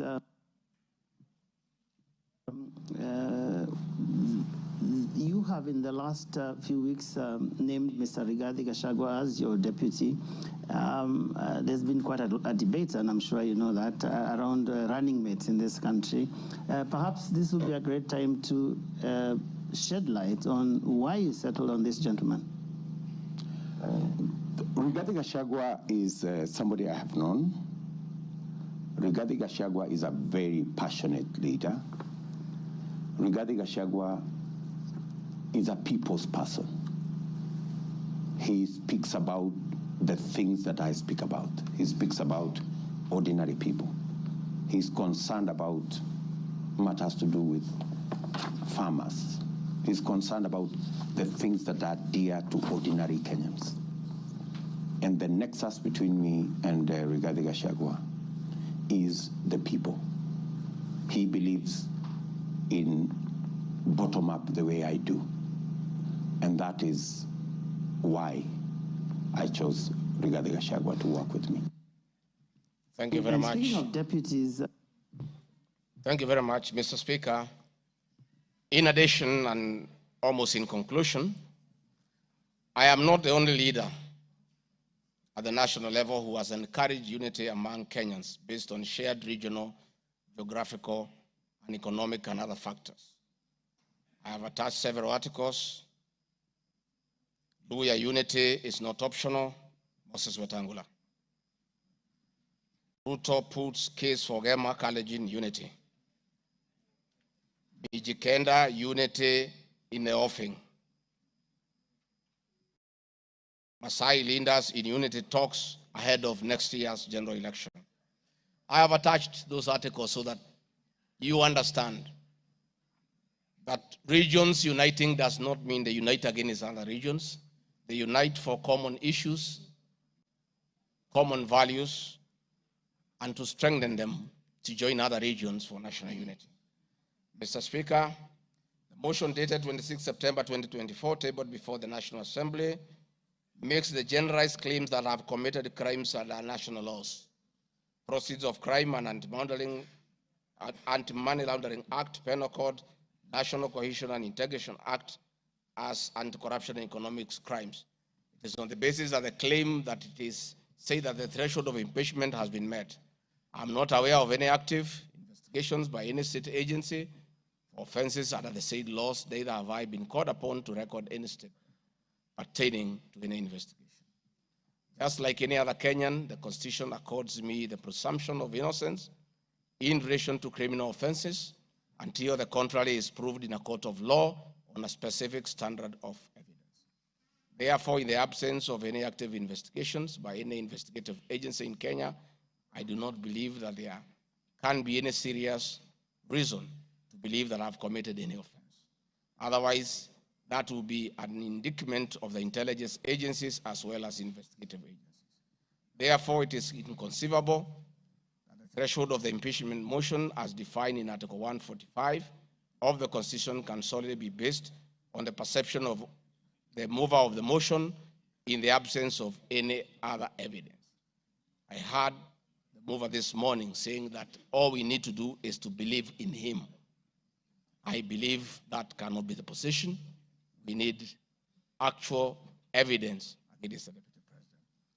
The net effect of the impeachment of this basis of allegations of criminal offenses, whose evidence has not been tried and tested in court of law or by bodies mandated to investigate, would be to disqualify me from the possibility of holding public office in relation to Article 99(3) without the benefit of due process of law and exhaustion of the systems of appeal as provided in the Penal Code. Mr. Speaker, I do not wish to respond to the issues I had this morning that are outside the motion. I want to confirm that I have tremendous respect for Kenyan women, and I have never disrespected them. What has happened is that as politicians, there is always propaganda to undermine somebody. I call upon anybody with evidence that I've ever disrespected that person to come out and provide that evidence. I heard my very great friend, the Honorable Faith Gitau, say that I disrespect women. Many times I've been to Nyandarua. I've referred to Honorable Faith Gitau as Ngatha. Ngatha is a Kikuyu name for a woman of great respect. That I have done countless times is on video. Finally, the Honorable Bose Sholei, I heard what you said in Eldoret.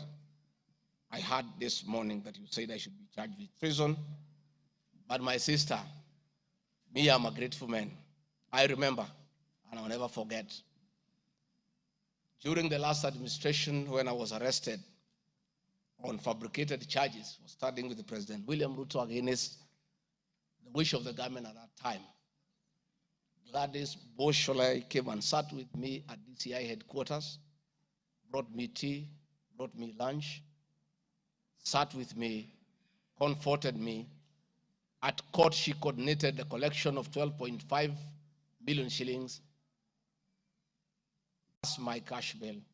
She came to see me in Gigiri for 4 days and had very kind words for me. Despite what you have said, my sister, I do remember that one good thing that you did for me, and I'll love you and cherish you for the rest of my life.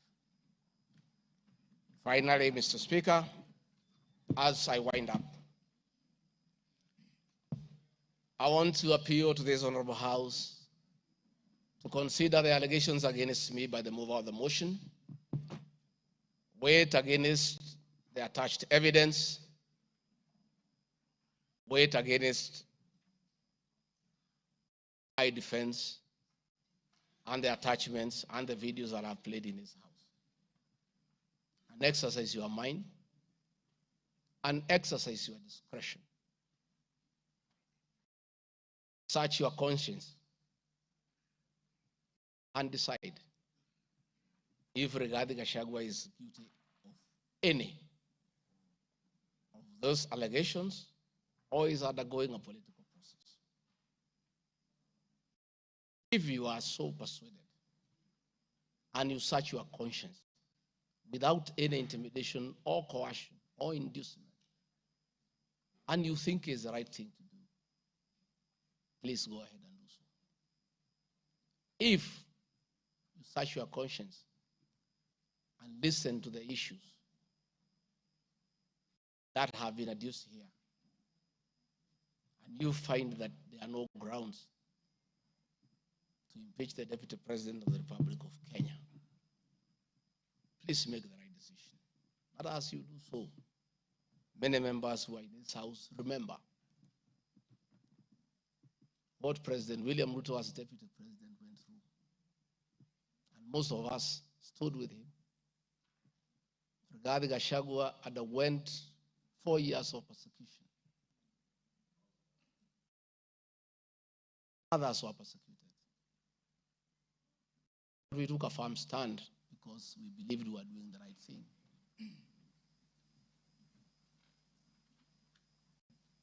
His family underwent humiliation. His friends underwent humiliation. He was a haunted man. And on Inauguration Day, he pronounced himself that freedom is here.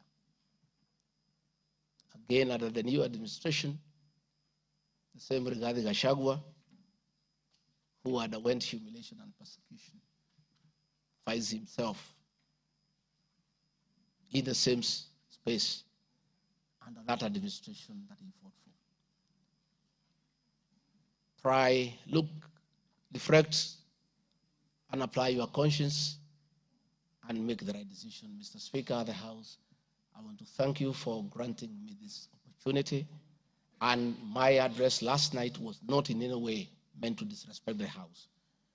Despite, Mr. Speaker, you having ruled that the matter should not be taken out of the House, it was being discussed in every TV station, in every meeting across Kenya. And Kenyans did not have a chance to also hear my side of the story. So I decided, since the accusations against me were everywhere in the country, the people of Kenya, and more so those who voted for me and President William Ruto, deserved also to hear my side of the story. I have tremendous respect for the National Assembly and your ability and capacity to make the right decision. Mr. Speaker, I want to thank you. Asanteni sana. Thank you very much, Deputy President. Thank you very much, Deputy President. I'm sure your fears that you will not be heard fairly have been allayed. You've been heard in absolute silence. You've been heard with total decorum from the House. And members, I salute you for the display of your legislative maturity in giving an opportunity to a subject to a motion in the person of the Deputy President to be heard. Is it Rosa? Proceedings are still going on. Who is praying? Yes, Senior Counsel. These proceedings are still going on. Yes, indeed. Mr. Speaker, this is a House of Record, and I had wanted to rise under Standing Order 65, 67A, and 67B. Two of those points you've already covered, Mr. Speaker. It is important that the record reflects that although the standing orders do not require that we listen to the witness in silence, indeed we did. Yes, absolutely. Secondly, that there was compliance with the Standing Order 67B2 in giving the witness a maximum of 2 hours. But there's a third one, Mr. Speaker, which I think should go on record. Standing Order 67A also requires that the witness be entitled to appear in person or with counsel.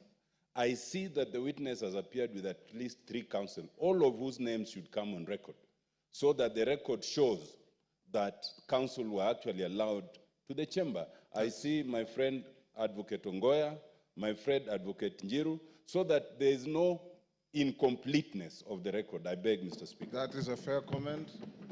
Counsel for the Deputy President, without making any unhelpful speeches, just put your names on record. I'm sure you have a team leader. The team leader will introduce himself and introduce his accompanying colleagues. Ongaya. Thank you so much, Mr. Speaker, sir, and thank you so much, honorable members. The team representing the Honorable Rigathi Gachagua, the Deputy President in these proceedings, is as follows. Honorable Paul Kibugi Muite, Senior Counsel, Mr. Victor Swanya Ogeto, my name is Elisha Ongoya, Mr. George Sakimpa, Mr. Ndegwa Njiru, Mr. George Wandati, Ms. Faith Waigwa, Mr. Murigi Kamande, Mr. Amos Kisilu, Mr. Eric Kiprop Naibei, Ms. Julia Omwamba, Mr. Tom Maina Masharia, Mr. Willis Echesa, and Mr. Andrew Moga. And that is all. Thank you. And apart from the three of you, the rest are within the precincts of Parliament? Within the precincts of Parliament, save for Senior Counsel Paul Kibugi Mwite, who sought to be excused from attending today, but is part of this team, and we are under his supervision and guidance. Thank you. From here, we'll proceed as follows. Deputy President, if you wish to leave, you are at liberty to do so with your team.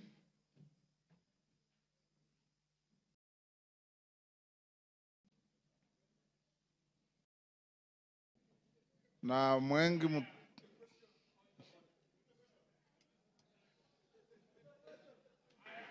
Yes, Kaluma.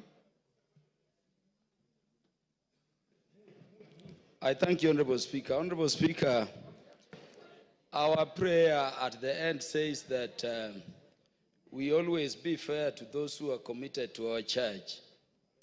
And Honorable Speaker, in his address to the House this afternoon, the Deputy President appears to have referred to some documents. I know we are moving towards the end of this particular session in considering this matter. And Honorable Speaker, I want to thank you for upholding Article 47 of the Constitution on the right to fairly and secure procedural fairness to every party as required by our Constitution. I wanted to ask Honorable Speaker that so that we consider what the Deputy President is saying in the documents, would I be in order to request the indulgence of the Speaker within the provisions of Standing Order number 1 to adjourn for at least 10 minutes so that we consider what the Deputy President's documents have and come back and make the decisions we need to make. Thank you, Honorable Speaker. The request does not meet my favor. Where's Mutuse? Mutuse, you have 30 minutes to reply before I call the minority leader and the majority leader. Will you exhaust your 30 minutes or you want to share out to anybody? I got an indication that you wanted to share 10 minutes to Kaluma. Pardon? I know. I am organizing the process. He's not going to be. I'm aware, Robert. Mr. Speaker, I will share 10 minutes to senior learned friend Mr. Peter Kaluma, 5 minutes to Deputy Majority Leader, who was my seconder, and I will utilize the rest, which is 15 minutes. Yes.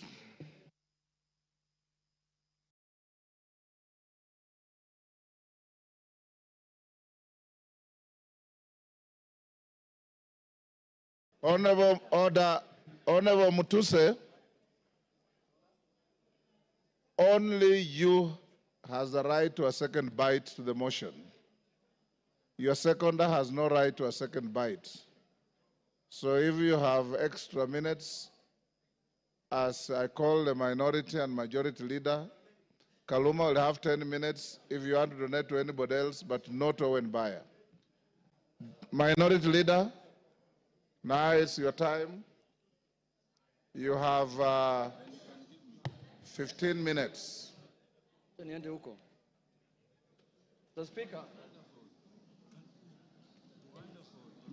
Mr. Speaker, thank you for according me this opportunity. From the onset, Honorable Speaker, the minority supports the motion on removal from office by impeachment of Honorable Rigathi Gachagua because, Mr. Speaker, he is unfit to hold office. in Kenya, and yesterday it was clear to all Kenyans to see for themselves the danger this country is in, Mr. Speaker. Mr. Speaker, the impeachment of the Deputy President is not merely a procedural step. Rather, it's a reflection of our commitment to accountability and the rule of law in this country, Mr. Speaker. Honorable Speaker, the integrity of government and the stability of our nation is at stake, Mr. Speaker, as we speak this afternoon in this House, this evening, Mr. Speaker. Honorable Speaker, national security is at stake. Honorable Speaker, the economy is at stake. Honorable Speaker, the DP, since he assumed office, we have witnessed nothing but abuse of power, discrimination against communities, insubordination, disregard for the two levels of government, corruption, bullying, and many other actions that undermine the rule of law, Mr. Speaker, as well as actions that are unethical, illegal, and that severely breach public trust as contained in the motion by Honorable Mwenge Mutuse, Mr. Speaker. Honorable Speaker, in supporting the removal of the Deputy President from office, we are rejecting the invitation by Honorable Rigathi Gachagua to accept tribal bigotry, Mr. Speaker, skewed resource allocation, and the exploitation and domination of minorities as fait accompli in Kenya, Mr. Speaker. Mr. Speaker, before I move forward, or before I go on with what I wanted to say on the motion, Mr. Speaker, I would like to take this chance first to respond to some of the issues that he has raised in the House a few minutes ago, or his responses, Mr. Speaker. In the first place, his responses came very late in the day to the House, Mr. Speaker. He tabled his response at 4 p.m. in the evening today, Mr. Speaker. And he should have done it either yesterday evening or this morning, Mr. Speaker, so that the House can get enough time to peruse what he has said, Mr. Speaker. Mr. Speaker, one of the grounds that is being accused of Mr. Rigathi Gachagua for impeachment, Mr. Speaker, is the issue of what he calls shareholding, Mr. Speaker. He has said Kenya is a company with shareholding. But in his response, he comes here and tells the House that he did not mean that. What he meant is that he was talking about political parties, Mr. Speaker, and listed the political parties that have formed coalitions within Kenya Kwanza, Mr. Speaker, including Ford Kenya, ANC, PA, and all other parties that have formed what is called the Kenya Kwanza coalition, Mr. Speaker. Mr. Speaker, I want to contradict what he said by saying that political parties are national in nature. Ford Kenya is a national party. ANC is a national party. All the political parties that formed a coalition with Kenya Kwanza are political parties that are of national, Mr. Speaker. Mr. Speaker, in this country, under the Constitution, you are not allowed to form a tribal party. You're not allowed to form a religious political party, Mr. Speaker. You are not allowed to form a Mulima political party, Mr. Speaker. That is very clear in the Constitution, Mr. Speaker. And if the Deputy President is not aware of that, I can read out for him, Mr. Speaker. Under Article, Mr. Speaker, 91, every political party shall have a national character as prescribed by an Act of Parliament, have democratically elected governing body, Mr. Speaker. And it also says in Part 2, a political party shall not be founded on a religious, linguistic, racial, ethnic, gender, or regional basis, Mr. Speaker, or seek to engage in advocacy of hatred, like what he does sometimes, on any such basis, Mr. Speaker. Mr. Speaker, you cannot equate political parties to what the Deputy President has been propagating for the last 2 years in this country, Mr. Speaker.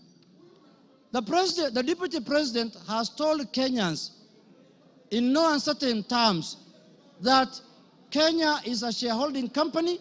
Order, honorable members. And if you Order. do not vote If you did not vote for Kenya Kwanza, you do not have any shares, Mr. Speaker.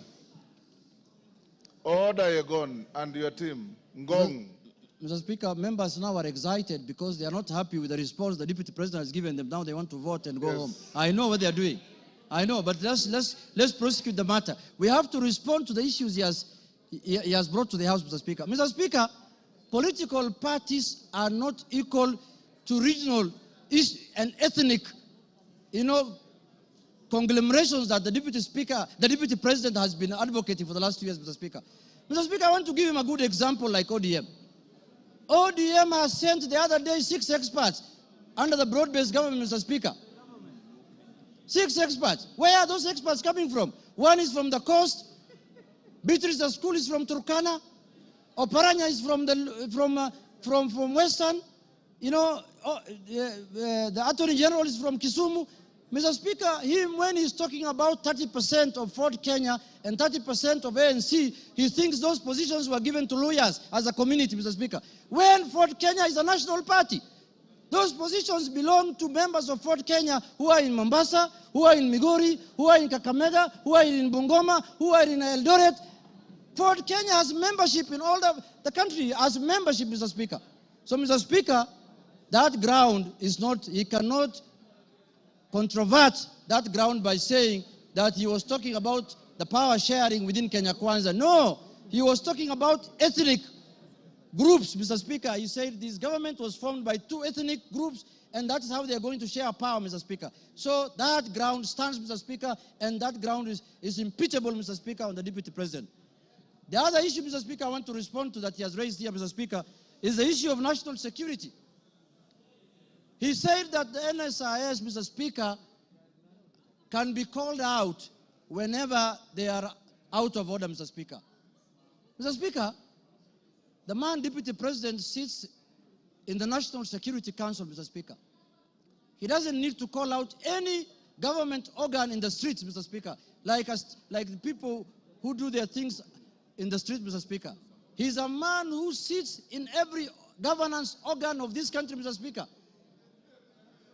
All organs of government, all governing organs are also oversighted by committee of this House, Mr. Speaker. What happens, Mr. Speaker, in this country if every member of parliament goes out there castigating governing bodies and constitutionally created bodies of governance, Mr. Speaker? We are going to have anarchy in this country. Mr. Speaker, I am not convinced that he has answered in any way that question as to why he was castigating bodies like the NSIS and the police out there when he's the Deputy President of the Republic of Kenya. On that ground, Mr. Speaker, I feel he's impeachable on that, Mr. Speaker. He has not given us any sufficient answer to that question, Mr. Speaker. Mr. Speaker, the issue of Justice Maina. He said that he was not attacking her because of the judgment she rendered against him, Mr. Speaker. And he said that he had filed a petition with the Judicial Service Commission, Mr. Speaker. He who wants equity must come with clean hands. You cannot castigate a judge in the rallies, in burials, and then you want JSC to listen to you. You can't have both ways. If he wanted JSC to deal with that matter, if he was unhappy with the way the judge has handled his case, Mr. Speaker, he should not have castigated her in a burial, Mr. Speaker.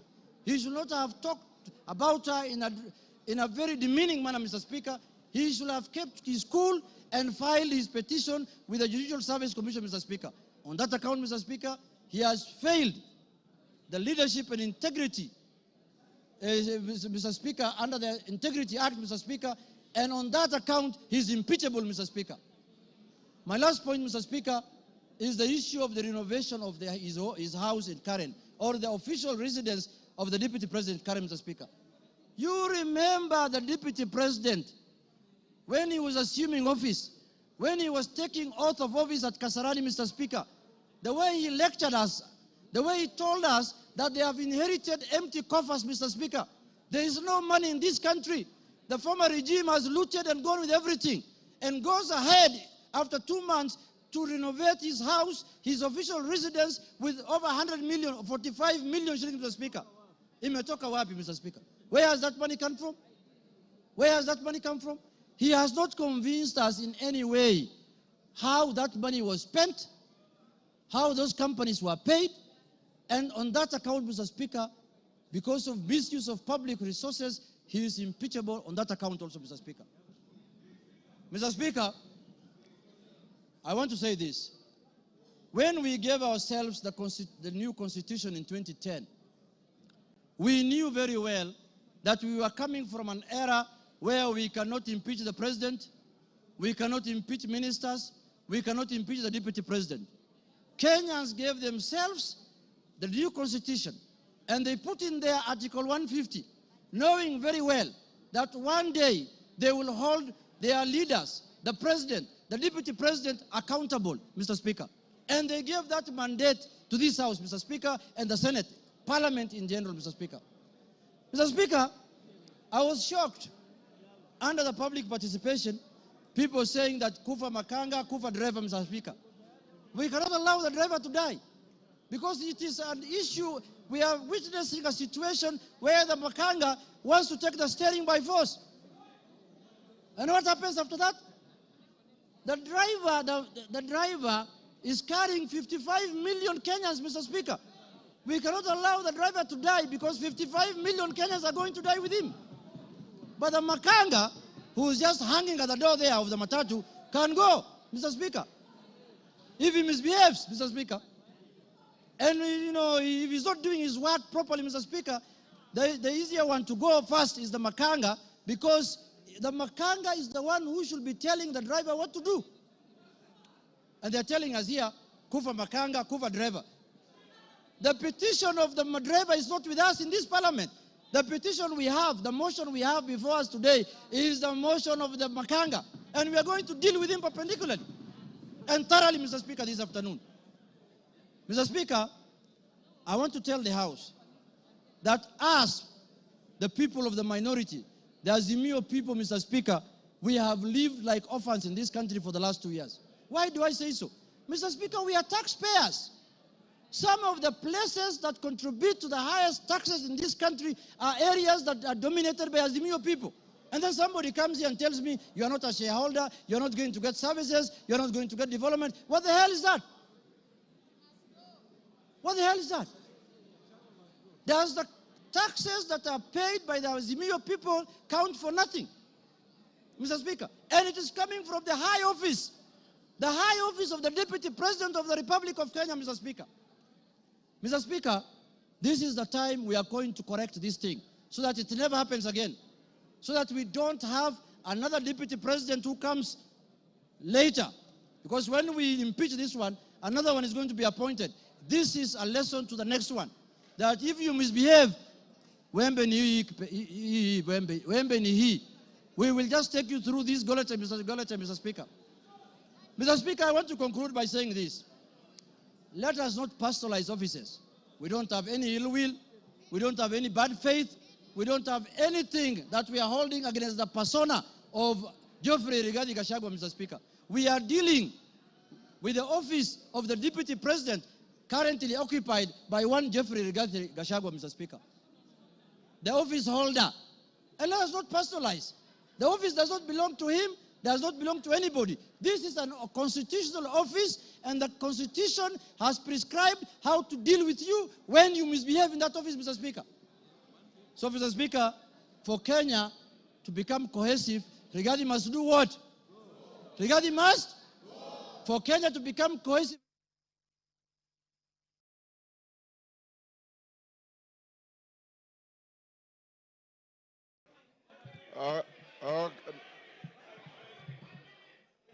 Okay, give him 1 minute. Mr. Speaker. Give him 1 minute. Mr. Speaker, I was telling members, for Kenya to unite, Rigathi must. For Kenya to prosper, Rigathi must. For Kenya to have unity, Rigathi must. For shareholding to end in Kenya, Rigathi must. For us to have a peaceful country, Rigathi must.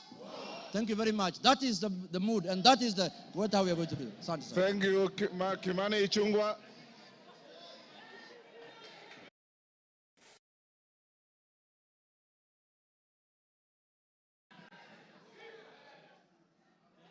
Honorable Speaker, thank you for this opportunity.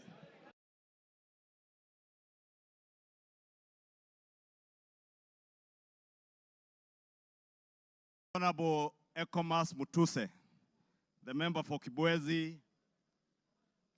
West, approached me with the impeachment motion. Honorable Speaker, I took some time not just to go through the grounds that he had stipulated for the impeachment of the Deputy President, but also to reflect on what Honorable Mutuse was asking me, not just as a member of parliament for Kikuyu and leader of majority party in this house to do, but also took time to reflect and ask the Almighty God to guide me and give me wisdom to do the right thing. Honorable Speaker, I pray to God that the Almighty God may give me wisdom to do that which is right. And not just what is right, Honorable Speaker, but also what is just. Just to the outgoing Deputy President of the Republic of Kenya, but also just, more importantly, just to the people of Kenya who turned out in their numbers in 2022 to vote in a government that they believed would create cohesion and unity and offer them opportunities to excel and prosper as a people. Honorable Speaker, as I prayed for wisdom, I was also conscious that what is right is not always easy. And what is right is not always popular. And being a son of the mountain, representing people of the Mount Kenya region, Honorable Speaker, it was clear to me that what may be popular today may not be right. And that is why I asked God to give me the wisdom to do that what is right, Honorable Speaker. And I am here today to do what is right for the people of Kenya. I am here to do what is right, not just for the people of Mount Kenya. I am here to do what is right for the greater good of the Republic of Kenya, Honorable Speaker. And that is why I rise to support this impeachment motion, Honorable Speaker. Honorable Speaker, having listened to Honorable Mutuse and all the grounds, and having looked at the Constitution, Honorable Speaker, and I would beg for us to look at Article 150 on the removal of a deputy president, the reasons as to why you may remove a deputy president from office. The first one is on the ground of physical or mental incapacity to perform the functions of that office. We have no capacity to determine the physical and mental capacity of the Deputy President, Rigathi Gachagua.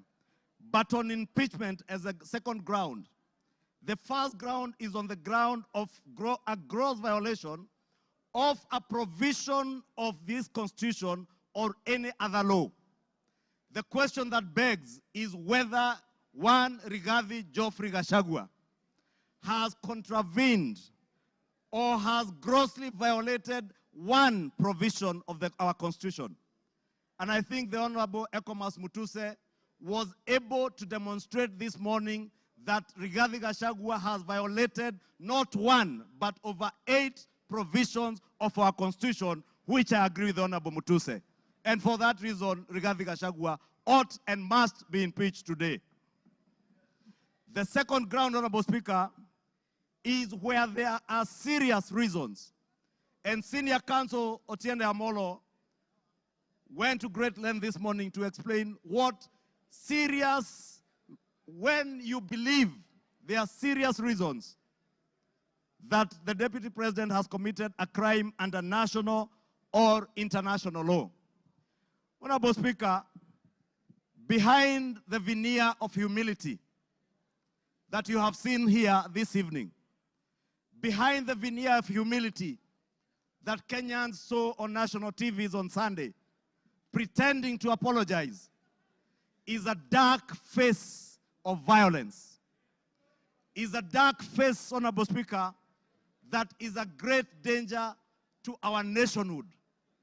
a great danger to the unity of our republic, Honorable Speaker, a danger to the cohesive existence of our nation as we see it today, Honorable Speaker. On the first ground, Honorable Speaker, on the remark of serikali ni kampuni, it pains me, Honorable Speaker, as I say, not just as leader of majority, but as a member of parliament of Kikuyu constituency, and also as a son of the mountain, where I come from. That, Honorable Speaker, today, the community I come from is being depicted as a community that is entitled and privileged. We are a community, Honorable Speaker, that has love for other Kenyans and other communities in our republic.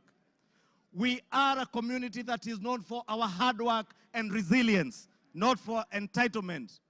We are a community that is peace-loving and that believes in the unity of one indivisible nation and Republic of Kenya. Rigathi Gachagua does not believe in an indivisible country. He believes in parochial, selfish, regional, and sectarian interests. And for that reason, Honorable Speaker, we ought and we should impeach the Honorable Rigathi Gachagua. Honorable Speaker, we need to ask ourselves as honorable members of parliament, who took an oath of office, Honorable Speaker, and we swore in the name of the Almighty God that we would obey, respect, uphold, protect, and defend this Constitution. And today, Honorable Speaker, what we are being asked to do is to recall those words of the oath of office that we all took either with the Bible or with the Holy Quran in our right hands, Honorable Speaker, that for a man who has grossly violated our Constitution, whether we will stand up today to be counted as protecting and defending this Constitution by sending home one Rigathi Gachagua, Honorable Speaker. I want to say I rise to the occasion today to do what is right and to reaffirm that oath that I took with the Bible in my right hand, to obey, to defend, and to protect this Constitution that we all swore to defend. And I call upon all of you, honorable members, to defend this Constitution. Honorable members, for Kenyans around the country who watched in disbelief as the Honorable Rigathi Gachagua went to great length, and the Honorable Otiende Amolo told us this morning, if you have to spend 2 hours on national TV to defend corruption and tell the world how you are not corrupt, you are definitely corrupt. Honorable Speaker, the Deputy President with his legal team submitted their defense late at 4 p.m. this afternoon, imagining that we will not have the time to go through this voluminous document. If you go through what Rigathi Gachagua was telling you here, on Olive Garden Hotel, he claims that this hotel was sold by executors to a third party. Honorable Speaker, if you peruse through the documents, the third party that is said to have bought this hotel, Honorable Speaker,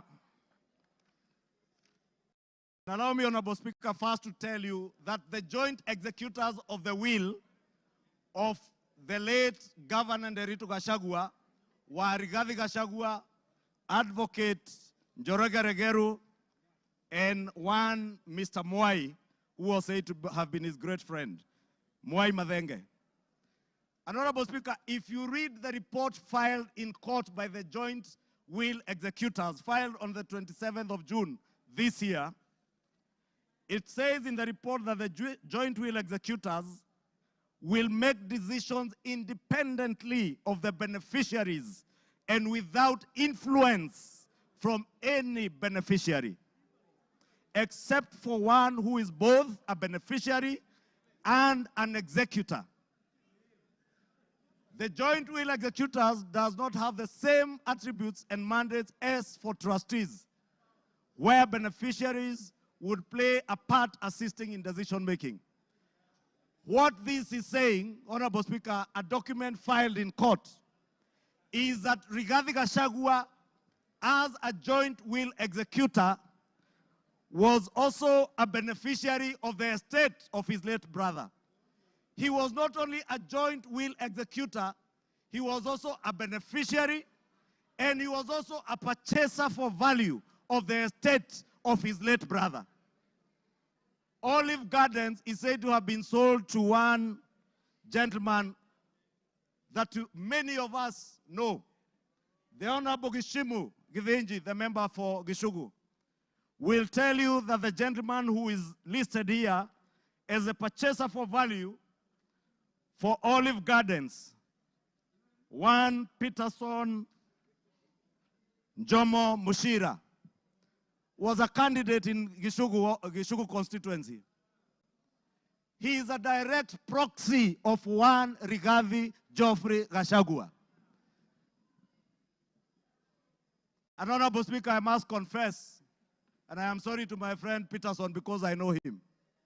I just called him this afternoon when I saw this document. And I asked him whether TM Civil Engineering Limited is his company, and he confirmed to me it is indeed his company. I therefore want to tell you Olive Gardens was purchased through the proxy of Peterson Jomo Mushira with 0 shares and TM Civil Engineering Limited with 6,000 shares. Those who have visited the Annex House, the office of the Deputy President, know this Jomo is a permanent fixture in the office of the Deputy President, and therefore his direct proxy.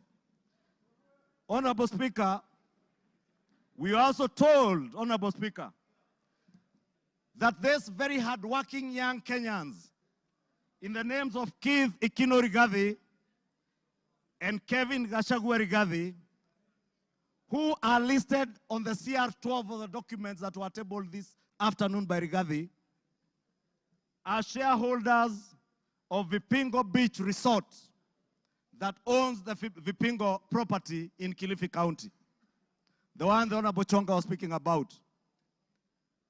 Rigathi Gachagua told Kenyans on national TV that this property is still owned by the family and therefore is still part of the estate.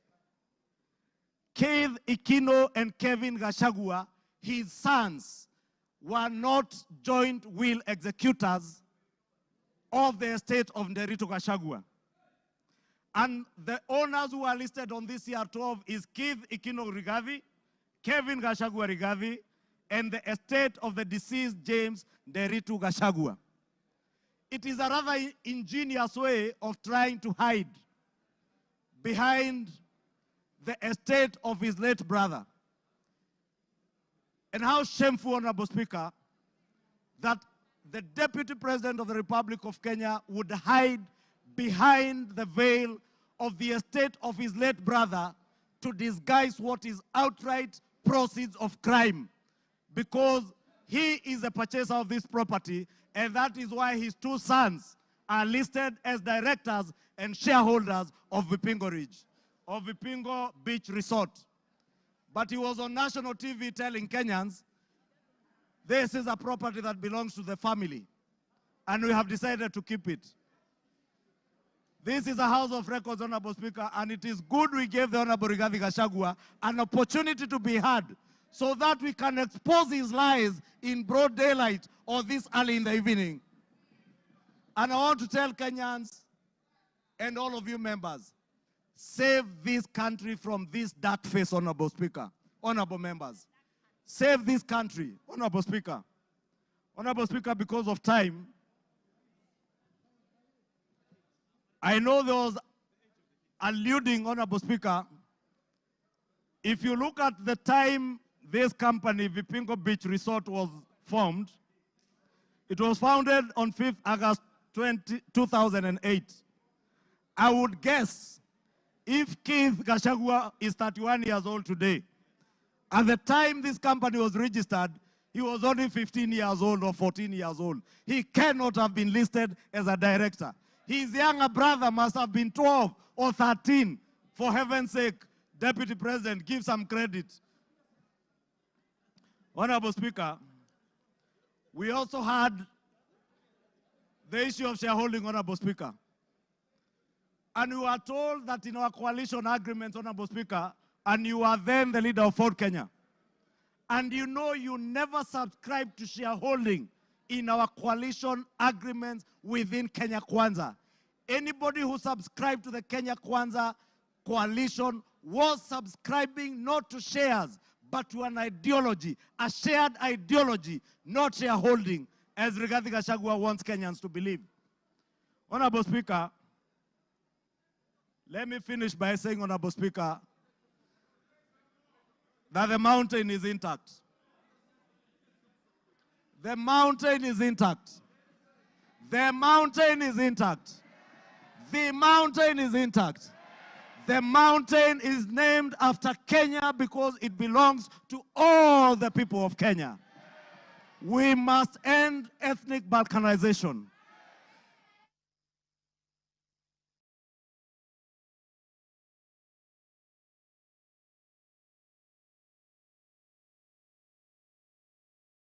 Give him another 2-3 minutes.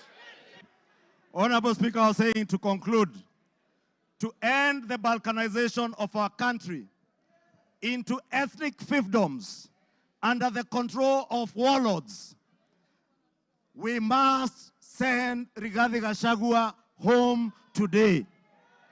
To end divisive politics in our country, Rigathi must. To end the culture of impunity, conflict of interest, abuse of office, state capture, and corruption in high office, Rigathi must. For accountability, for there to be integrity in the political governance of our country, Rigathi Gachagua must. For leaders in high office to bear policy and political responsibility, Rigathi Gachagua must. For national unity, for the fight against graft to bear fruit, for peace and prosperity of our nation as one indivisible whole, one nation under one flag, one people who love their country, who love peace, who want to see a cohesive and working government serving them. Rigathi must?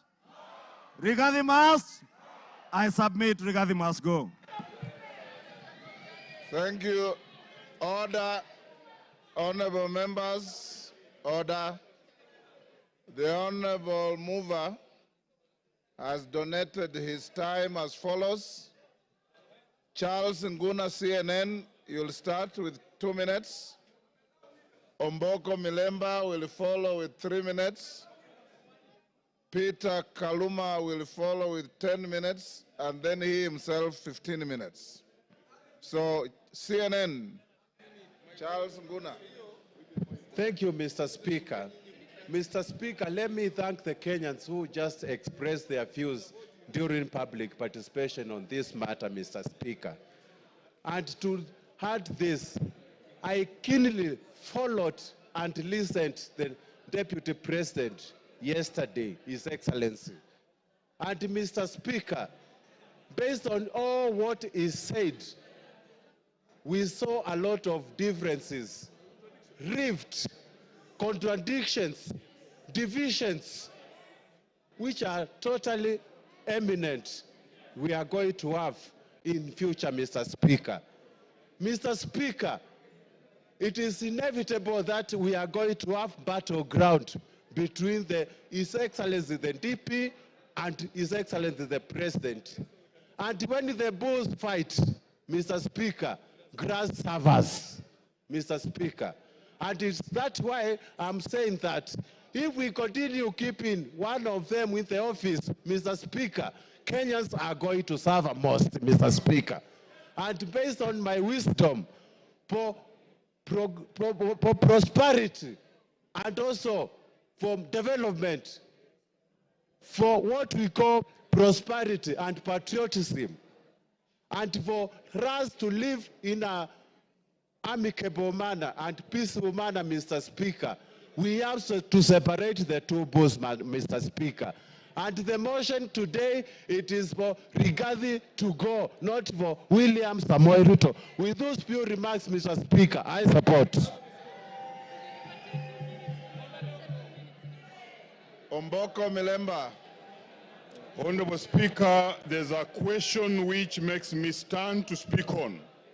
And I want Kenyans and possibly the members who can listen to me to realize that one issue that has not been answered consistently is the question of chairs. Yesterday I listened to the Deputy President and today also. Whenever he's asked about chairs, Honorable Members, can we reduce our levels of conversation? Thank you, Honorable Speaker. Whenever he's asked about the issue of chairs, he picks ANC party agreement and Ford Kenya party agreement. And instead of answering that question, he hides in it.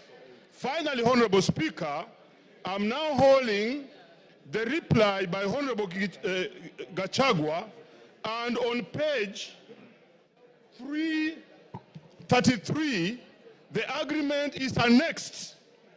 And I want to demonstrate to this parliament that what you have been told was wrong. Because that agreement does not talk about just power sharing for a region. He has avoided intentionally to read the entire paragraph, which says that the sharing of the political parties will also depending further on the need to achieve an inclusive government that reflects the face of Kenya, including the need to accommodate the representation of any future member party and all regions of Kenya. He avoided to read that and therefore gives an impression that there was a power-sharing agreement which only confined ANC party to Western only, when ANC party is a national party. Look at this, Honorable Speaker. The only member of the ANC party we nominated was Honorable Dena Hamisi, who comes from Kwale and not Western. So this is an issue which has not been tackled. Two, he is unable to deal with Senior Counsel Tienda Molo's assertion in the morning that how would you elevate the agreements of a political party beyond the Constitution of Kenya. It's very important that as you make your decision, you get that this was a false lie. Finally, Honorable Speaker, in all this we have seen all the techniques of card stacking, of propaganda, which include card stacking, emotional appeal, branding, and that's why we have seen the name of the president being dragged in this matter today. I think the motion on the floor is for the makanga, it's not for the driver. Thank you, Honorable Speaker. I support. I have been advised by the mover that Lillian Kogo will take 2 minutes and Kaluma 8 minutes instead of 10. Lillian Kogo. I thank you so much, Honorable Speaker. And I want to thank all the members who have contributed to this motion. I rise to support. I had not given my voice to it, but Honorable Speaker, as you were speaking earlier, Honorable Speaker, I believe the Honorable Deputy President of the Republic of Kenya was following the proceedings of this House. And one of the matters, Honorable Speaker, that came out so clearly, Honorable Speaker, was the insult on women, Honorable Speaker. Women form a substantive position in this country's national development, Honorable Speaker. And Honorable Speaker, I expected that when the Deputy President came to this House, he was going to address this matter on a special way, Honorable Speaker. But I did not listen. I did not hear him. I did not hear the Deputy Speaker say when, where, how. The Deputy President, sorry. I did not hear the Deputy President, one Honorable Rigathi Gachagua, answer to the question of saying that one noble member of this house, the Honorable Jemachia, is a Malaya, Honorable Speaker. It concerns me, and I wanted the Honorable Rigathi Gachagua to tell this house where, how, when, who witnessed him sleep with one Jemachia and how he felt. We wanted to know, because we are not going to allow women to be used with derogatory language moving forward, Honorable Speaker. It is nobody's choice to be a Malaya. These are mothers. It is nobody's choice to be a Malaya. These are our sisters. It is not... Time up. Peter Kaluma. Peter Kaluma.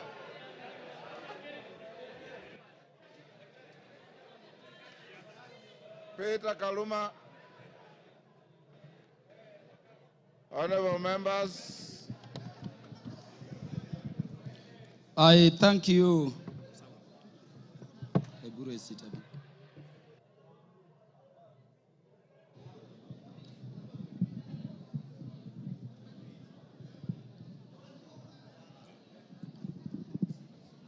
Yeah, Honorable Speaker, I thank you in a very special way.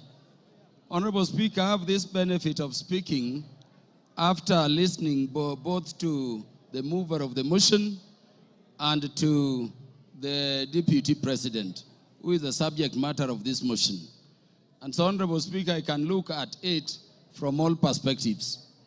Honorable Speaker, allow me to start by saying that I listened to the Deputy President, as I did to Honorable Mutuse, with the mind of a lawyer, looking at how the grounds have been addressed, their particulars, and how they have been addressed by the two respective parties. And Honorable Speaker, let me begin by saying that I don't know what happened, but we had Honorable Mutuse presented before this assembly a motion seeking to impeach the Deputy President on up to 11 grounds. And Honorable Speaker, I don't know whether it is by act of omission or commission, or it is just the nature of some people. The Deputy President focused on those matters concerning property, money, integrity, procurement, forgetting the most fundamental issues. And I want to say that even when he addressed those money issues, there are very patent gaps going to constitutional violations which are stated in the motion to be gross. I expected the Deputy President, for instance, to use the opportunity you accorded him, Honorable Speaker, to explain that SMS which came from his son Ikunu Gachagua on the bid bond issue involving that company. No mention of that at all. Honorable Speaker, before I go to the matters I want to address in substance, let me thank you, the Honorable Speaker of the National Assembly, for ensuring that the process this House is going through has been very fair. And in doing so, Honorable Speaker, for according and upholding and protecting the provisions of Article 47 of the Constitution. I hear people still saying that the courts will intervene. But I'm thanking you for this, Honorable Speaker, because the only time the courts intervene is if we have not secured a party procedural fairness. This motion was advertised across the country for the participation of Kenyans. And Honorable Speaker, allow me to reiterate this short data in 1 minute. 146,429 Kenyans said that the Deputy President should be impeached. And that, Honorable Speaker, constitutes 65.11% of the people of Kenyans. 76,026 of Kenyans said the Deputy President should not be impeached, coming to 33.8% of those Kenyans. Honorable Speaker, 2,452 Kenyans said Kufa Makanga, Kufa Dereva, and those other things. And there are the others. And Honorable Speaker, in terms of our constituency, which is Homa Bay Town constituency, 1,080 Kenyans whom I represent said the deputy president should be impeached. And Honorable Speaker, that constitutes 89.81% of the population of the people of Homa Bay who are duly notified. 54 Kenyans in Homa Bay Town constituency, constituting 5%, said the deputy president should not be impeached. And then 56, which is another percentage there, said other things, including Kufa driver, Kufa Makanga. Honorable Speaker, let me clarify this other issue also. That the courts have persistently and consistently said that public participation must be meaningful. If public participation should be meaningful, and Honorable Speaker, you made it so open at the county headquarters involving all constituencies, and then all constituency officers remained open on that day, and you notified it to the public, Honorable Speaker, following that order of court, then really there is nothing much for us to continue debating here. If public participation is to be meaningful, then the Kenyans have spoken, and as their representatives, we can only give meaning to what they say during public participation by securing what they have said, which is that the deputy president should be impeached. Honorable Speaker, because I'm running fast, let me say that this constitution has been termed a living document. And Honorable Speaker, if you look at ground one, people take it lightly. But Honorable Speaker, the idea of the unity of our nation has been the one thing which has been disturbing the people of Kenya in terms of being a nation for very long. Honorable Speaker, allow me to read the preamble of the Constitution. And this is what it says. We, the people of Kenya, proud of our ethnic, cultural, and religious diversity, and determined to live in peace and unity as one indivisible sovereign nation. When the Kenyans were making this constitution, they identified the need for unity as one people, as one thing they had to deal with. Honorable Speaker, I request the members to look at Article 4, Sub-Article 2 of the Constitution. It says Kenya is a multi-party democratic state founded on the national values and principles of governance under Article 10 of the Constitution. And Honorable Speaker, people have said so many things about this Constitution. But let me say today, before this House, Honorable Speaker, that Article 10 of the Constitution, if this spirit has a soul, if this Constitution has a spirit, then you can only find it in Article 10 of the Constitution. At Article 10, Sub-Article 2, those national values which were identified by the people of Kenya during constitution making as the things which Kenya needs to address are the following, Honorable Speaker. Patriotism, national unity, sharing and devolution of power, the rule of law, democracy and participation of the people, human dignity, equity, social justice, inclusiveness, equality, human rights, non-discrimination, and protection of the marginalized. Honorable Speaker, at the very heart of a nation is equal ownership and equal sharing in the resources of the nation. It cannot be therefore, Honorable Speaker, that a state officer at the level of the deputy president is singing to other Kenyans how they are shareholders and they don't belong to this country. And Honorable Speaker, it saddens me that having given him the opportunity, the deputy president did not proffer a defense, the deputy president did not offer an apology, but the deputy president said other people are also doing it. Honorable Speaker, let me say an impeachment motion proceeds in personam. It proceeds against a specific person. You may say Kufa Dereva, Kufa Makanga. Give him 1 minute to wind up. Wind up, Kaluma. Thank you. Honorable Speaker, it does not matter. this motion we have is against a person. You cannot have a motion for impeachment against Kaluma and somebody. Those who are saying Kufa driver, Kufa Makamba, bring the driver and we will also consider it on the merit. And on account of that, Honorable Speaker, this person must go. Honorable Speaker, in the few seconds remaining, let me say that when Westgate came under attack, I lost a cousin in the name of Jackton Port. He was the first one to be shot there. When Garissa University came under attack, Honorable Speaker, I lost Solomon Oludo from Marindi, a son of our land I educated at Uvoro Primary School. Honorable Speaker, we have no problem holding the security apparatus of the nation, to account. But Honorable Speaker, we cannot have a situation where you talk that recklessly in public about our national intelligence service being dysfunctional. For a state which is permanently under terror, target, and attack, and by the way, in the Security Committee, each minute we are fighting terrorists. You cannot speak that way and come back and say it is normal. Honorable Speaker, how can you be a principal assistant to the president when each time the president leaves the country, you are organizing rallies to incite ethnic animosity against your own government? Honorable Speaker, how can you be a principal assistant to His Excellency the President when the President is having a press conference in Nairobi and you are having a separate one instead of standing with him to calm the nation from Mombasa to say that the President, in fact, there is a problem and is a dysfunction in government? Time up, Mutuse. You have 15 minutes. Very good. Thank you, Mr. Speaker. Thank you, Mr. Speaker.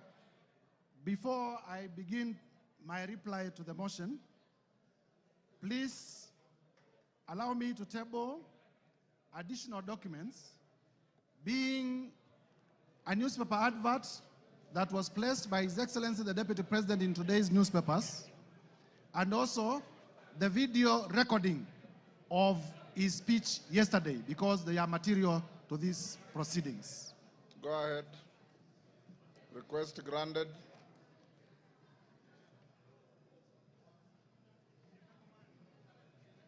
Mr. Speaker, I have tabled the two documents, electronic and physical, because during the course of this debate, members in many instances had referred to them, and therefore it is only fair that they are part of the record. Number two, Mr. Speaker, allow me to thank... The documents were available to me earlier, and I ruled that they are admitted. Thank you, Mr. Proceed. Speaker. Yes. I want to be very brief because I know the National Assembly of the Republic of Kenya wants to make a decision on the matter of impeachment of His Excellency Rigathi Gachagua. Mr. Speaker, to begin with is to thank colleague members of Parliament from both sides of the House for the robust debate in terms of the motion that we presented before the House this morning. Mr. Speaker, I also want to thank Kenyans in their millions from all over the Republic, because in the course of this debate, Kenyans have been commending, Kenyans have been exercising their democratic right through public participation, through their right to odd opinions, and we have not witnessed a single incident of violence anywhere in the Republic. There had been vitisho that if you table an impeachment motion for a person of the magnitude of the Deputy President, there may be violence, people will lose lives, but I thank Kenyans because Kenyans have proven once again that we are a peaceful country and we are able to engage in our democratic processes without violence. Mr. Speaker, allow me to re-examine some of the few issues that have come through the response.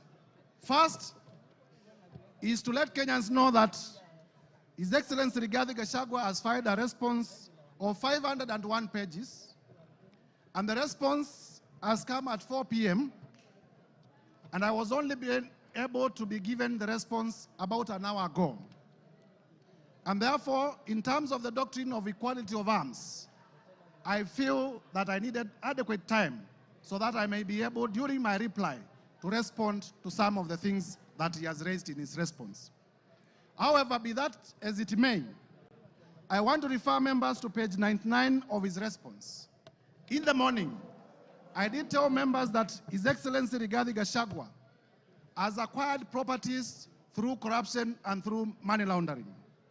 And when he has come before this house, he has told you that the hotel that he acquired in Nyeri was acquired through a loan. However, the only document exhibited as evidence of that loan is a letter of offer from Credit Bank Limited. There is no evidence exhibited by Mr. Rigathi Gachagua, the current Deputy President, to the effect that the loan was actually finalized, to the effect that he actually got the loan. Mr. Speaker, as a term of the letter of offer, in terms of lien and set-off, and I read, a lien and set-off of a fixed deposits of LN Crystal Kenya Limited for an aggregate amount of 300 million Kenya shillings. Interest accrued shall be credited to your deposit settlement account. Mr. Speaker, in simple terms, what this means is that Mr. Rigathi Gachagua had a fixed amount in cash of 300 million in his account, which was going to be used as a security. I asked Mr. Rigathi Gachagua to tell us where he had gotten these 300 million, if my allegations that he's laundering money are not true. And therefore, by virtue of his response, it confirms my assertions that he has monies, he has wealth, he has cash that is suspect. If you may give me my phone. In terms of whether Kenya is a company or not. Do you want information from member for West Mugirango? Yes, you may. Go ahead. Mr. Speaker, I want to inform the Honorable Mutuse that the director for Credit Bank Kenya Limited is one Grace Nyachai, who hails from Nyeri and is a relative of His Excellency Rigathi Gachagua, and therefore I say no more. I thank you, Mr. Speaker. Mr. Speaker, it is important for this House to note that in the morning, I did present evidence of suspicious money transactions. I did present evidence that His Excellency Rigathi Gachagua, either by himself or through relatives or through proxies, has acquired properties that are way beyond his known sources of income, and that evidence remains uncontroverted. Turning, Mr. Speaker, to the issue of whether Kenya is a company owned by shareholders. Mr. Rigathi Gachagua is playing with the intelligence of members of parliament and with the intelligence of Kenyans by attempting to twist facts. First, in terms of the law, companies are registered under the Companies Act. They are not registered under the Political Parties Act. So to come before Kenyans and to say that there were coalition agreements registered and therefore those coalition agreements are companies is to play around with our intelligence, because we know companies are registered under the Companies Act, they are not registered under the Political Parties Act. Further, Mr. Speaker, this Rigathi Gachagua was selectively chosen the sections of the Kenya Kwanza's coalition agreement to rely on, and he has failed to read the document in whole. Under clause 20 of the Kenya Kwanza coalition agreement, that clause provides as follows: that there is need to achieve an inclusive government that reflects the face of Kenya.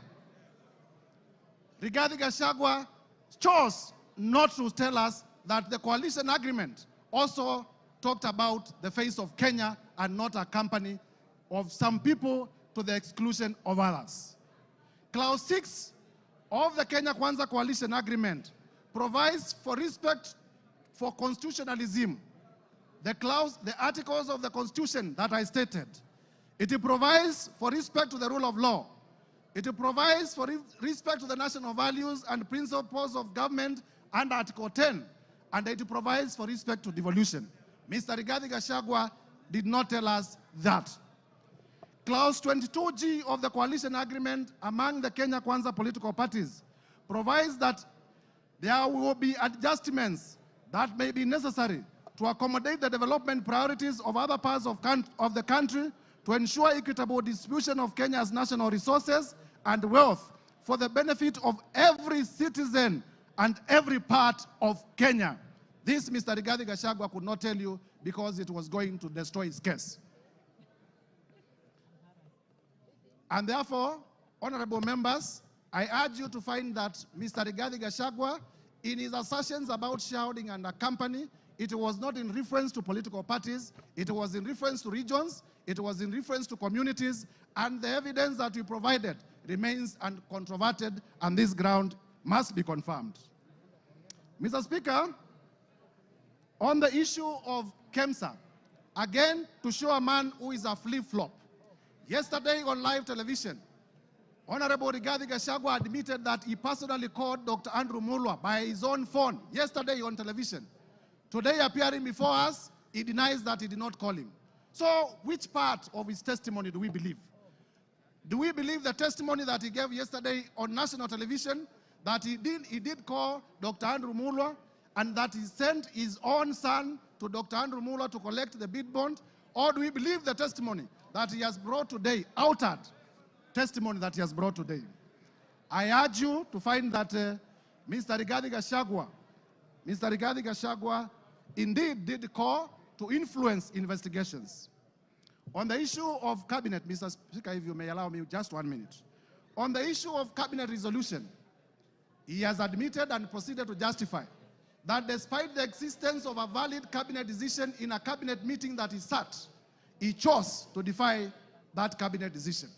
And for that reason, Mr. Gachagua, by his own admission, must be removed from government. Mr. Speaker, as I conclude, this is the National Assembly of the Republic of Kenya. And for the National Assembly of the Republic of Kenya to assert its constitutional authority, Mr. Rigathi Gachagua must be impeached today. I urge members. Mr. Rigathi Gachagua, we have heard from members here, has made inflammatory remarks against the women of the Republic. For the respect of the women of the Republic of Kenya, Mr. Rigathi Gachagua must be impeached today. We have heard that Mr. Rigathi Gachagua has disinherited the widows of his own brother. And for the widows of Kenya, beginning from Madeira, to be safe, Mr. Rigathi Gachagua must be impeached today. And therefore, I urge members to find favor with my motion from clause 1 to clause 11. And as you vote to impeach Mr. Rigathi Gachagua. I thank you, Mr. Speaker, and I beg to move. Thank you. Honorable members on their feet, take your seats. Take your seats. Take your seats. Brighton, take your seats. Today you are very mobile.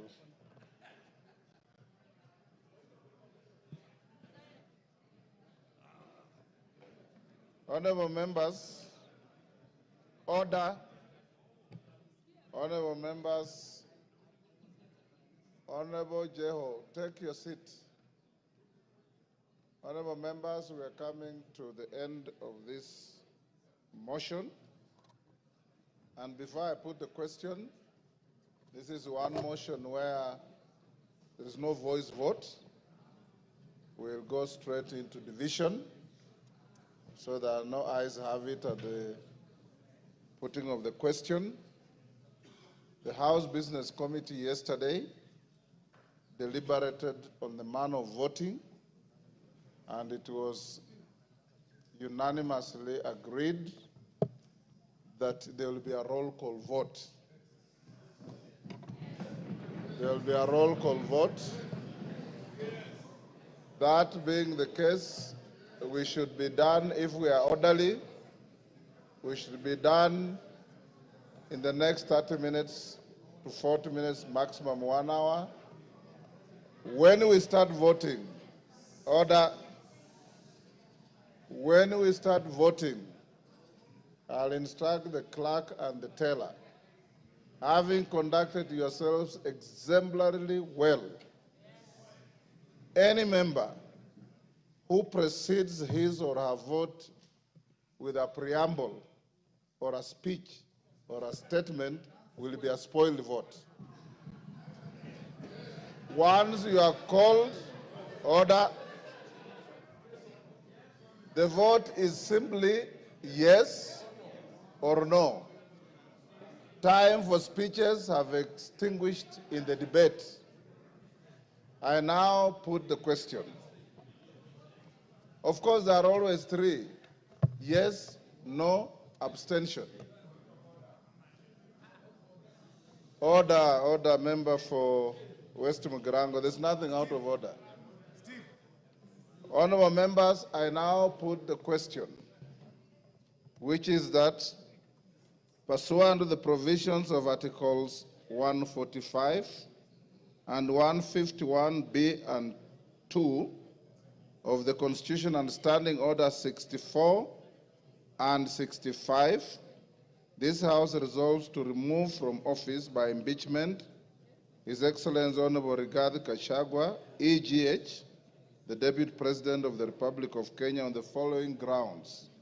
1, gross violation of Articles 10(2)A and B and C, 27(4), 73(1)A, 2 and B, 75(1)C, 129(2) of the Constitution, and Article 147(1) as read together with Article 131(2)C and D of the Constitution.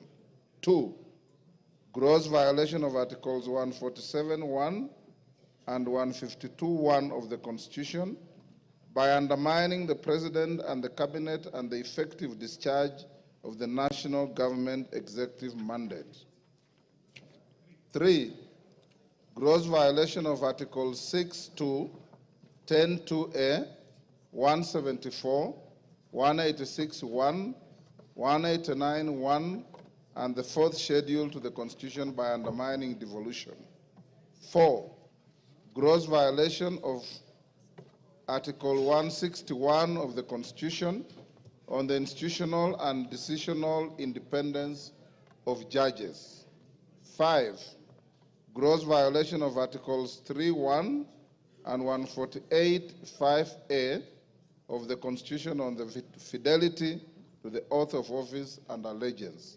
6, serious reasons to believe that His Excellency the Deputy President has committed crimes under Sections 13(1)A and 62 of the National Cohesion and Integration Act.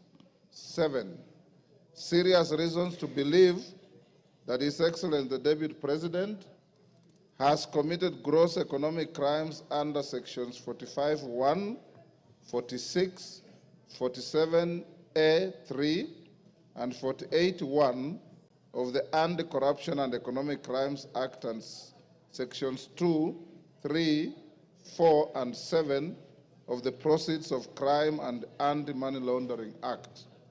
8, serious reasons to believe that His Excellency the Deputy President has committed crimes by continuously misleading members of the public through false, malicious, divisive, and insightful remarks that are contrary to the provisions of Section 132 of the Penal Code and Section 29 of the Leadership and Integrity Act.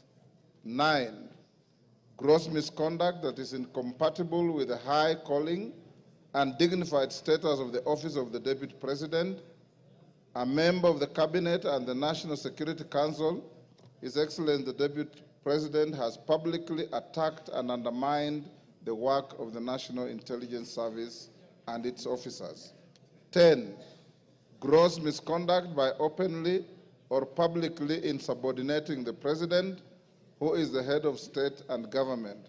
And 11, gross misconduct by persistently bullying state and public officers.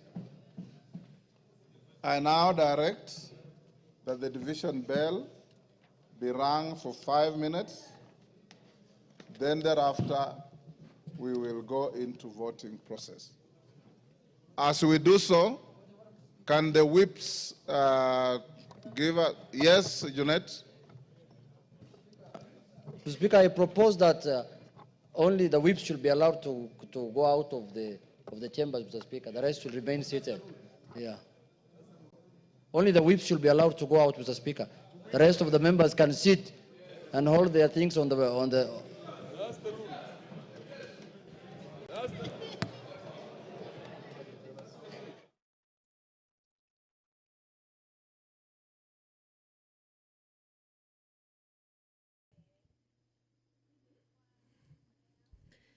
Good evening. If you're just tuning in, the National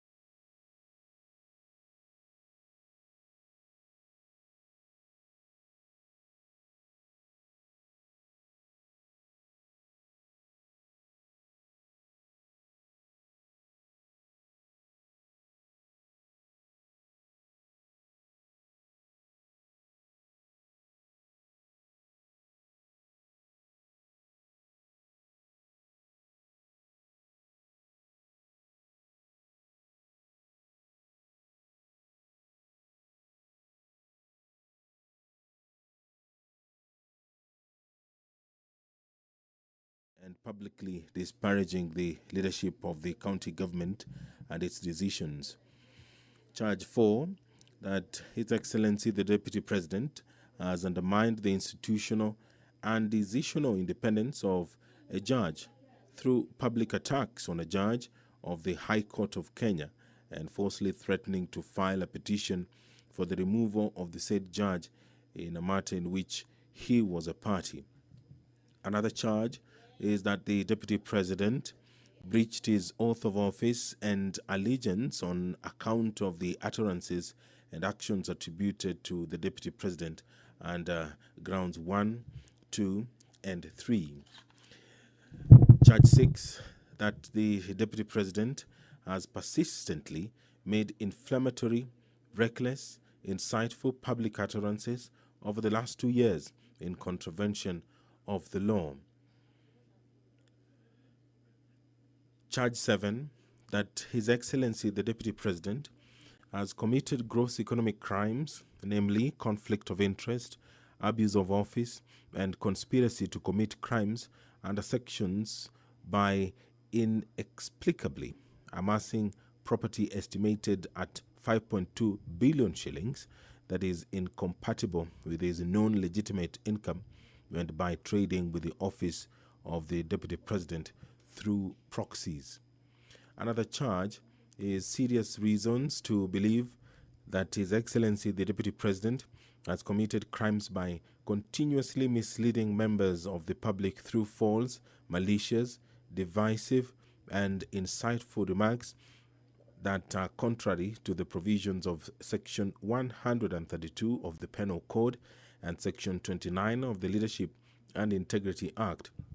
Charge 9, gross misconduct that is incompatible with the high calling and dignified status of the office of the Deputy President, a member of the Cabinet and the National Security Council.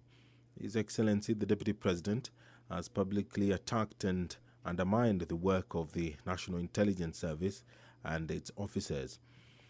Charge 10, gross misconduct by openly or publicly insubordinating the President, who is the head of state and government, and Charge 11, gross misconduct by persistently bullying state and public officers. The Deputy President was some minutes after 5 p.m. given the opportunity by the National Assembly to defend himself against these 11 allegations that have been leveled in this special motion which the members of the National Assembly have been debating today. And right now,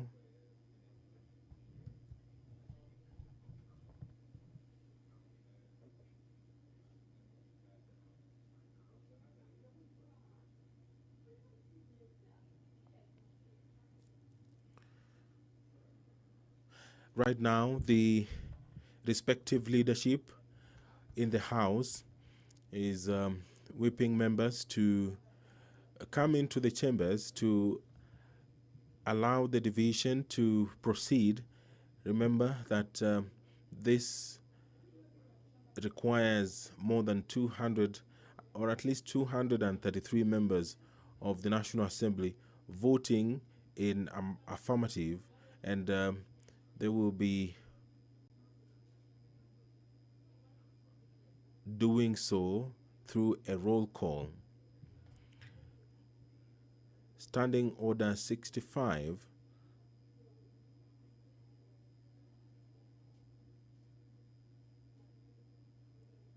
Standing Order 65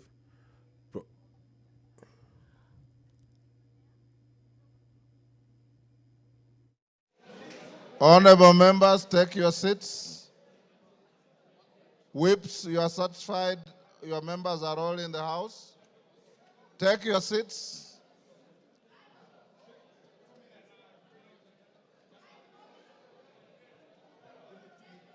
Okay. You have 2 minutes.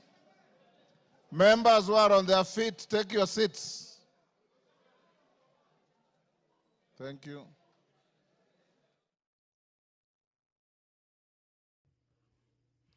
Standing Order 65 of the National Assembly provides for the procedure for removal of the Deputy President. And it says that where a member proposes the removal of the Deputy President on the grounds of physical or mental incapacity in terms of Article 150, Sub-Article 1A of the Constitution, Standing Order 63, which talks about procedure for removal of President on grounds of incapacity, shall, with necessary modifications, apply. You'll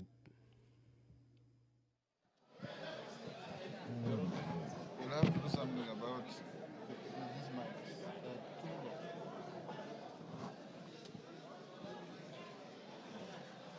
Take your seats, honorable members.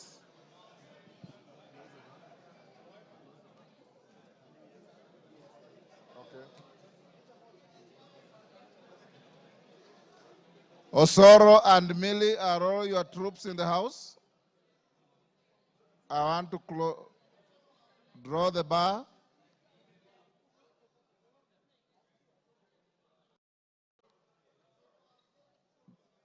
Draw the bar.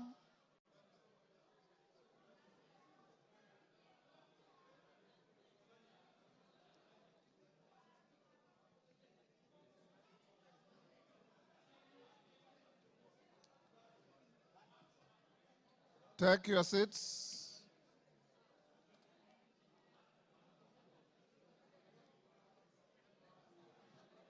Honorable members, you may take your seats now. Honorable Dani Wanyama, take your seat. Honorable Minority Whip, take your seat. Honorable members, I have been given the following as whips. tellers. For the ayes, the Honorable Zaire Janda MP and the Honorable Jared Okello MP. For the nays, the Honorable Onesmus Ngogoyo and Honorable Jane Njeri. You may come forward and join the clerks at the table. Now the voting order, the voting will be as follows. Order. We will start by calling out the Honorable Samal, member for Isiolo. Is it West? Isiolo North. You all know Honorable Samal has a condition and he needs to be assisted. So the clerk and the tellers will go to where he is. The clerk and one on either side go and take Honorable Samal's vote. Once you are done, the constituencies are numbered alphabetically from A to Z. So we'll start with probably Ainamoi is normally the first, and we'll end up with the last. Pardon?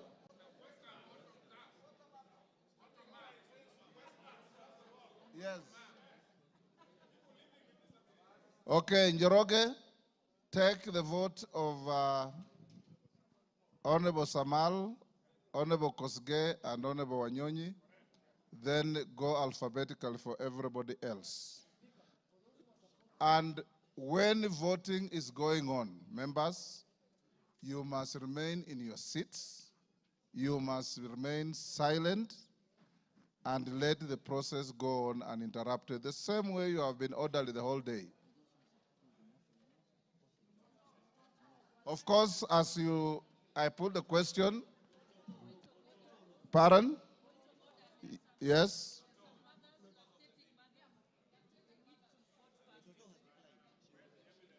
Toto has already indicated to the clerks that she'll wait and vote like everybody else.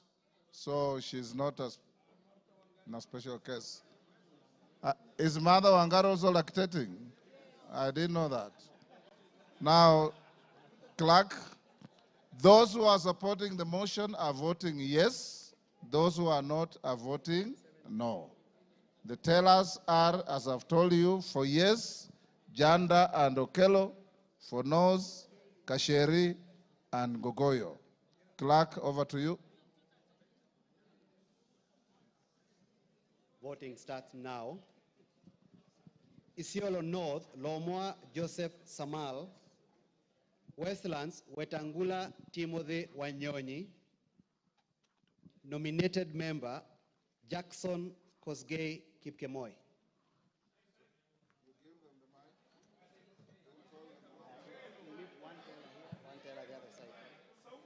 Who will go there?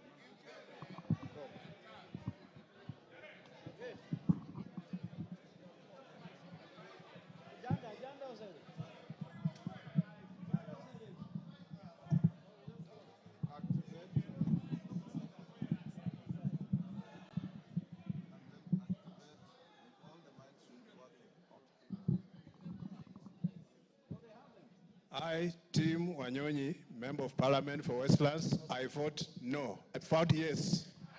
I vote yes.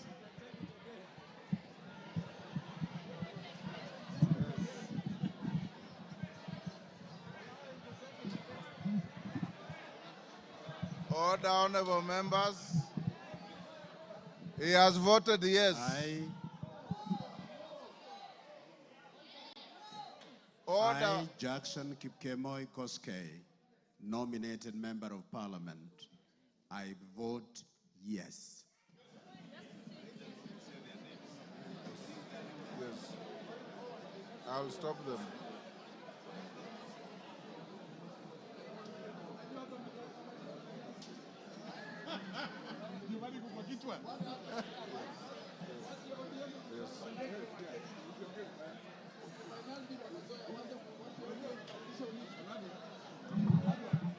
You are done with Honorable Samal?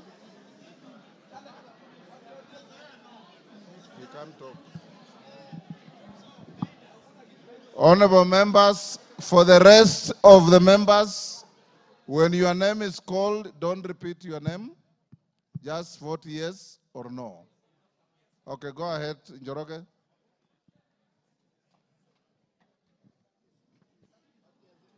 Ainab Koi, Samuel Chepkonga, Aina Moi, Benjamin Langat, Aldai, Marian Kitani, Alego Usonga, Samuel Atandi, Awendo, John Walter Owino, Bahati, Irene Joki, Balambala, Shurie Abdi Omar, Baringo County, Florence Jamatia, Baringo Central, Joshua Kandie, Baringo North, Joseph Maglap, Baringo South, Charles Cameron, Belgut, Nelson Koech,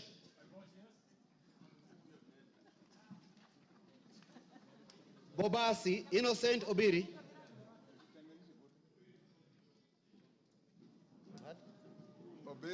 Bobasi, Innocent Obiri,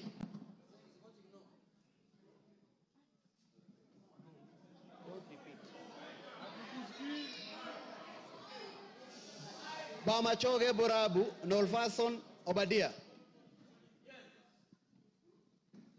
Bamachoge Chache, Alpha Miruka Ondieki, Bomet County, Linet Chepkorir Toto, Bomet Centro, Richard Cheriot Kilel, Bomet East, Richard Kipkemoy Yegon, Bonchari, Charles Onchoke, Bonchari, Charles Onchoke, Is voted yes. Bondo, Gideon Ochanda,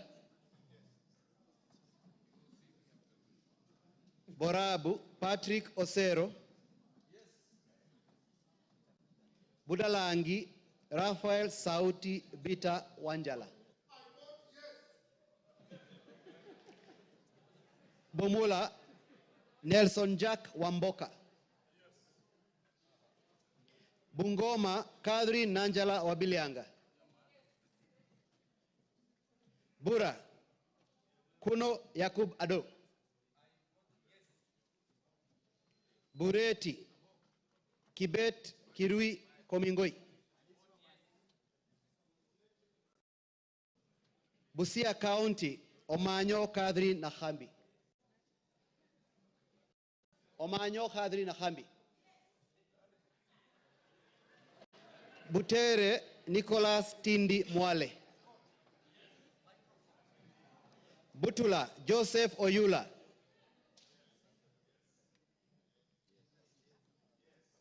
Buuri Muruidhania Rindikiri Mugambi, Central Imenti Moses Nguchine Kirima, Central Imenti Moses Kirima Nguchine, Changamwe Omar Mwinyi,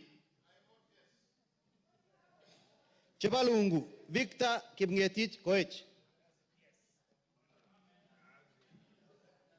Cherangani Patrick Simiyu Barasa, Cherangani Patrick Simiyu Barasa,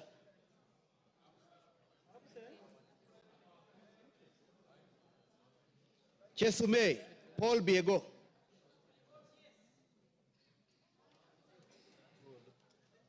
Chuka Iganga Ngombe Patrick Ntuega Munene, Dadab Farama Alim, Dagoretti North Beatrice Elachi, Dagoretti South John Kerry Waweru, Eldama Ravine Musa Sirma, Eldas Adan Kenan, Elgeyo Marakwet County, Ngerechei Jepto Caroline. Embakasi Central, Gadhiro Majadonk Benjamin. Embakasi East, Babu Owino Ongili. Embakasi East, Babu Owino Ongili.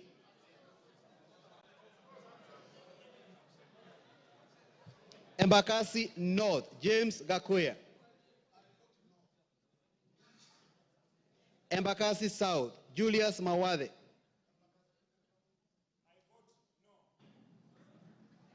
Embakasi West, Mark Samuel Mwenje Mureithi.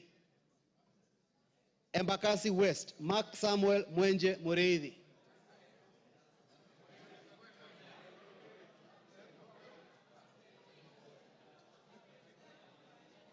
Embu County, Double N Pamela Njoki.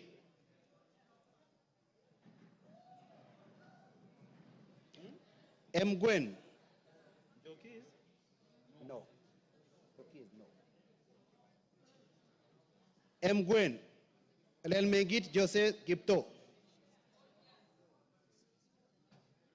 Emuhaya Omboko Milemba. Emura Dikir Johanna Ngeno. Endebes Robert Pukose. Fafi Yakub Farah. Funyula Oundo Wilberforce. Galole Said Buya Hiribae Said Poster. Ganze Charo Kenneth Tungule. Garissa County, Udgon Amina Siad. Garissa Township, Major Deko Baro. Garsen, Ali Wario Guyo. Katanga, Wakili Mureu. Gatondo North, Kururia Njoroge. Gatondo North, Kururia Njoroge.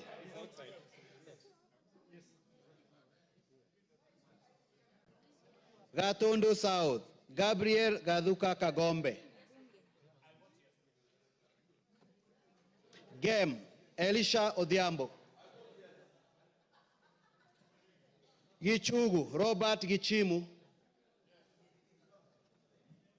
Gilgil, Mother Wangari Wanjira. Gilgil, Mother Wangari Wanjira. Gilgil, Mother Wangari Wanjira. Githunguri, Gathoni wa Mochomba. Hamisi, Charles Gumini Gimose. Homa Bay County, Bensuda Joyce Osogo.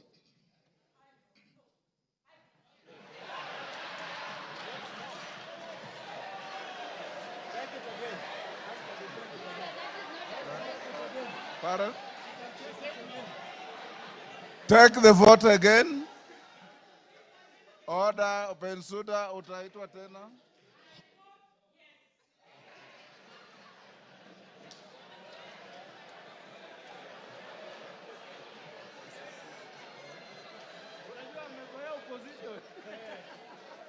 Homa Bay Town.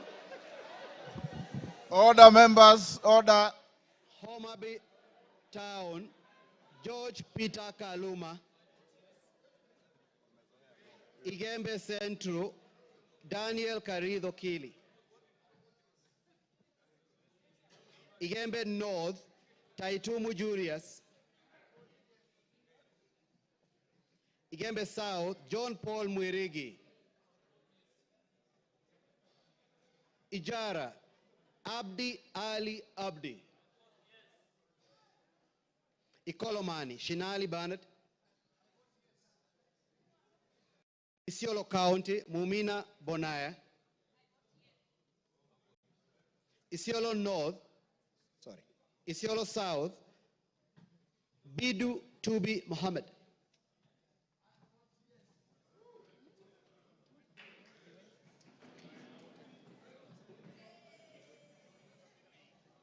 Jomvu Badibadi Twali.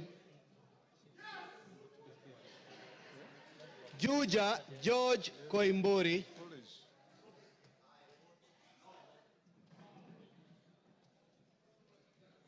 Kabete James Gidua wa Mashukuru. Kabete James Gidua wa Mashukuru. Kabondo Kasipul Ivo Bara. Kabuchai Kalasinga Joseph.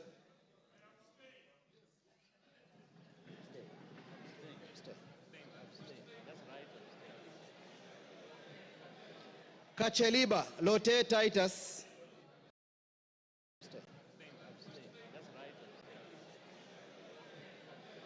Kacheliba Lote Titus. Kacheliba Lote Titus. Kaiti Joshua Kivinda Kimilu. Kaiti Joshua Kivinda Kimilu. Kaiti Joshua Kivinda Kimilu.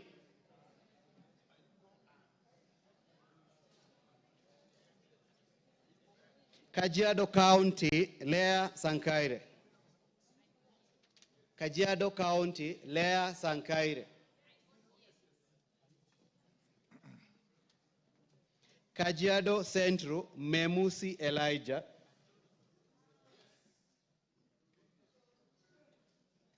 Kajiado East Kakuta Maimai.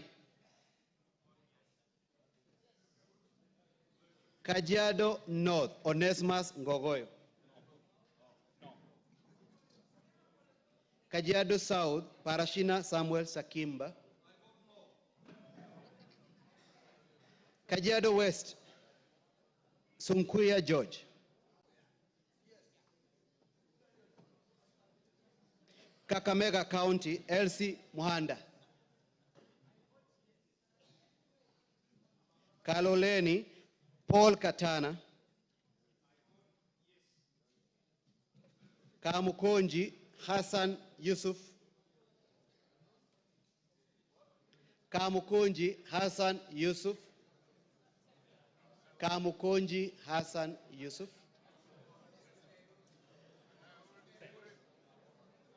Kandara Chege Njuguna. Kandui John Makali.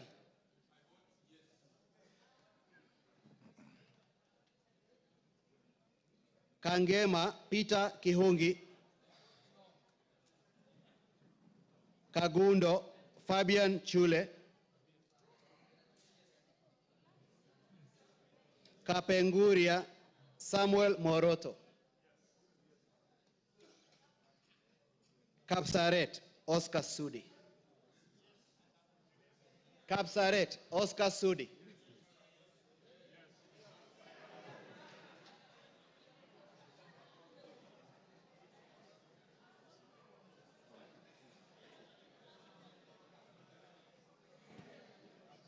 Karachuonyo Okwome Andrew Adipo. Kasarani Karauri Ronald Kamwiko. Kasipul Were Charles Ongondo.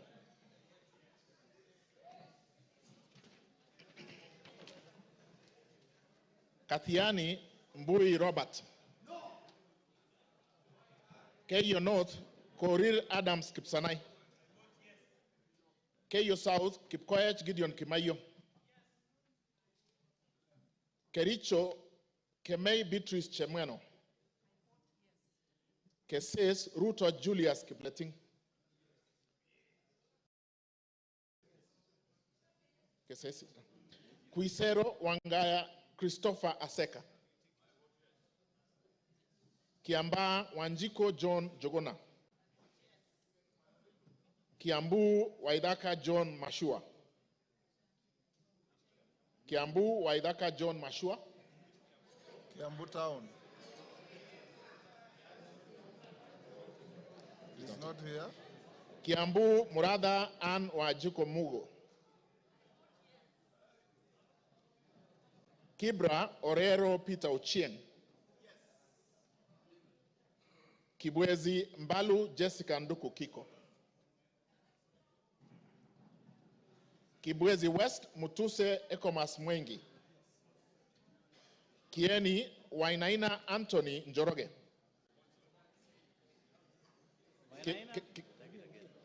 Kieni Wainaina Anthony Njoroge. Kigumo Munyoro Joseph Kamau. Keharu Nyoro Samson Dindi. Kikuyu Ishungwa Anthony Kimani. Kilgoris Sunkuli Julius Lekakeny. Kilifi Mwanyanje Gertrude Mbeyu. Kilifi North Baya Owen Ya. Kilifi South Kitty Richard Ken Chonga. Kilome Zambia Thaddeus Kithua.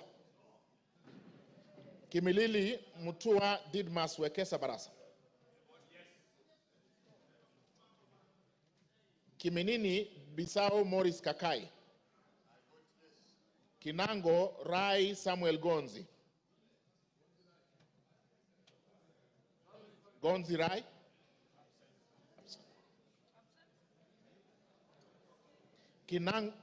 Kinangop Thuku Zakari Kwenya. Voted. It's voted. Kipipiri Muhia Wanjiko. Kipkelion East Cheroro Joseph Kimutai. Kipkelion West Hilary Kiplangat Koske. Kirinyaga Jen Jerry Maina. Kirinyaga Central Gitari Joseph Gashoki. Kirinyaga Central Joseph Gashoki Gitari. Kisauni Bedzimba Rashid Juma. Kisi Donya Doris Aburi. Kisumu Busia Ruth Adhiambo Odinga. Kisumu Central Oron Joshua Odongo.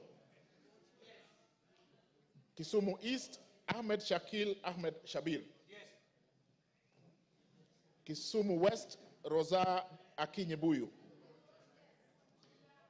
Kitui Irene Modoni Kasalu. Kitui East Nimrod Midhuka Mbai. Kitui Central Makali Benson Mulu. Kitui Rural Mboni David Mwalika. Nyamai Rachel Kaki Kitui South. Edith Vethi Nyanze Kitui West.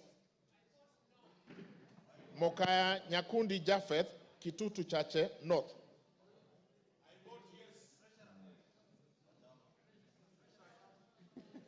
You take it from where? I will repeat from Kitui South. Rachel Kaki Nyamai. She voted. Yes. Nyanza Edith Vethi. She voted. Nyakundi Japheth Mokaya. I vote yes. Kibagendi Anthony.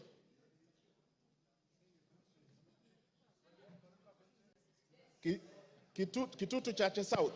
Amesema? No. Kibagendi amesema? Kibagendi. Kitutu Chache South, Kibagendi Anthony. Clive, Kitutu Masabak, Clive Ombane Gisairo.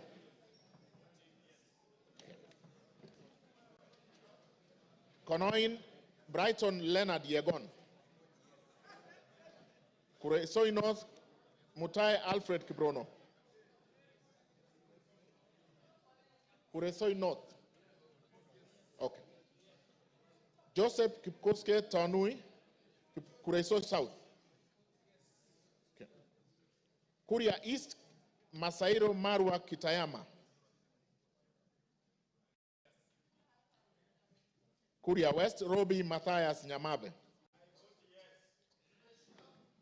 Kwale, Masito Fatuma Hamisi. Kwanza, Wanyonyi Ferdinand Kevin.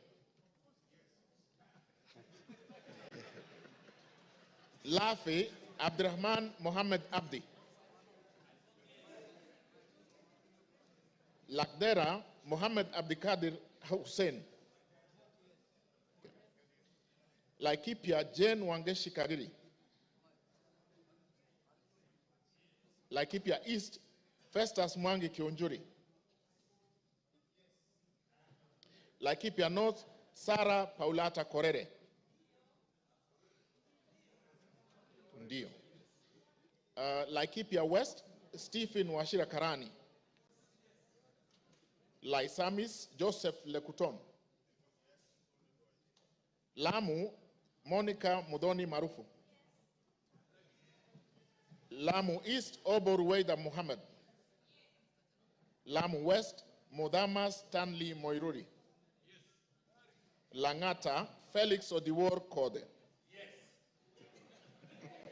Kahangara, Larry, Joseph Mburu Kahangara. Likoni, Mishi Juma Hamisi Mboko. Likuyani, Innocent Maino Mugabe. Limuru, John Kiragu Shege. Loima, Akuja Protas Ewesit. Luanda, Dick Maungu Oyugi.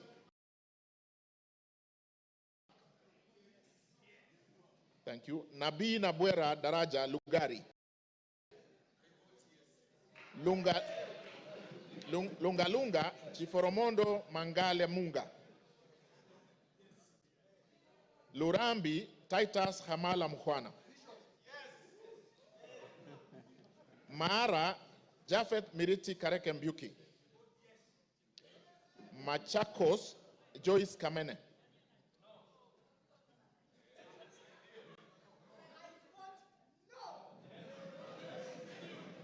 Machakos Town, Caleb Mutiso Mule.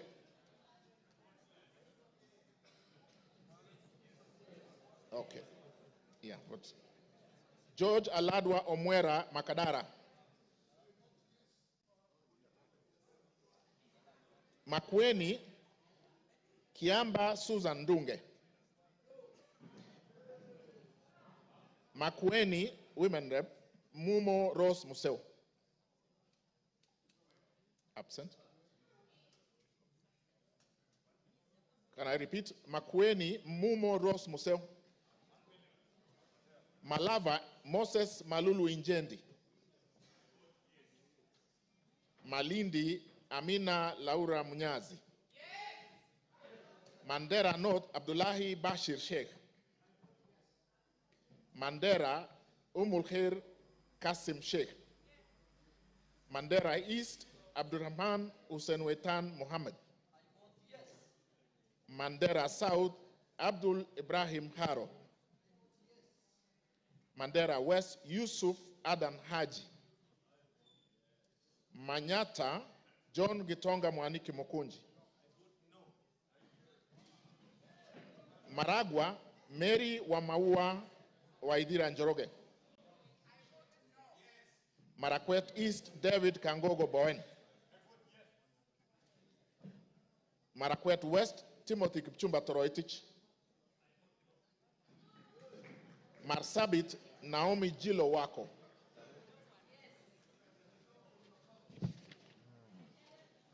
Masinga Mwalio Joshua Mbithi Mutua. Masinga Joshua Mbithi Mutua Mwalio. Matayos Geoffrey Makoha Modanga. Madare Anthony Oluoch. Madioya Edwin Mugo Gishoki. Okay. Madira Kahugu Eric Mwangi.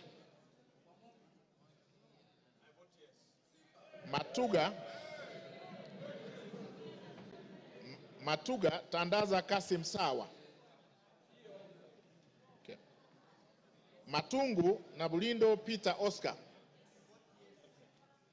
He's there. Yeah, Tandaza is there. Can I repeat Matuga? Matuga, Tandaza, Kasim Sawa. Okay, asante. Matungulu, Mule Stephen Mutinda. Mavoko, Kingola Patrick Makau.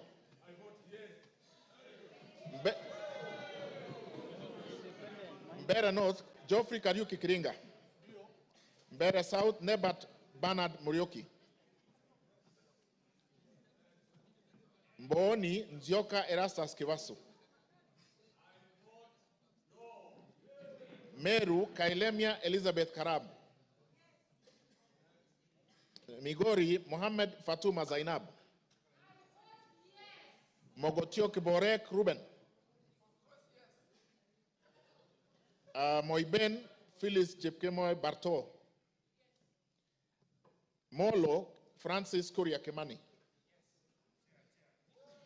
Mombasa Zamzam Muhammad Chimba. Mosob Abraham Kipsang Kirwa. Moyale Jaldesa Guyo Wako.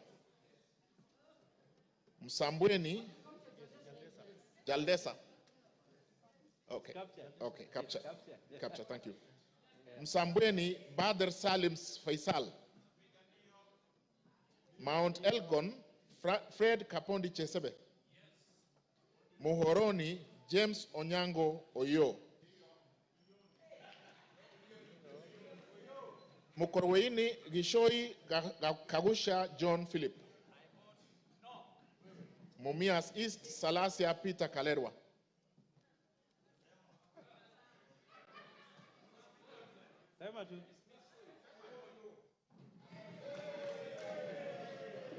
Mumias West Naika Johnson Manya.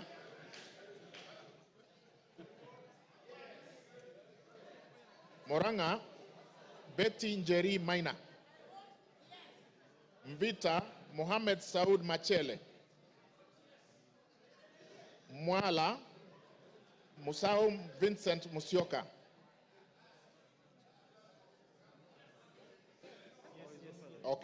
Okay, done. Mwatate Peter Mbogo Shake. Peter Mbogo Shake. Thank you. Mwea Mary Maingi. Mwingi Central Gideon Mutemi Muliungi.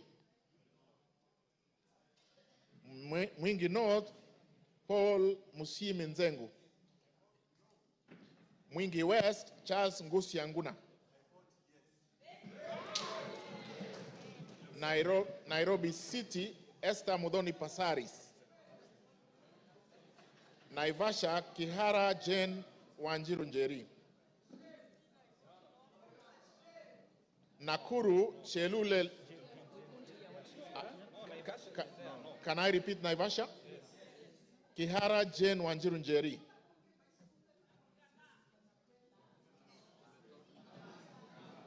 Nakuru Liza Chepkorir Chelule. Nakuru Town East Gikaria David. Nakuru Town West Arama Samuel. Nambale Mulanya Geoffrey Ekesa. Nandi Cynthia Chepkoske Muge. Nandi Hills Bernard Kibor Kitur. Narok Rebecca Nonaishi Tonke. Narok East Lemanken Aramat. Narok North Agnes Mantaine Pareye. Narok South Olentutu Kitilai. Narok West Gabriel Koshal Tongoyo. Navajolo Emmanuel Wangwe. Ndaragwa Gachagua George N. Ndiwa Martin Peter Sowino. Ndia GK George Masharia Kariuki. Njoro Charity Katambi Chepkwony.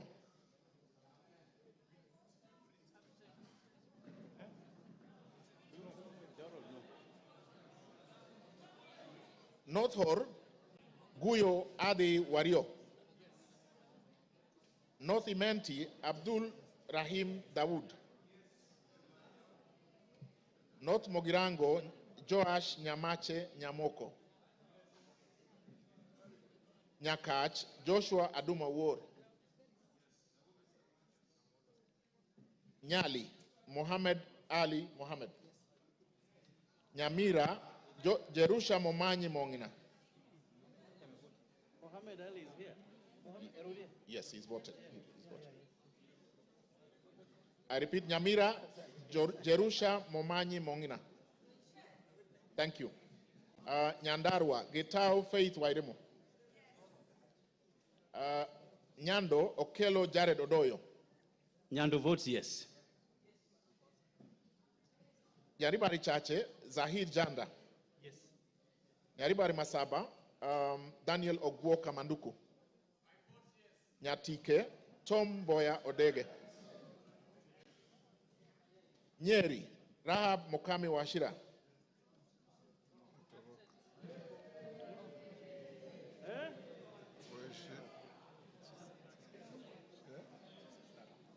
Nyeri Town, Duncan Maina Madenge.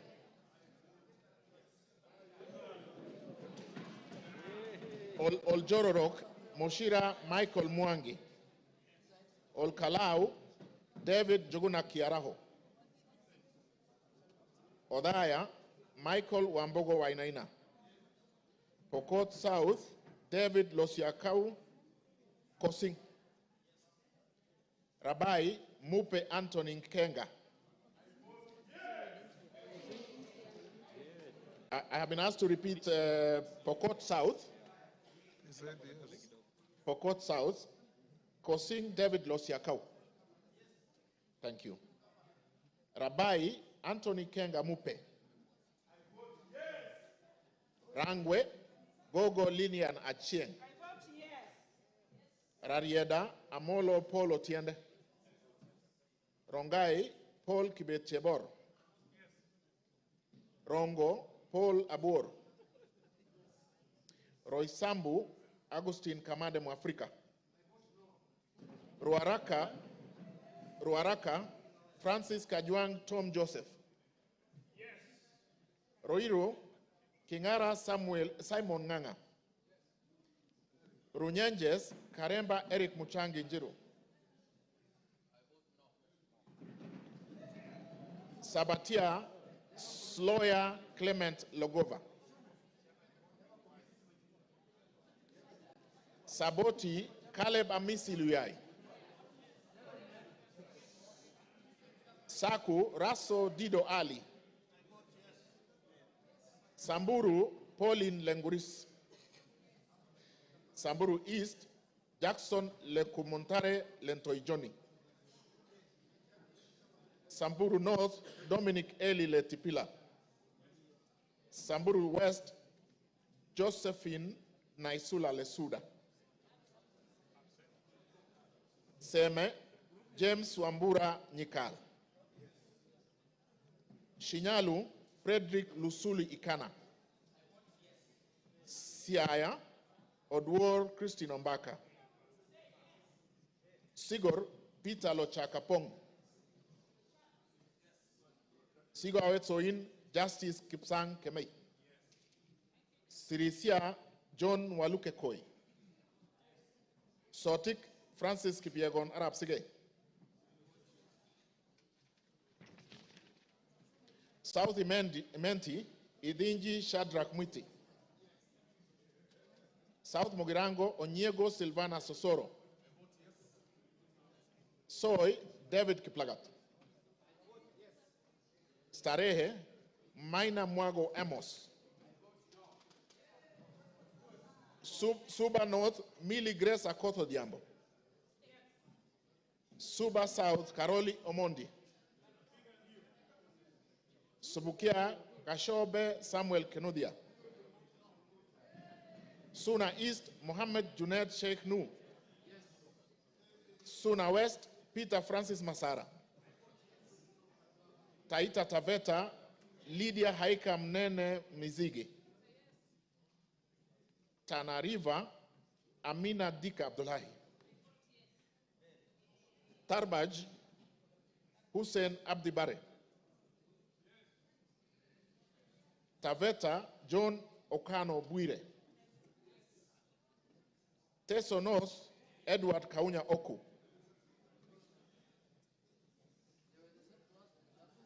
Teso South, can I repeat Teso North? Oku Edward Kaunya. Thank you. Teso North, Oku Edward Kaunya. Yeah, he has voted. Sorry, Teso South, Otucho Mary Emase. Tetu, Geoffrey Wandeto Mwangi. Daraka, Murugara George Gitonga. Daraka Nithi, Susan Ngugi Nduyo. Thika Town, Nganga Alice Wamboi. Tiati, William Kamket Kasait. Tigania East, Lawrence Puruaburi. Tigania West, John Kanwithia Motunga.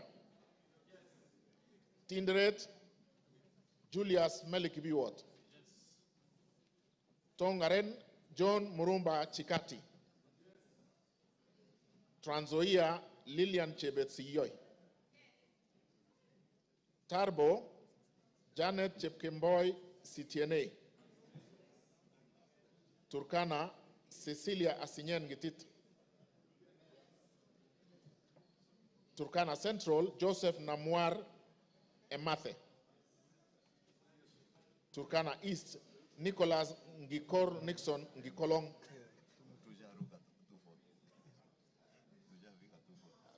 Turkana North, Paul Ekwom Nabuin. Is there? Yeah. Okay. Turkana South, John Ariko Namoit. Turkana West, Daniel Epuyo Nanok. Wasingishu, Gladys Jepkoskei Boss. Ugenya, Ochieng David Ouma. Uriri, Nyamita Mark Ogola. Vihiga, Kagesi Kivai Ernest Ogesi. Vihiga, Adagala Beatrice Kahai. Voi, Hamis Chome Abdi. Wajir, Fatuma Abdi Jeho. Wajir West, Aden Daudi Muhammad. Wajir North, Ibrahim Abdi Sane.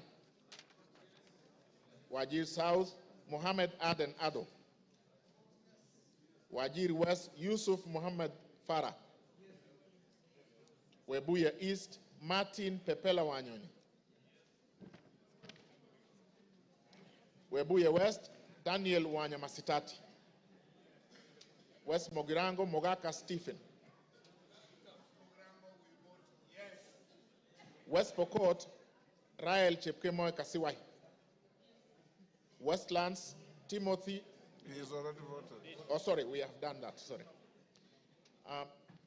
Undanyi, Mwakuona Danson Mwashako. Basil Robert Ngui Yata. Yata. Is he here? Ali Abdisirat Khalif. Sabina Wanjiru Shege. Joseph Hamisi Dena.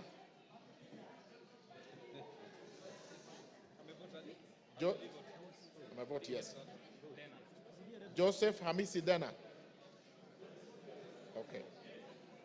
Suleka Hulbale Harun. Dorothy Mudoni Kiara. Joseph Wainaina Iraya. Irene Joseph Wainaina Iraya. He's voted. Okay.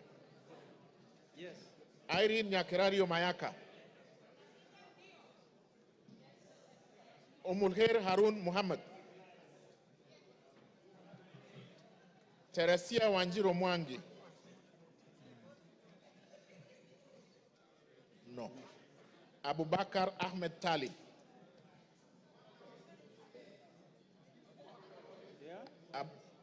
Abubakar Talib. Thank you. You finished? Honorable members, order. Is there any member present who has not had his or her name called out?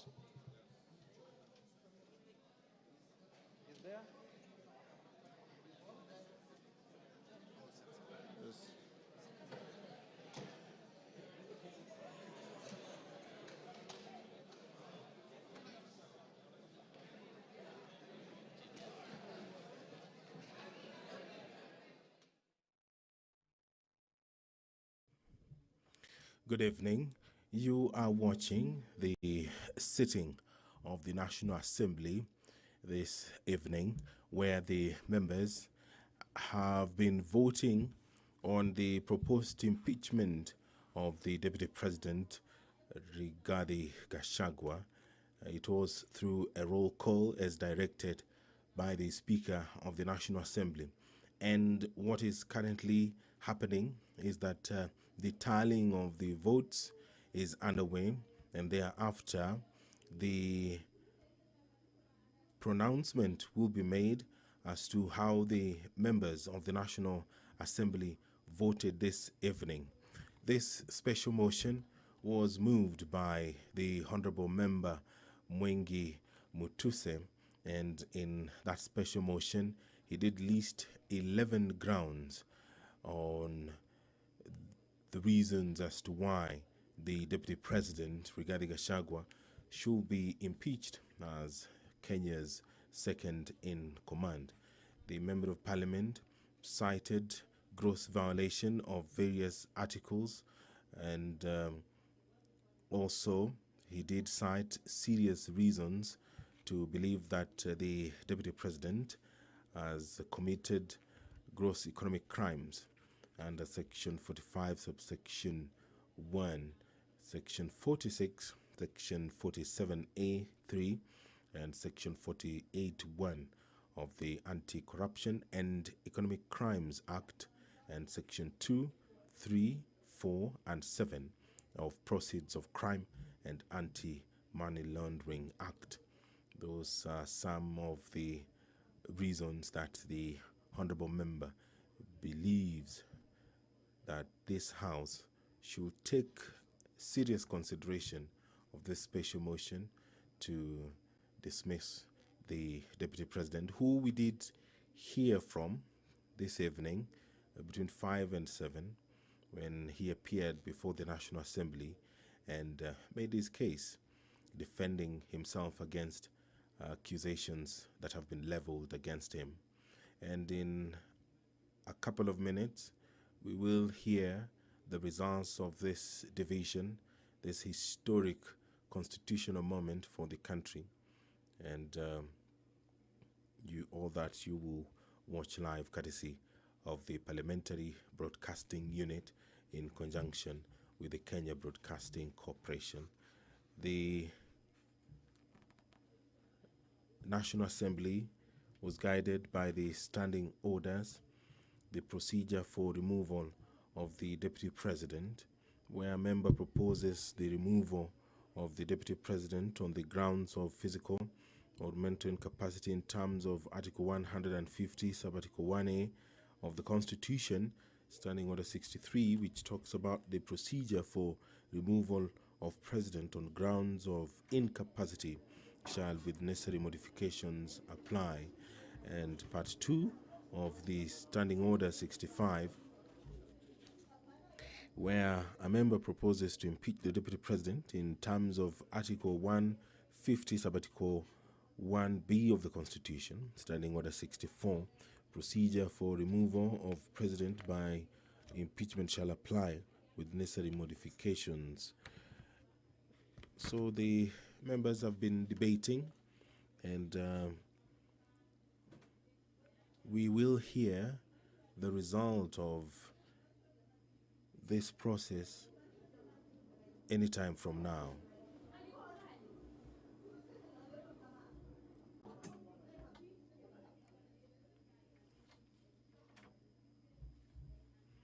Standing Order 64 of the National Assembly provides for the procedure for removal of president by impeachment. Now, the Standing Order 65 borrows heavily from Standing Order 64, and these procedures,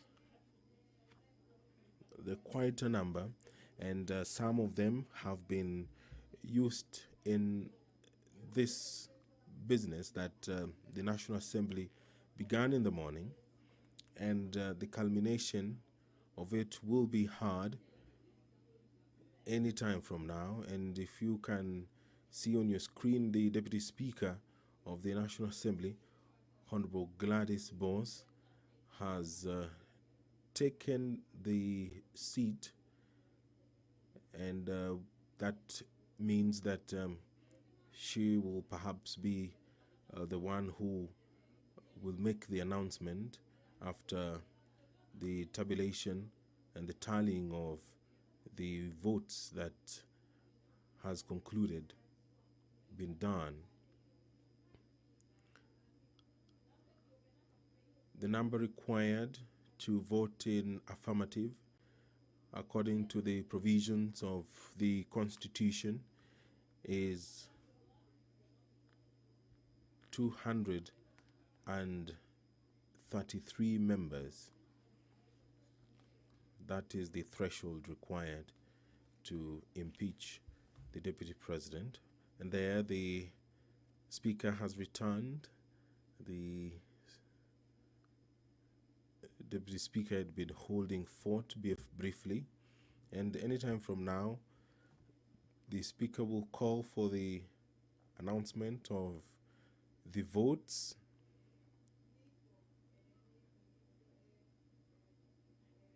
which are currently being verified.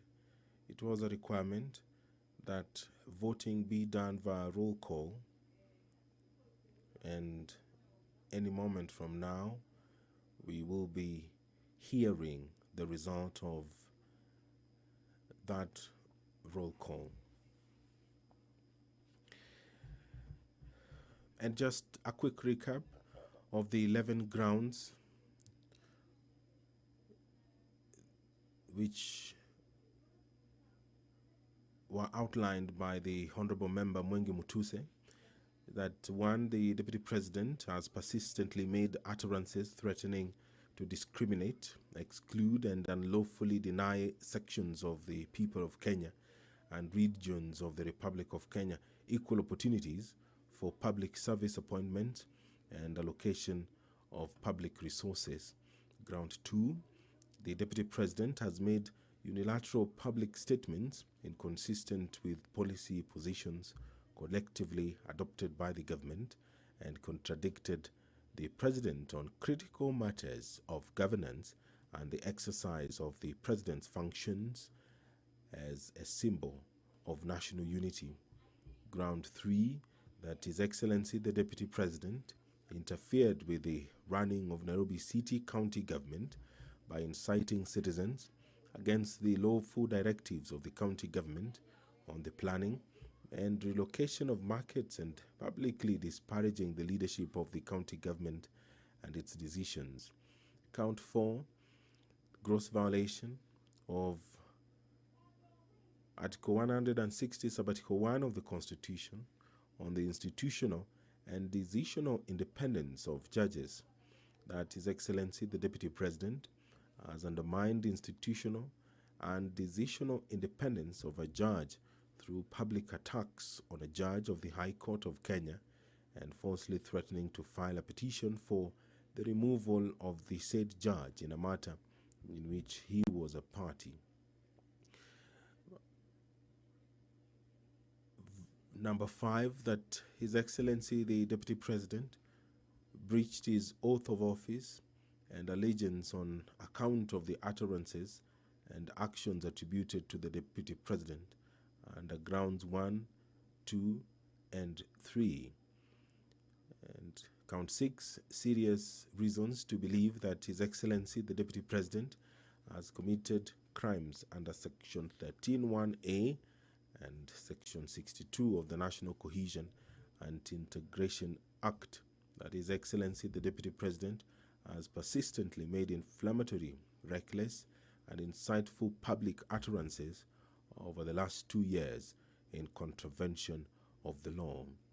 Charge 7, serious reasons to believe that His Excellency the Deputy President has committed gross economic crimes under Sections 45(1), Section 46, Section 47(a)(3), and Section 48(1) of the Anti-Corruption and Economic Crimes Act, and Section 2, Section 3, Section 4, and Section 7 of the Proceeds of Crime and Anti-Money Laundering Act. That His Excellency the Deputy President has committed gross economic crimes, namely conflict of interest, abuse of office, and conspiracy to commit crimes under sections by inexplicably amassing property estimated at 5.2 billion shillings, that is incompatible with his known legitimate income, and by trading with the office of the Deputy President through proxies.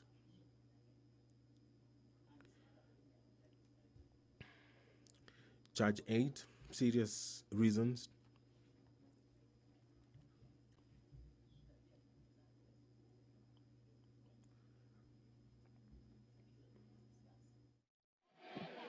Order, honorable members.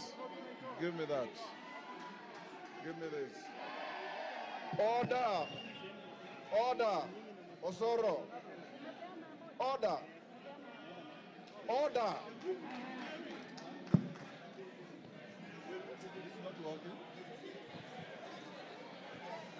Congratulations. Order. Order, members, take your seats. Order. Angol, take your seat. Order, members, take your seats.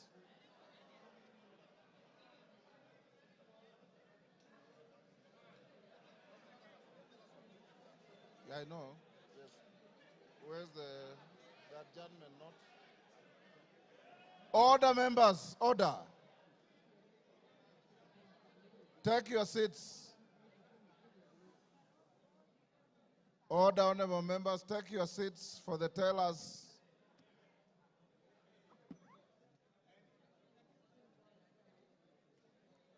Take your seats.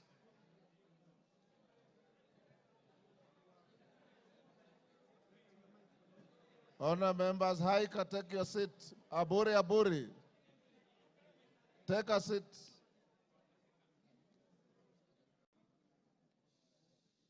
Tongoyos, take your seat. Take your seats, members. All is well that ends well. You have been very orderly, and I must salute you. Tell us, you may now approach the chair and announce the results.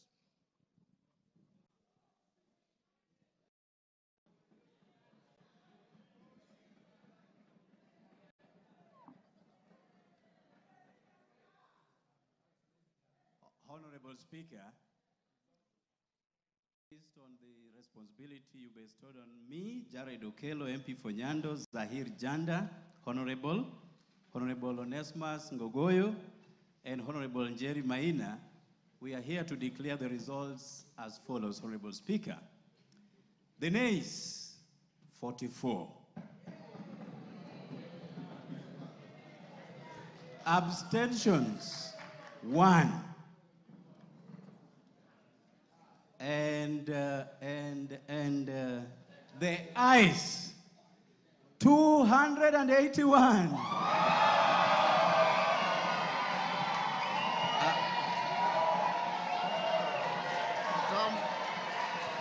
Come forward.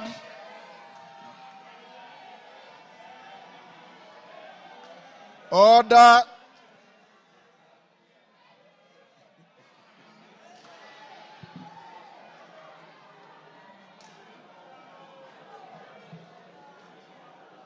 Take your seats. Order, members, order. The House is still in session. Tellers, take your seats. Bensouda, take your seat.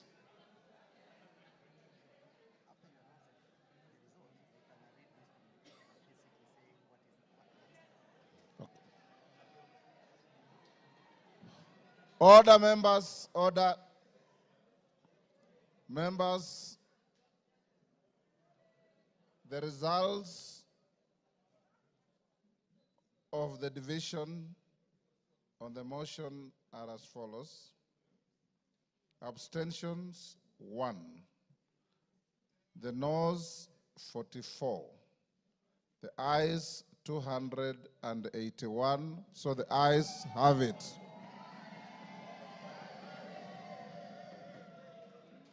And the results brought to the Speaker are duly signed by all the 4 nominated tellers. Honourable members, I have a short communication following that.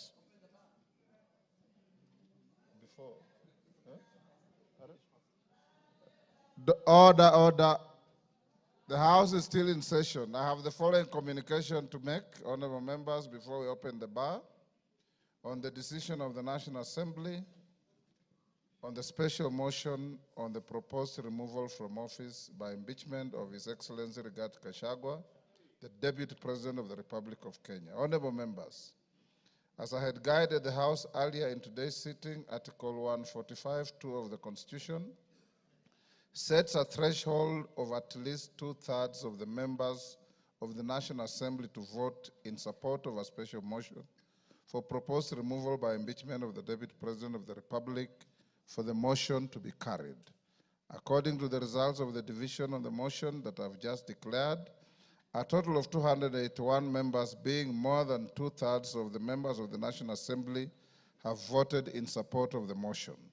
Article 145(2)(a) of the Constitution provides that, I quote, if a motion under Clause 1 is supported by at least 2/3 of all members of the National Assembly, the Speaker shall inform the Speaker of the Senate of the resolution within 2 days. In this regard, I'll proceed to discharge the singular duty placed on me by Article 145(2)(b) of the Constitution and under which to notify the Speaker of the Senate of the resolution of the National Assembly. The clerk is directed to prepare the necessary documentations to accompany the resolution. The House will resume tomorrow, Wednesday, 9th October 2024, at 9:30 a.m. to resume with the regular business as scheduled by the House Business Committee. I thank you. Members, will you now be upstanding? Draw the bar. Draw the bar. Open the doors. Order, honourable members. Order. Order. Order, order, members. The House will now be adjourned until tomorrow, 9:30 a.m.